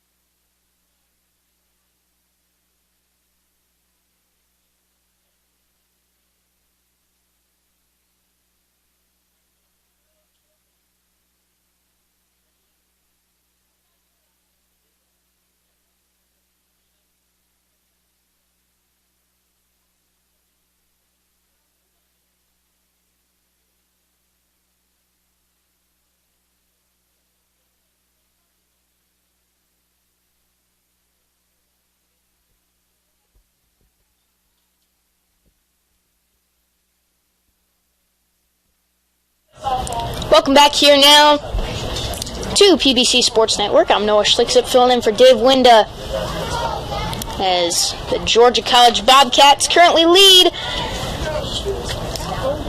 the Flagler College Saints. After the pitching change here into the game for Flagler is Jet Walsh.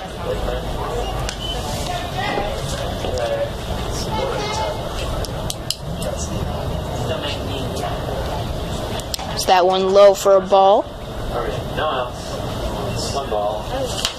Jet on the mound.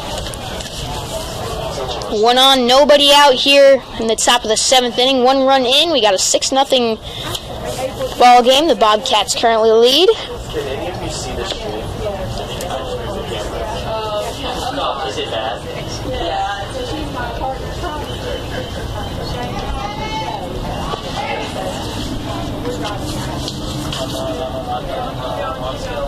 Walsh has a 6.61 ERA with a 0-3 record.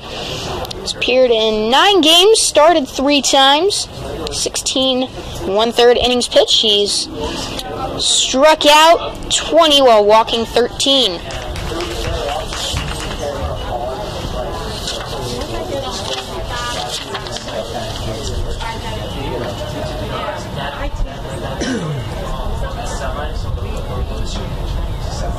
And he shows bunt. Holloway can't get it down. Snap throw to second is in to center field. However, he dove in.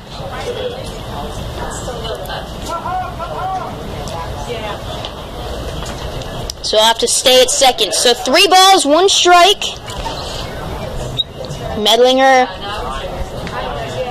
on second. Austin Holloway at the plate.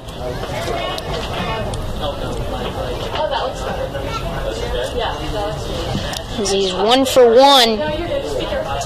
Sorry, 1 for 2. As he pulls back, he walked him.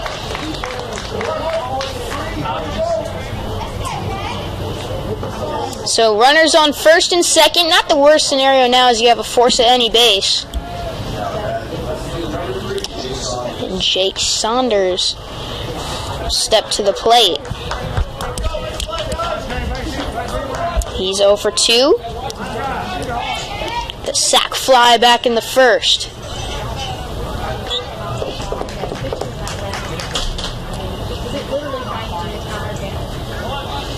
As he pulls back, showing bunt.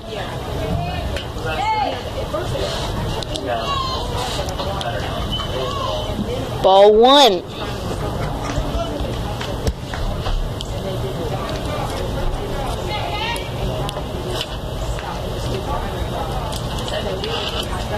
Saunders came in batting .310, spins around, gets the force at third. No, he's safe. So, fielder's choice, I believe that will be scored. That's what they're, yep. Fielder's choice there. And Matt White will step up to the plate with the bases loaded and nobody out.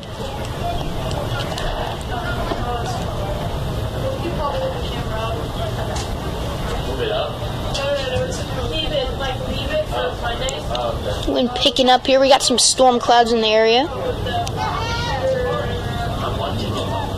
Swing and a miss. 0-1.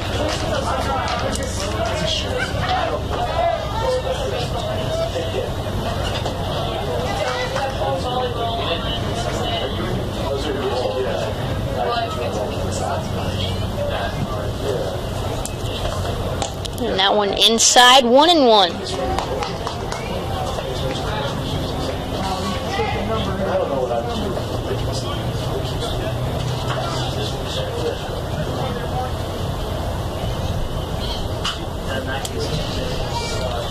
So 1 ball, 1 strike. And that one tipped back. 1-2.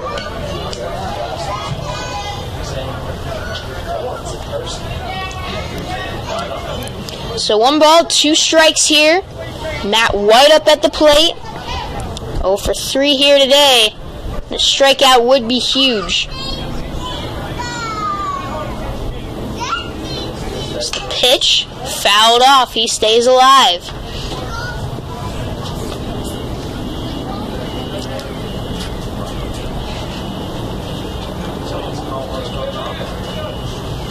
One, 2 count again.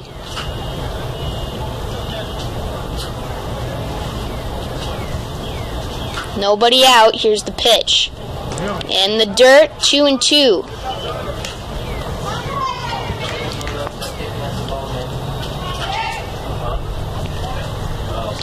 Medlinger on third.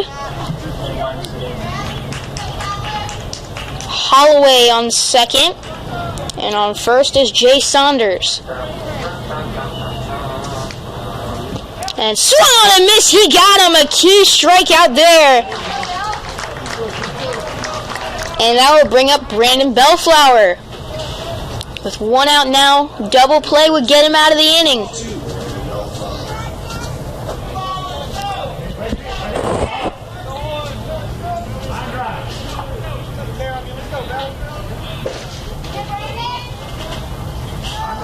Here's the pitch. In the dirt. Ball 1.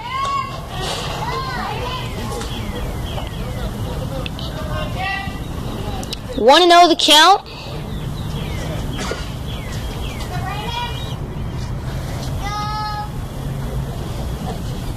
As the pitch swung on and missed for strike 1.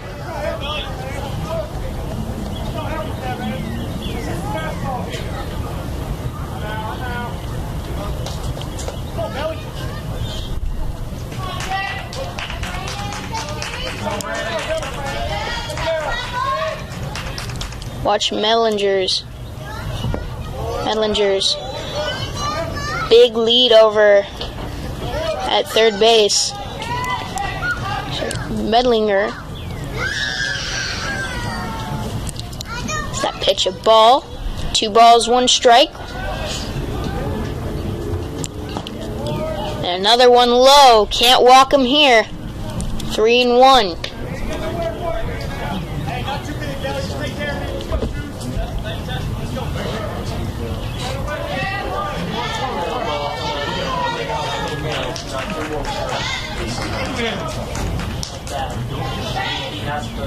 Here's the pitch. Swung on and missed. 3-2. As Walsh now has him in a full count.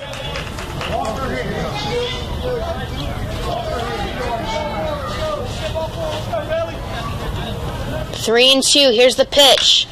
That one chopped foul. He stays alive.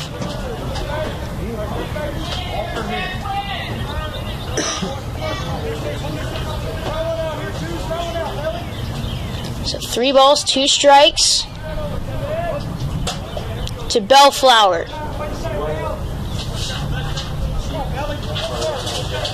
Here's the pitch. Swung on and missed. A big strikeout from Jet Walsh. Back-to-back Ks. And now Matthew Chester, with the bases loaded, walks up to the plate.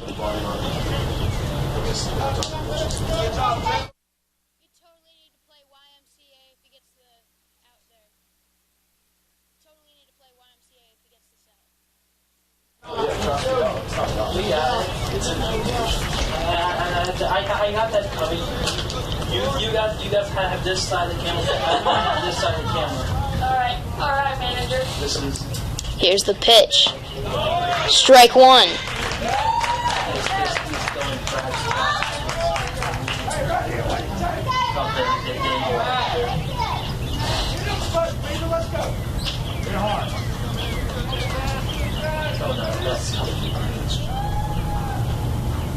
And that one back up the middle. Nice play on the mound. Walsh underhand. He got out of that inning.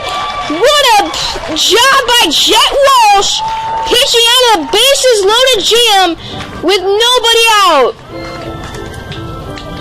Wow. As he gets out of the inning. Stretch time. here from Drysdale Field. We'll be back with the bottom of the 7th coming up next here on PBC Network, Sports Network.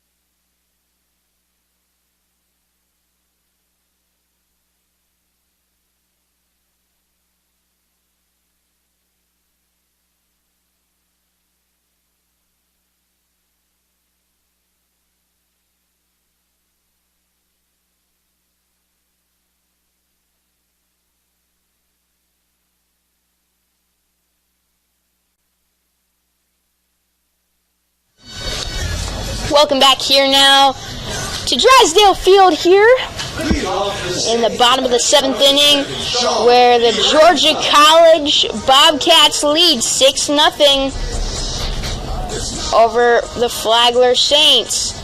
And John Fiorenza will step up to the plate. Then top of the order here.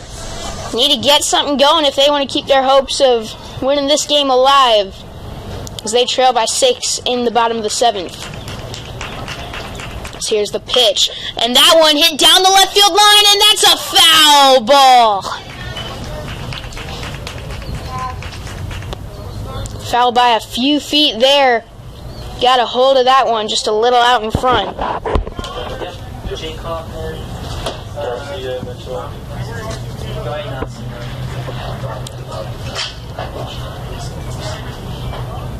What score is this game? Nothing. Just started, right? Yes. So here's the pitch. Outside for ball 1.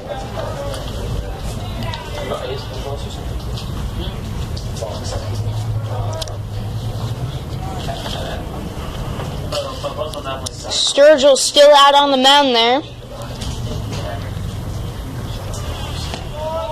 Is that one called? Strike 2.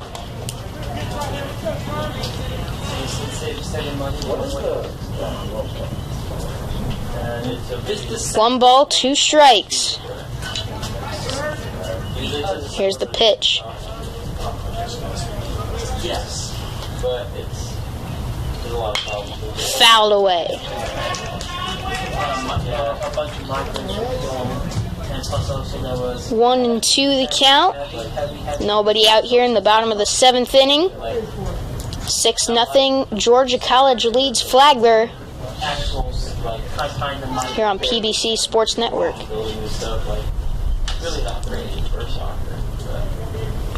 Here's the pitch. Fouled away.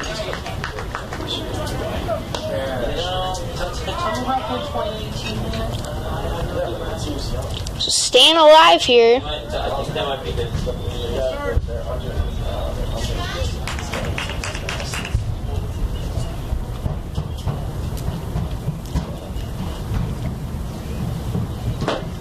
Still 1-2. Fouled off multiple pitches this at bat.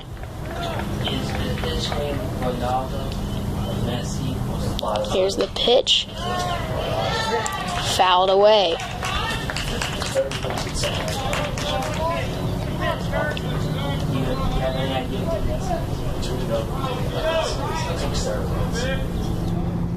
How many foul balls is that?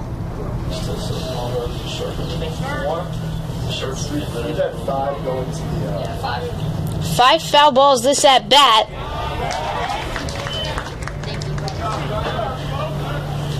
As he takes ball 2. So 2 balls, 2 strikes. And right there, you're just kind of throwing one right out of the zone, saying, "You're not going to foul that off."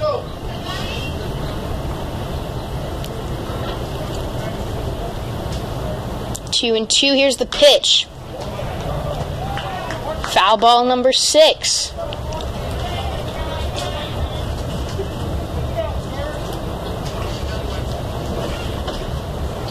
So still 2 and 2.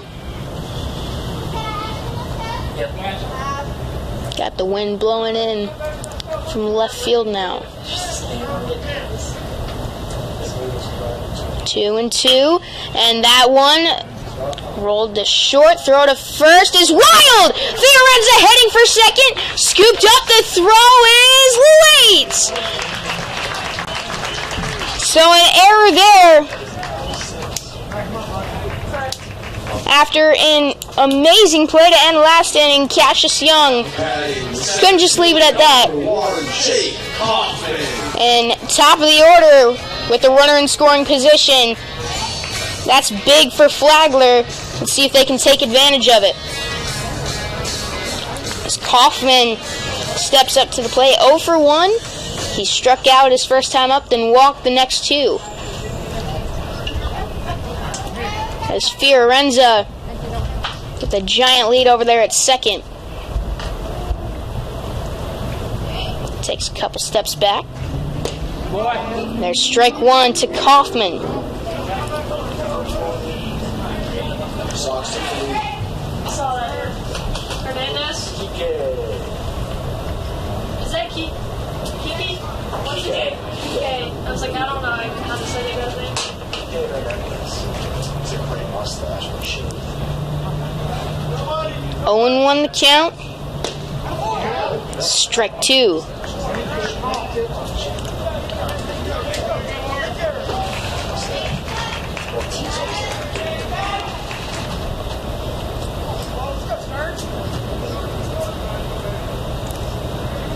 No balls, 2 strikes. Jake Kaufman at the plate with nobody out in the bottom of the 7th.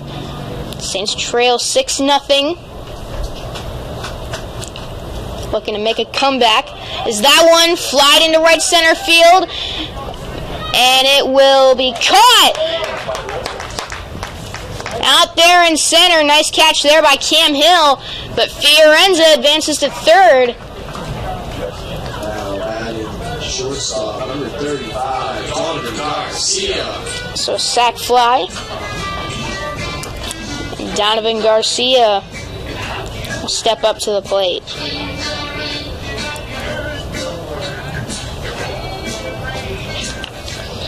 So runner on third with 1 away.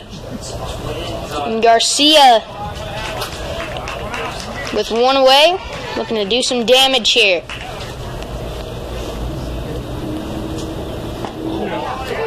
Outfield, the center and right seem to be shifted towards the right.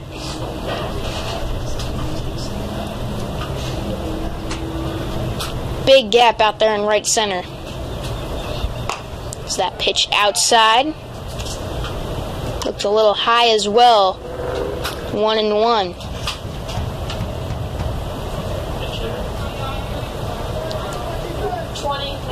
Next to that. That is Robert Archibald. 1-1. Here's the pitch. And I think he fouled it off of his foot. 1-2. Pinch hitter on deck, Robert Archibald.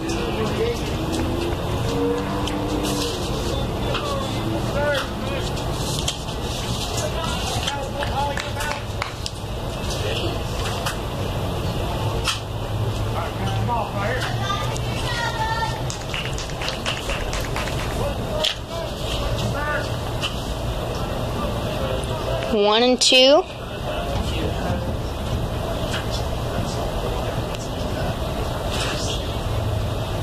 Here's the pitch. That one flied out in foul territory. The catch will be made. Fiorenza thought about tagging, but thought twice about it. So 2 down. Pinch hitter here for the Saints, number 20, Robert Archbold. Now Robert Archbold will step up to the plate. From Gurnee, Illinois. I got family there.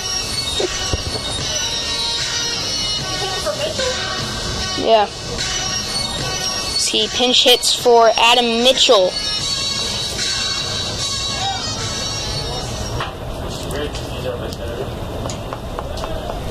Who has been one of the best hitters on the Saints this season, so they must love this righty-lefty matchup here.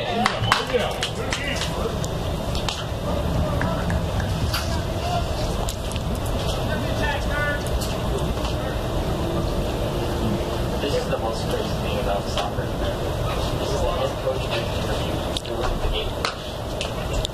1-1.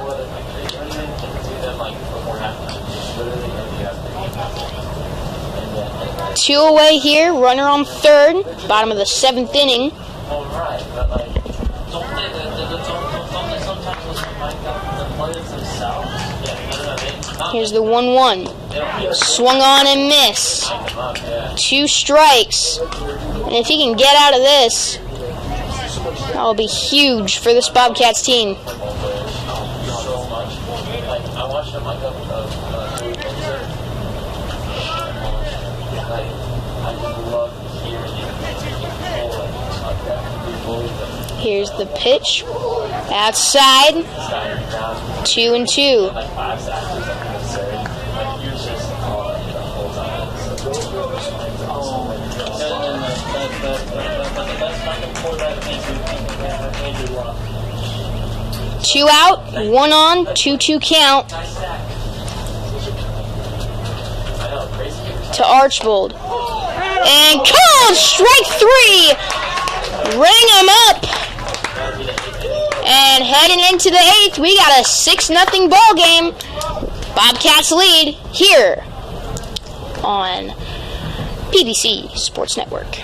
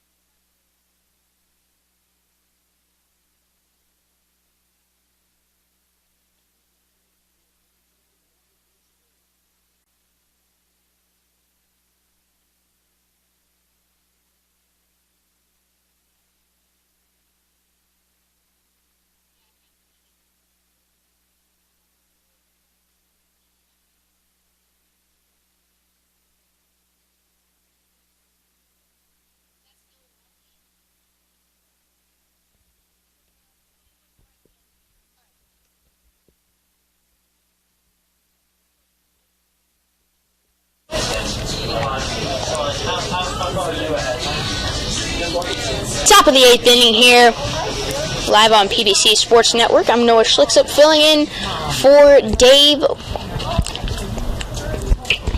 Excuse me.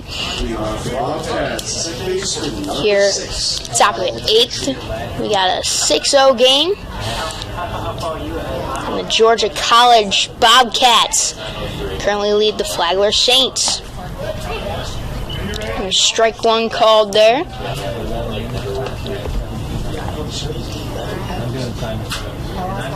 0-1 the count.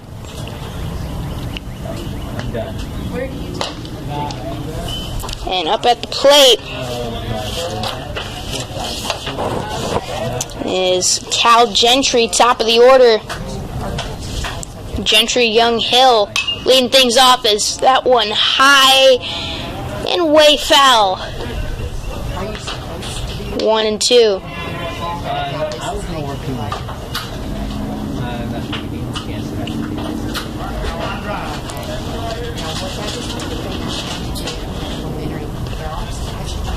Here's the pitch.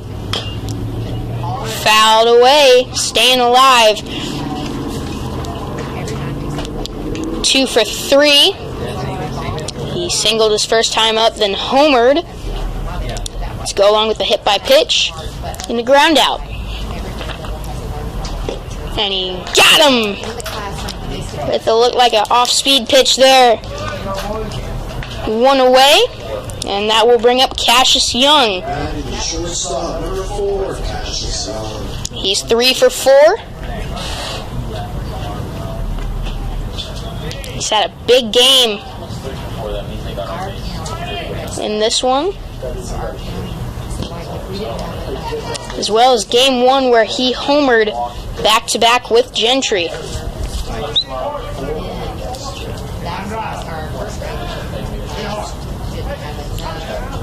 And now that one chopped foul down the third baseline.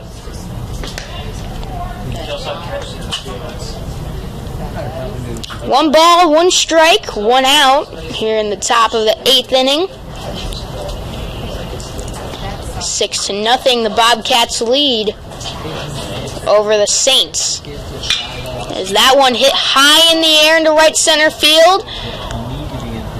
And making the catch is Jake Kaufman. 2 down. Center fielder, number 12, Cam Hill, the center fielder, step up to the plate. He's 0 for 2. He also has a sac fly and a walk in this one.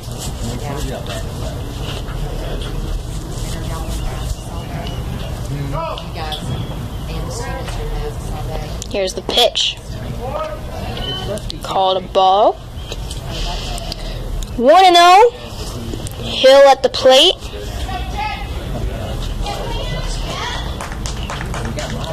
Here's the pitch. And chop foul. Strike 1.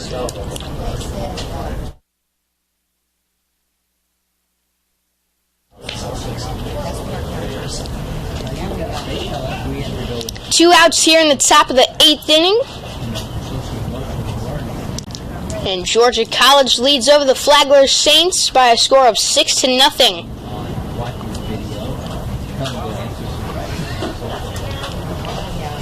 Here's the pitch. Called strike 2. Looking for a 1-2-3 inning. To come set. Into the windup. Here's the pitch. And that one lined into center field. Coming in on it is Kaufman, and he can't make the grab. Hill's heading for second. The throw. He's in a pickle. The throw at first. Not in time.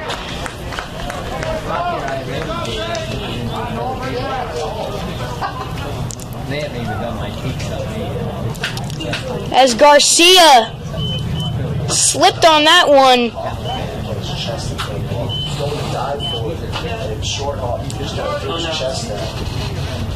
On the throw, Hill was about halfway down the second base line.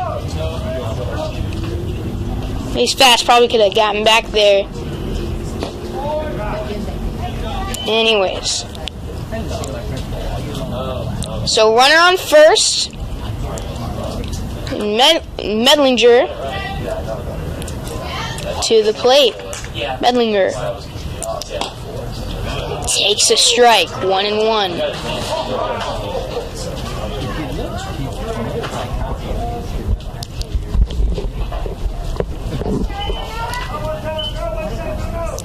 Two for 3 in this one, as well as a hit by pitch. Runner goes. That one flied high and deep to center field. Going back is Kaufman, and he makes the catch.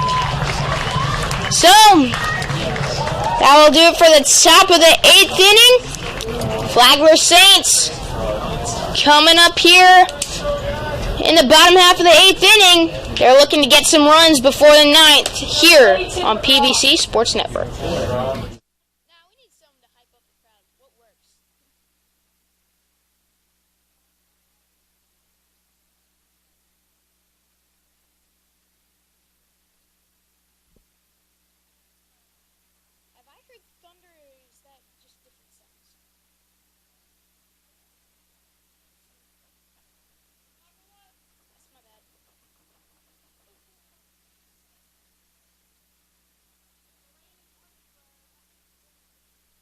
Jinxed us. Come on.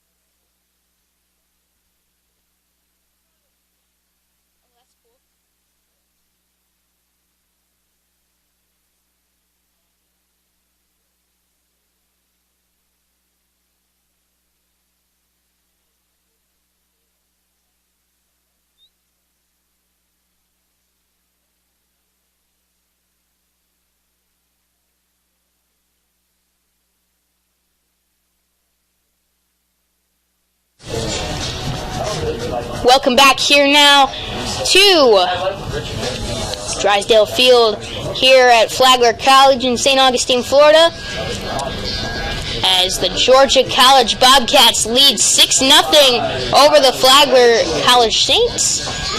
Here in the bottom of the 8th inning, and leading things off is Miles Colangelo.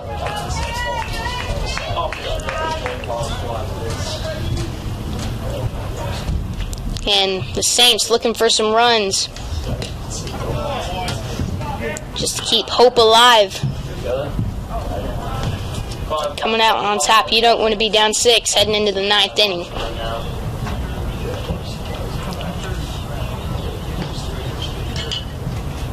Here's the pitch. Called a strike. 1-1 is the count. Colangelo singled when he pinch hit for Thomas last time up. That's so cool for Flagler Sports. Yep. I love that. Did they win? Did they win this time? And called a strike. 1-2. They're flying. That'd be cool if they won conference as well. I think they will. 1 ball, 2 strikes. Colangelo at the plate. Here's the pitch. Fouled back. Do you just run all the Flagler Sports Instagram? I run Flagler Sports, Instagram, Twitter, Facebook. So the summers when I actually have a life. You relax. Actually, I mean, especially this year, I bet you've been so busy. I can't even imagine. That's why I'm trying to work on tennis now, because if I don't, then I'm going to be at home. Here's the 1-2. Do something tonight? Yeah. Outside, 2 balls, 2 strikes. Colangelo at the plate. He's batting .226 heading into this weekend. 3 home runs, 17 RBIs. In the dirt, full count. On deck is Chase Carney. He singled last time up. Our generation, there's no excuse for this. We all have a freaking cell phone. And Uber and Lyft is just the taxi, whatever. You can always find it. I've walked on Halloween and there was $55. Here's the full count pitch. Me and my roommate walked home. And that one back up the middle, base hit.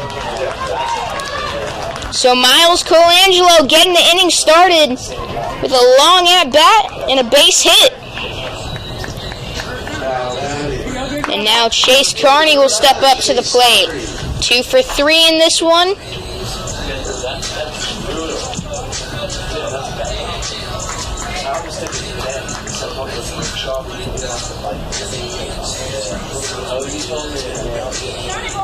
On deck is Jaden Ward. Carney at the plate, 2 for 3 today. Came into the day with a .223 average.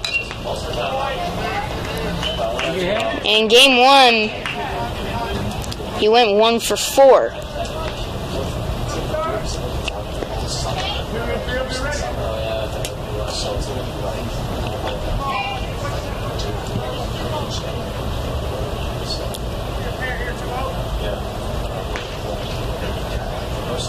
Here's the 0-1. Swung on and missed, 0-2.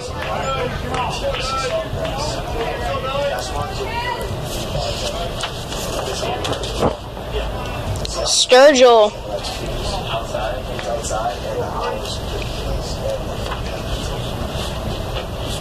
out there now.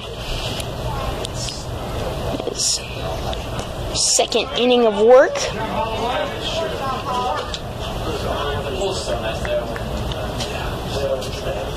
1-2 is the count to Chase Carney.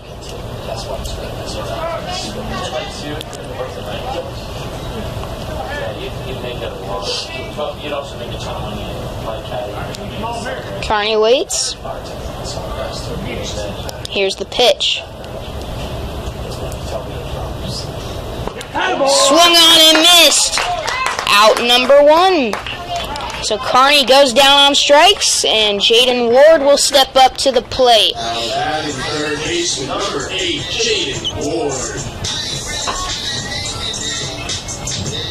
As Ward steps up to the plate with a runner on first and 1 away.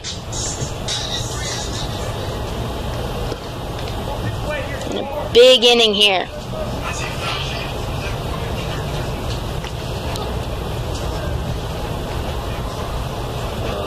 Here's the pitch. And that one wild. Colangelo will round second, but stay there. So now a runner in scoring position.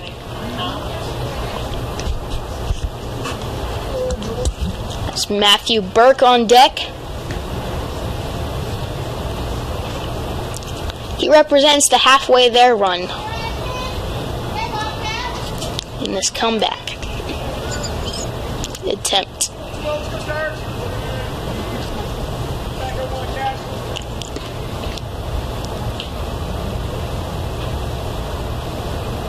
Here's the pitch, and that one crushed foul. Just a little behind that one. Looked like he was under it too.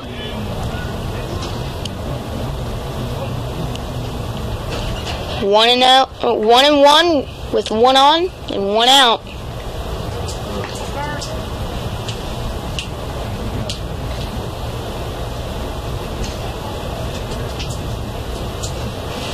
So here's the pitch. That one shot to second. Scooped up. Throw to first is in time. 2 down. And Matthew Burke will step up to the plate. Now batting the second baseman, number 3, Matthew Burke.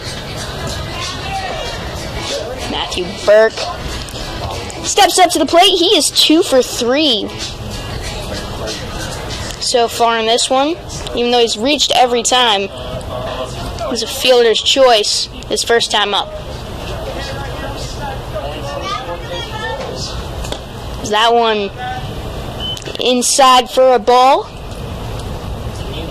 Came into this series batting .256. Came into this doubleheader.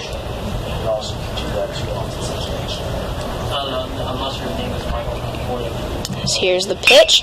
That one back up the middle, scooped up, fielded at second. Throw to first is in time to end the 8th. So they get one on, but can't do anything after that. Still 6-0 heading into the 9th.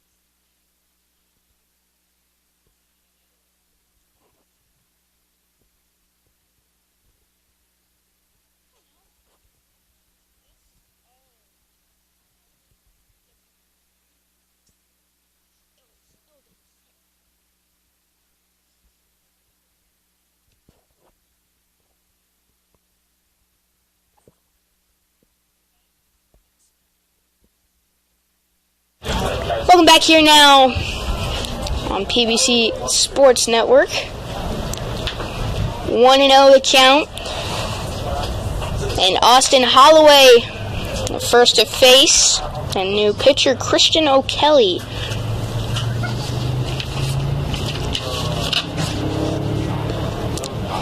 In 7 appearances, he has not allowed a single run. Earned run. Struck out 3 and walked 3 as well. And he's got Austin Holloway in a 1-2 count.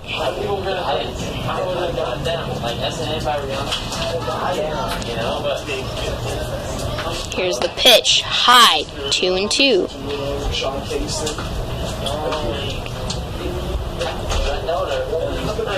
2 balls, 2 strikes.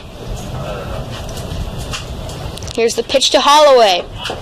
Outside, we got a full count. And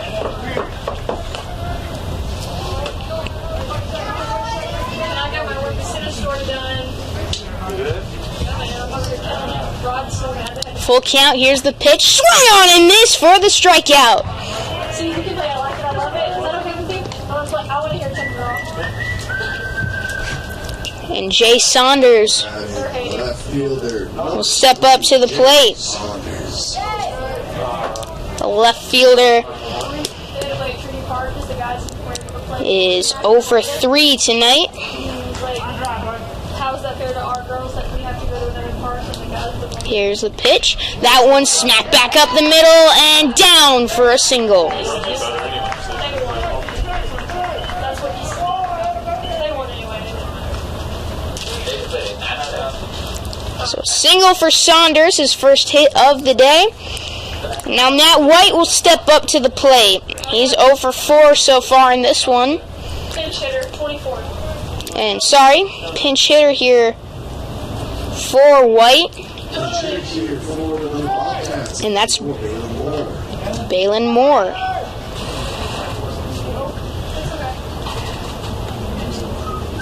He was paid last night. Lauren, you know the other good thing? You still want to pick this up. We're set up. Just look at it. John said something. Here's the pitch. That one back up the middle, tried to barehand it on the mound, spins around, throws it off the dugout. Throw to third, not in time. So an error out there. E6 throwing.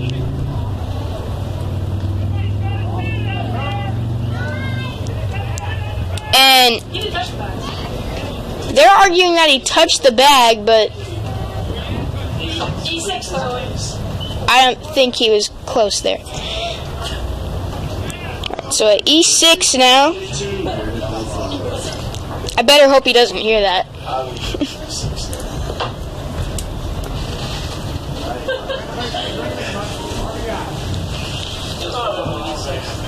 So Brandon Bellflower will step up to the plate. That one high for a ball. 1-0 the count with 1 away. Runners at the corners. I think probably one of the building. Here's the pitch. Inside 2-0. Gotta give a lot of credit here to John Fiorenza behind the plate. This is his 18th straight inning today that he's caught. As that one hit out into right field, it's trouble, and it's off the wall. 1 run will score.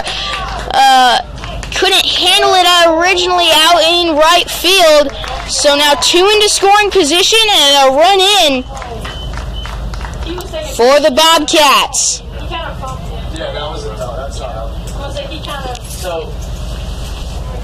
So Brandon Bellflower with the double there. First earned run of the season given up Number 5, Chester. by O'Kelly. Now Matthew Chester will step up to the plate. What do you mean? There was an error before that. As he takes a strike. 0-1. But it's 10 on the doubleheader. That's what she said. But they still get last up. Strike 2. It's 0-2 now.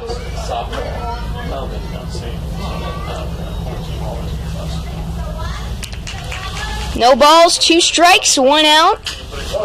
Top of the 9th inning. That pitch high and in, 1-2. Just review plan tonight, just trash. Trash. Usual.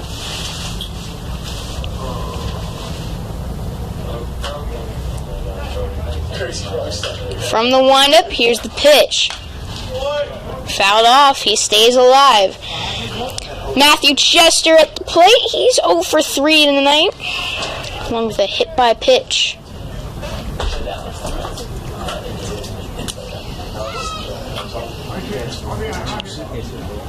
1-2 pitch on the way, and that one flied foul. Oh, nice catch made out in the Flagler bullpen there.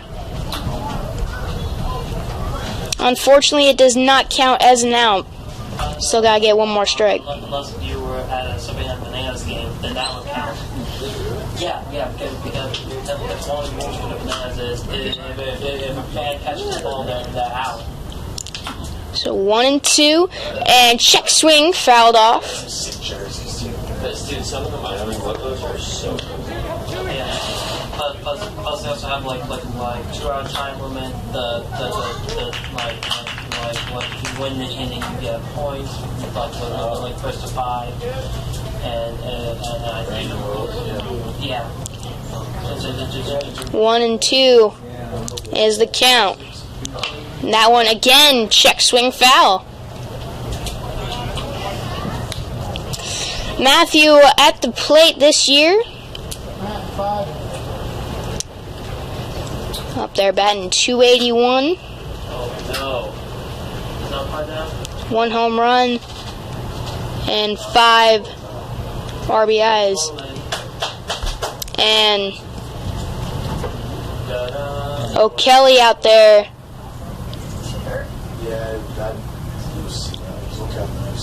Is hurt. We'll be back after this. Let's hope he's alright out there. Top of the 9th, 7-0.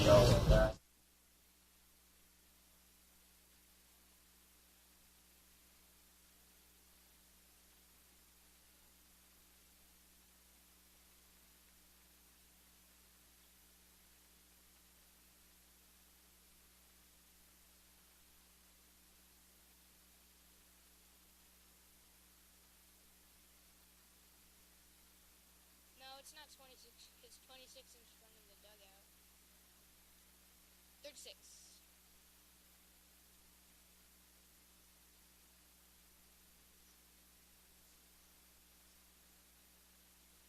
Jack Zach.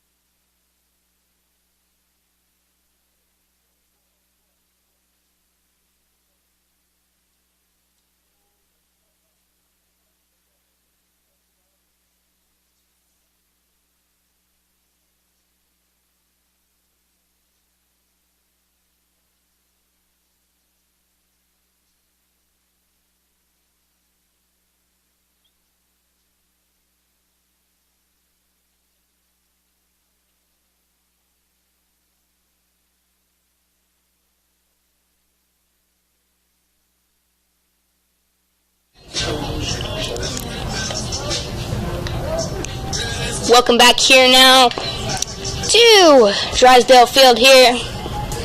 Top of the 9th inning, and the Georgia College Bobcats currently lead over the Flagler Saints 7-0. And unfortunately, O'Kelly had to exit this game. Let's hope he's alright. And into pitch now is Zach Audette. who is carrying a 7.77 ERA. He's 0-4 in 7 appearances, 2 starts. He's pitched in 22 innings, given up 26 hits, 23 runs, 19 of them earned, as well as 22 strikeouts while only walking 14. However, the long ball has been a problem for him as he's given up 5 this season. And if he can't get past, well, and with a guy like Cal Gentry on deck, that's the long ball hitter there, as well as the guy behind him, Cassius Young.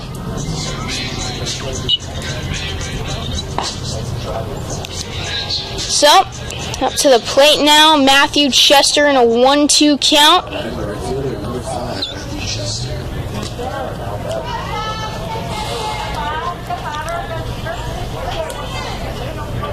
One away here. Runners on second and third, top of the ninth.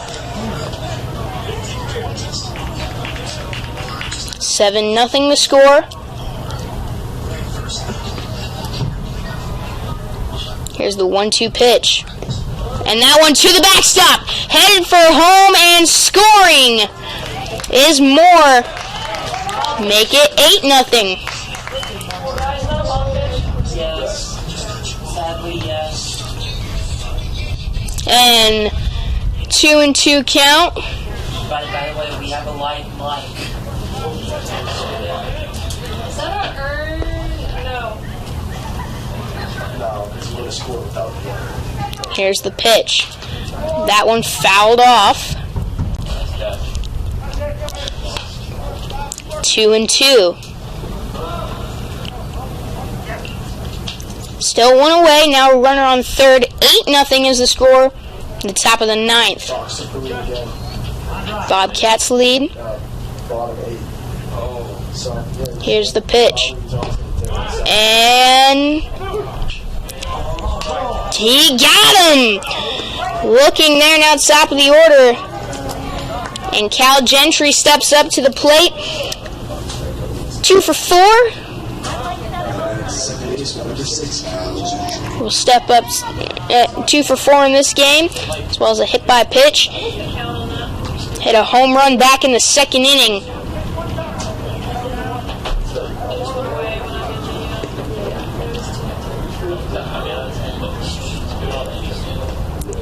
Here's the pitch in the dirt.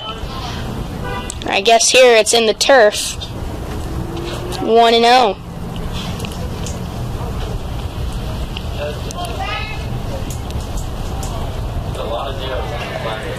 Looking to get one more out here.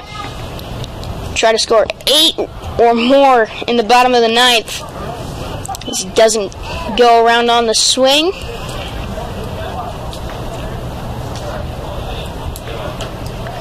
Two 2-0 to Gentry.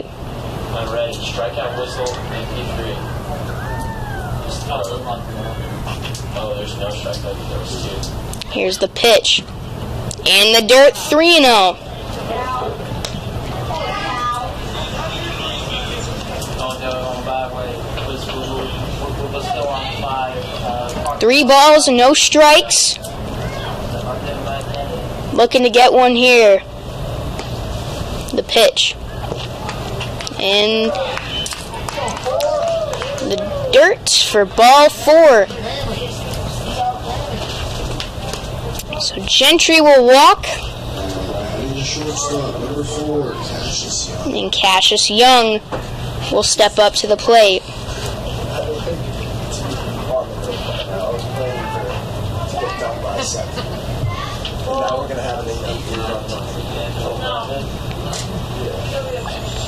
Here's the pitch. Called strike 1. Cassius at shortstop is 3 for 5 in this game, as well as a huge play a few innings back with 2 outs and bases loaded. Had a diving backhand stop and threw sitting down. And he threw it while sitting down to third base to get the force and end the inning. Saved at least one run there. Is that one chopped down the line? Fair ball, throw to first. No, it's foul.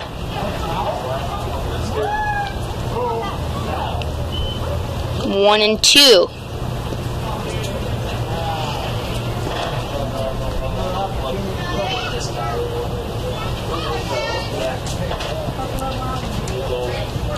Tied for first on the team in home runs.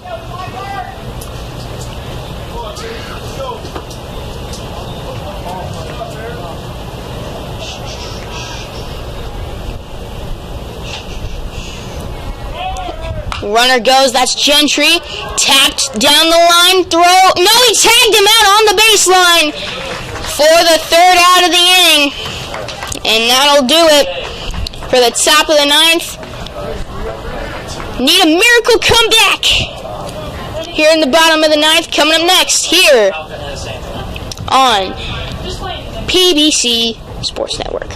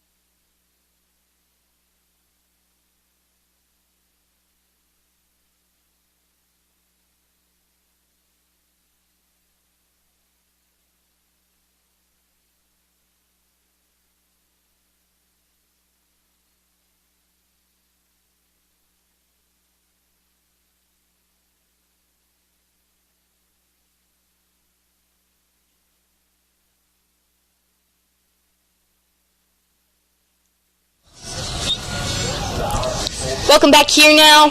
Bottom of the ninth inning. Flagler and Georgia College going at it as the Georgia Bobcats currently lead 8-0. Bottom of the ninth. Last chance for the Saints.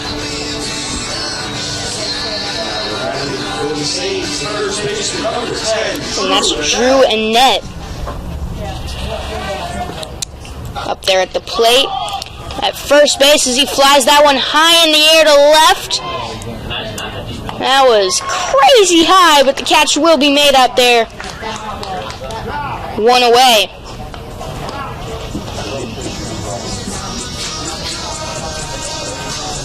And now John Fiorenza steps up to the plate.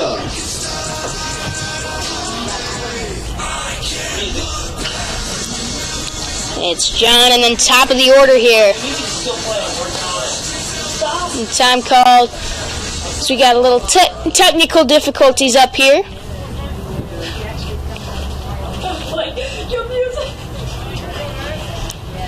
Now here's the first pitch of the at-bat. Strike one. The first pitch didn't count, right?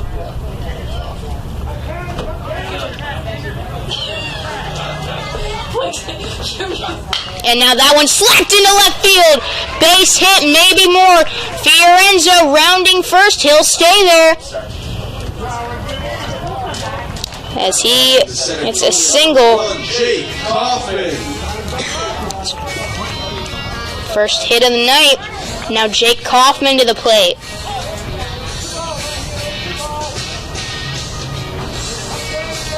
Donovan Garcia on deck. Bottom of the 9th here. 8-0 Bobcats.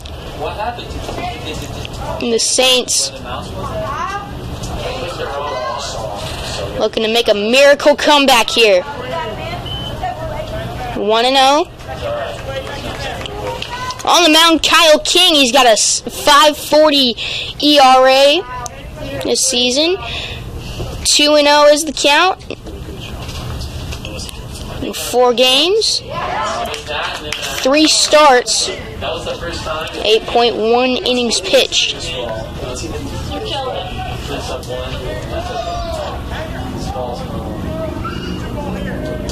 1-1 with 1 out and 1 on. And now that one into left field. That's down for a base hit. So back-to-back singles here with 1 out. Hey, you never know. And Donovan Garcia steps up to the plate.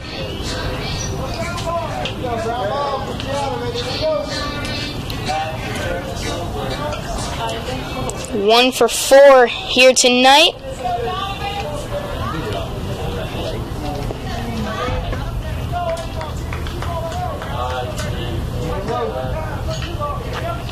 The pitch, high for a high part of the zone. Strike 1.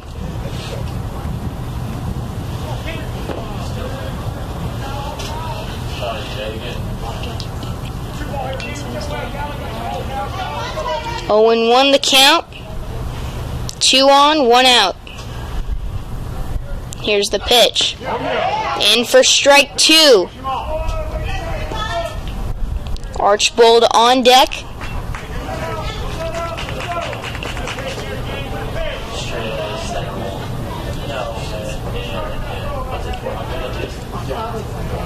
Here's the pitch. That one hit high in the air on the infield.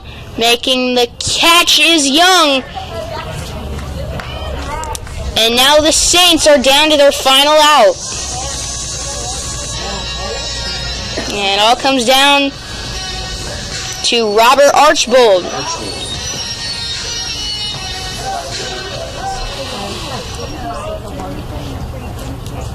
Last time up, he struck out looking. That's the pitch. Big swing and a miss. Hey, late stages of the game, you're down by 8 with only 1 out to play with. I mean, pad the stats. That's what I like to call a daddy hack there.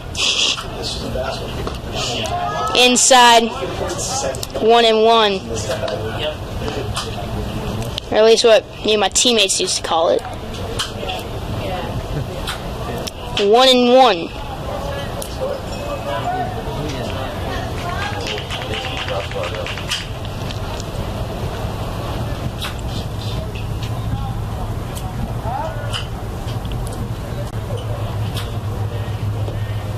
Here's the pitch. Another big swing and a miss. So now Flagler down to their final strike.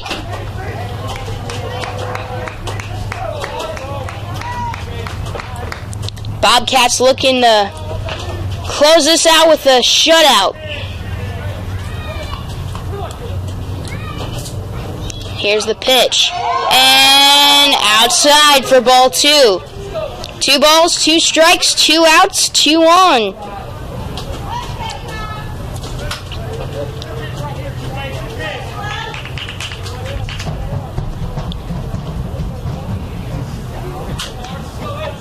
Here's the pitch. And outside, 3-2.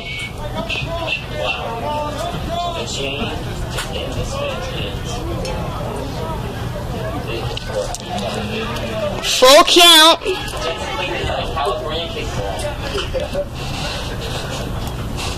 With 2 away, here's the pitch. Runners go, swung on and missed.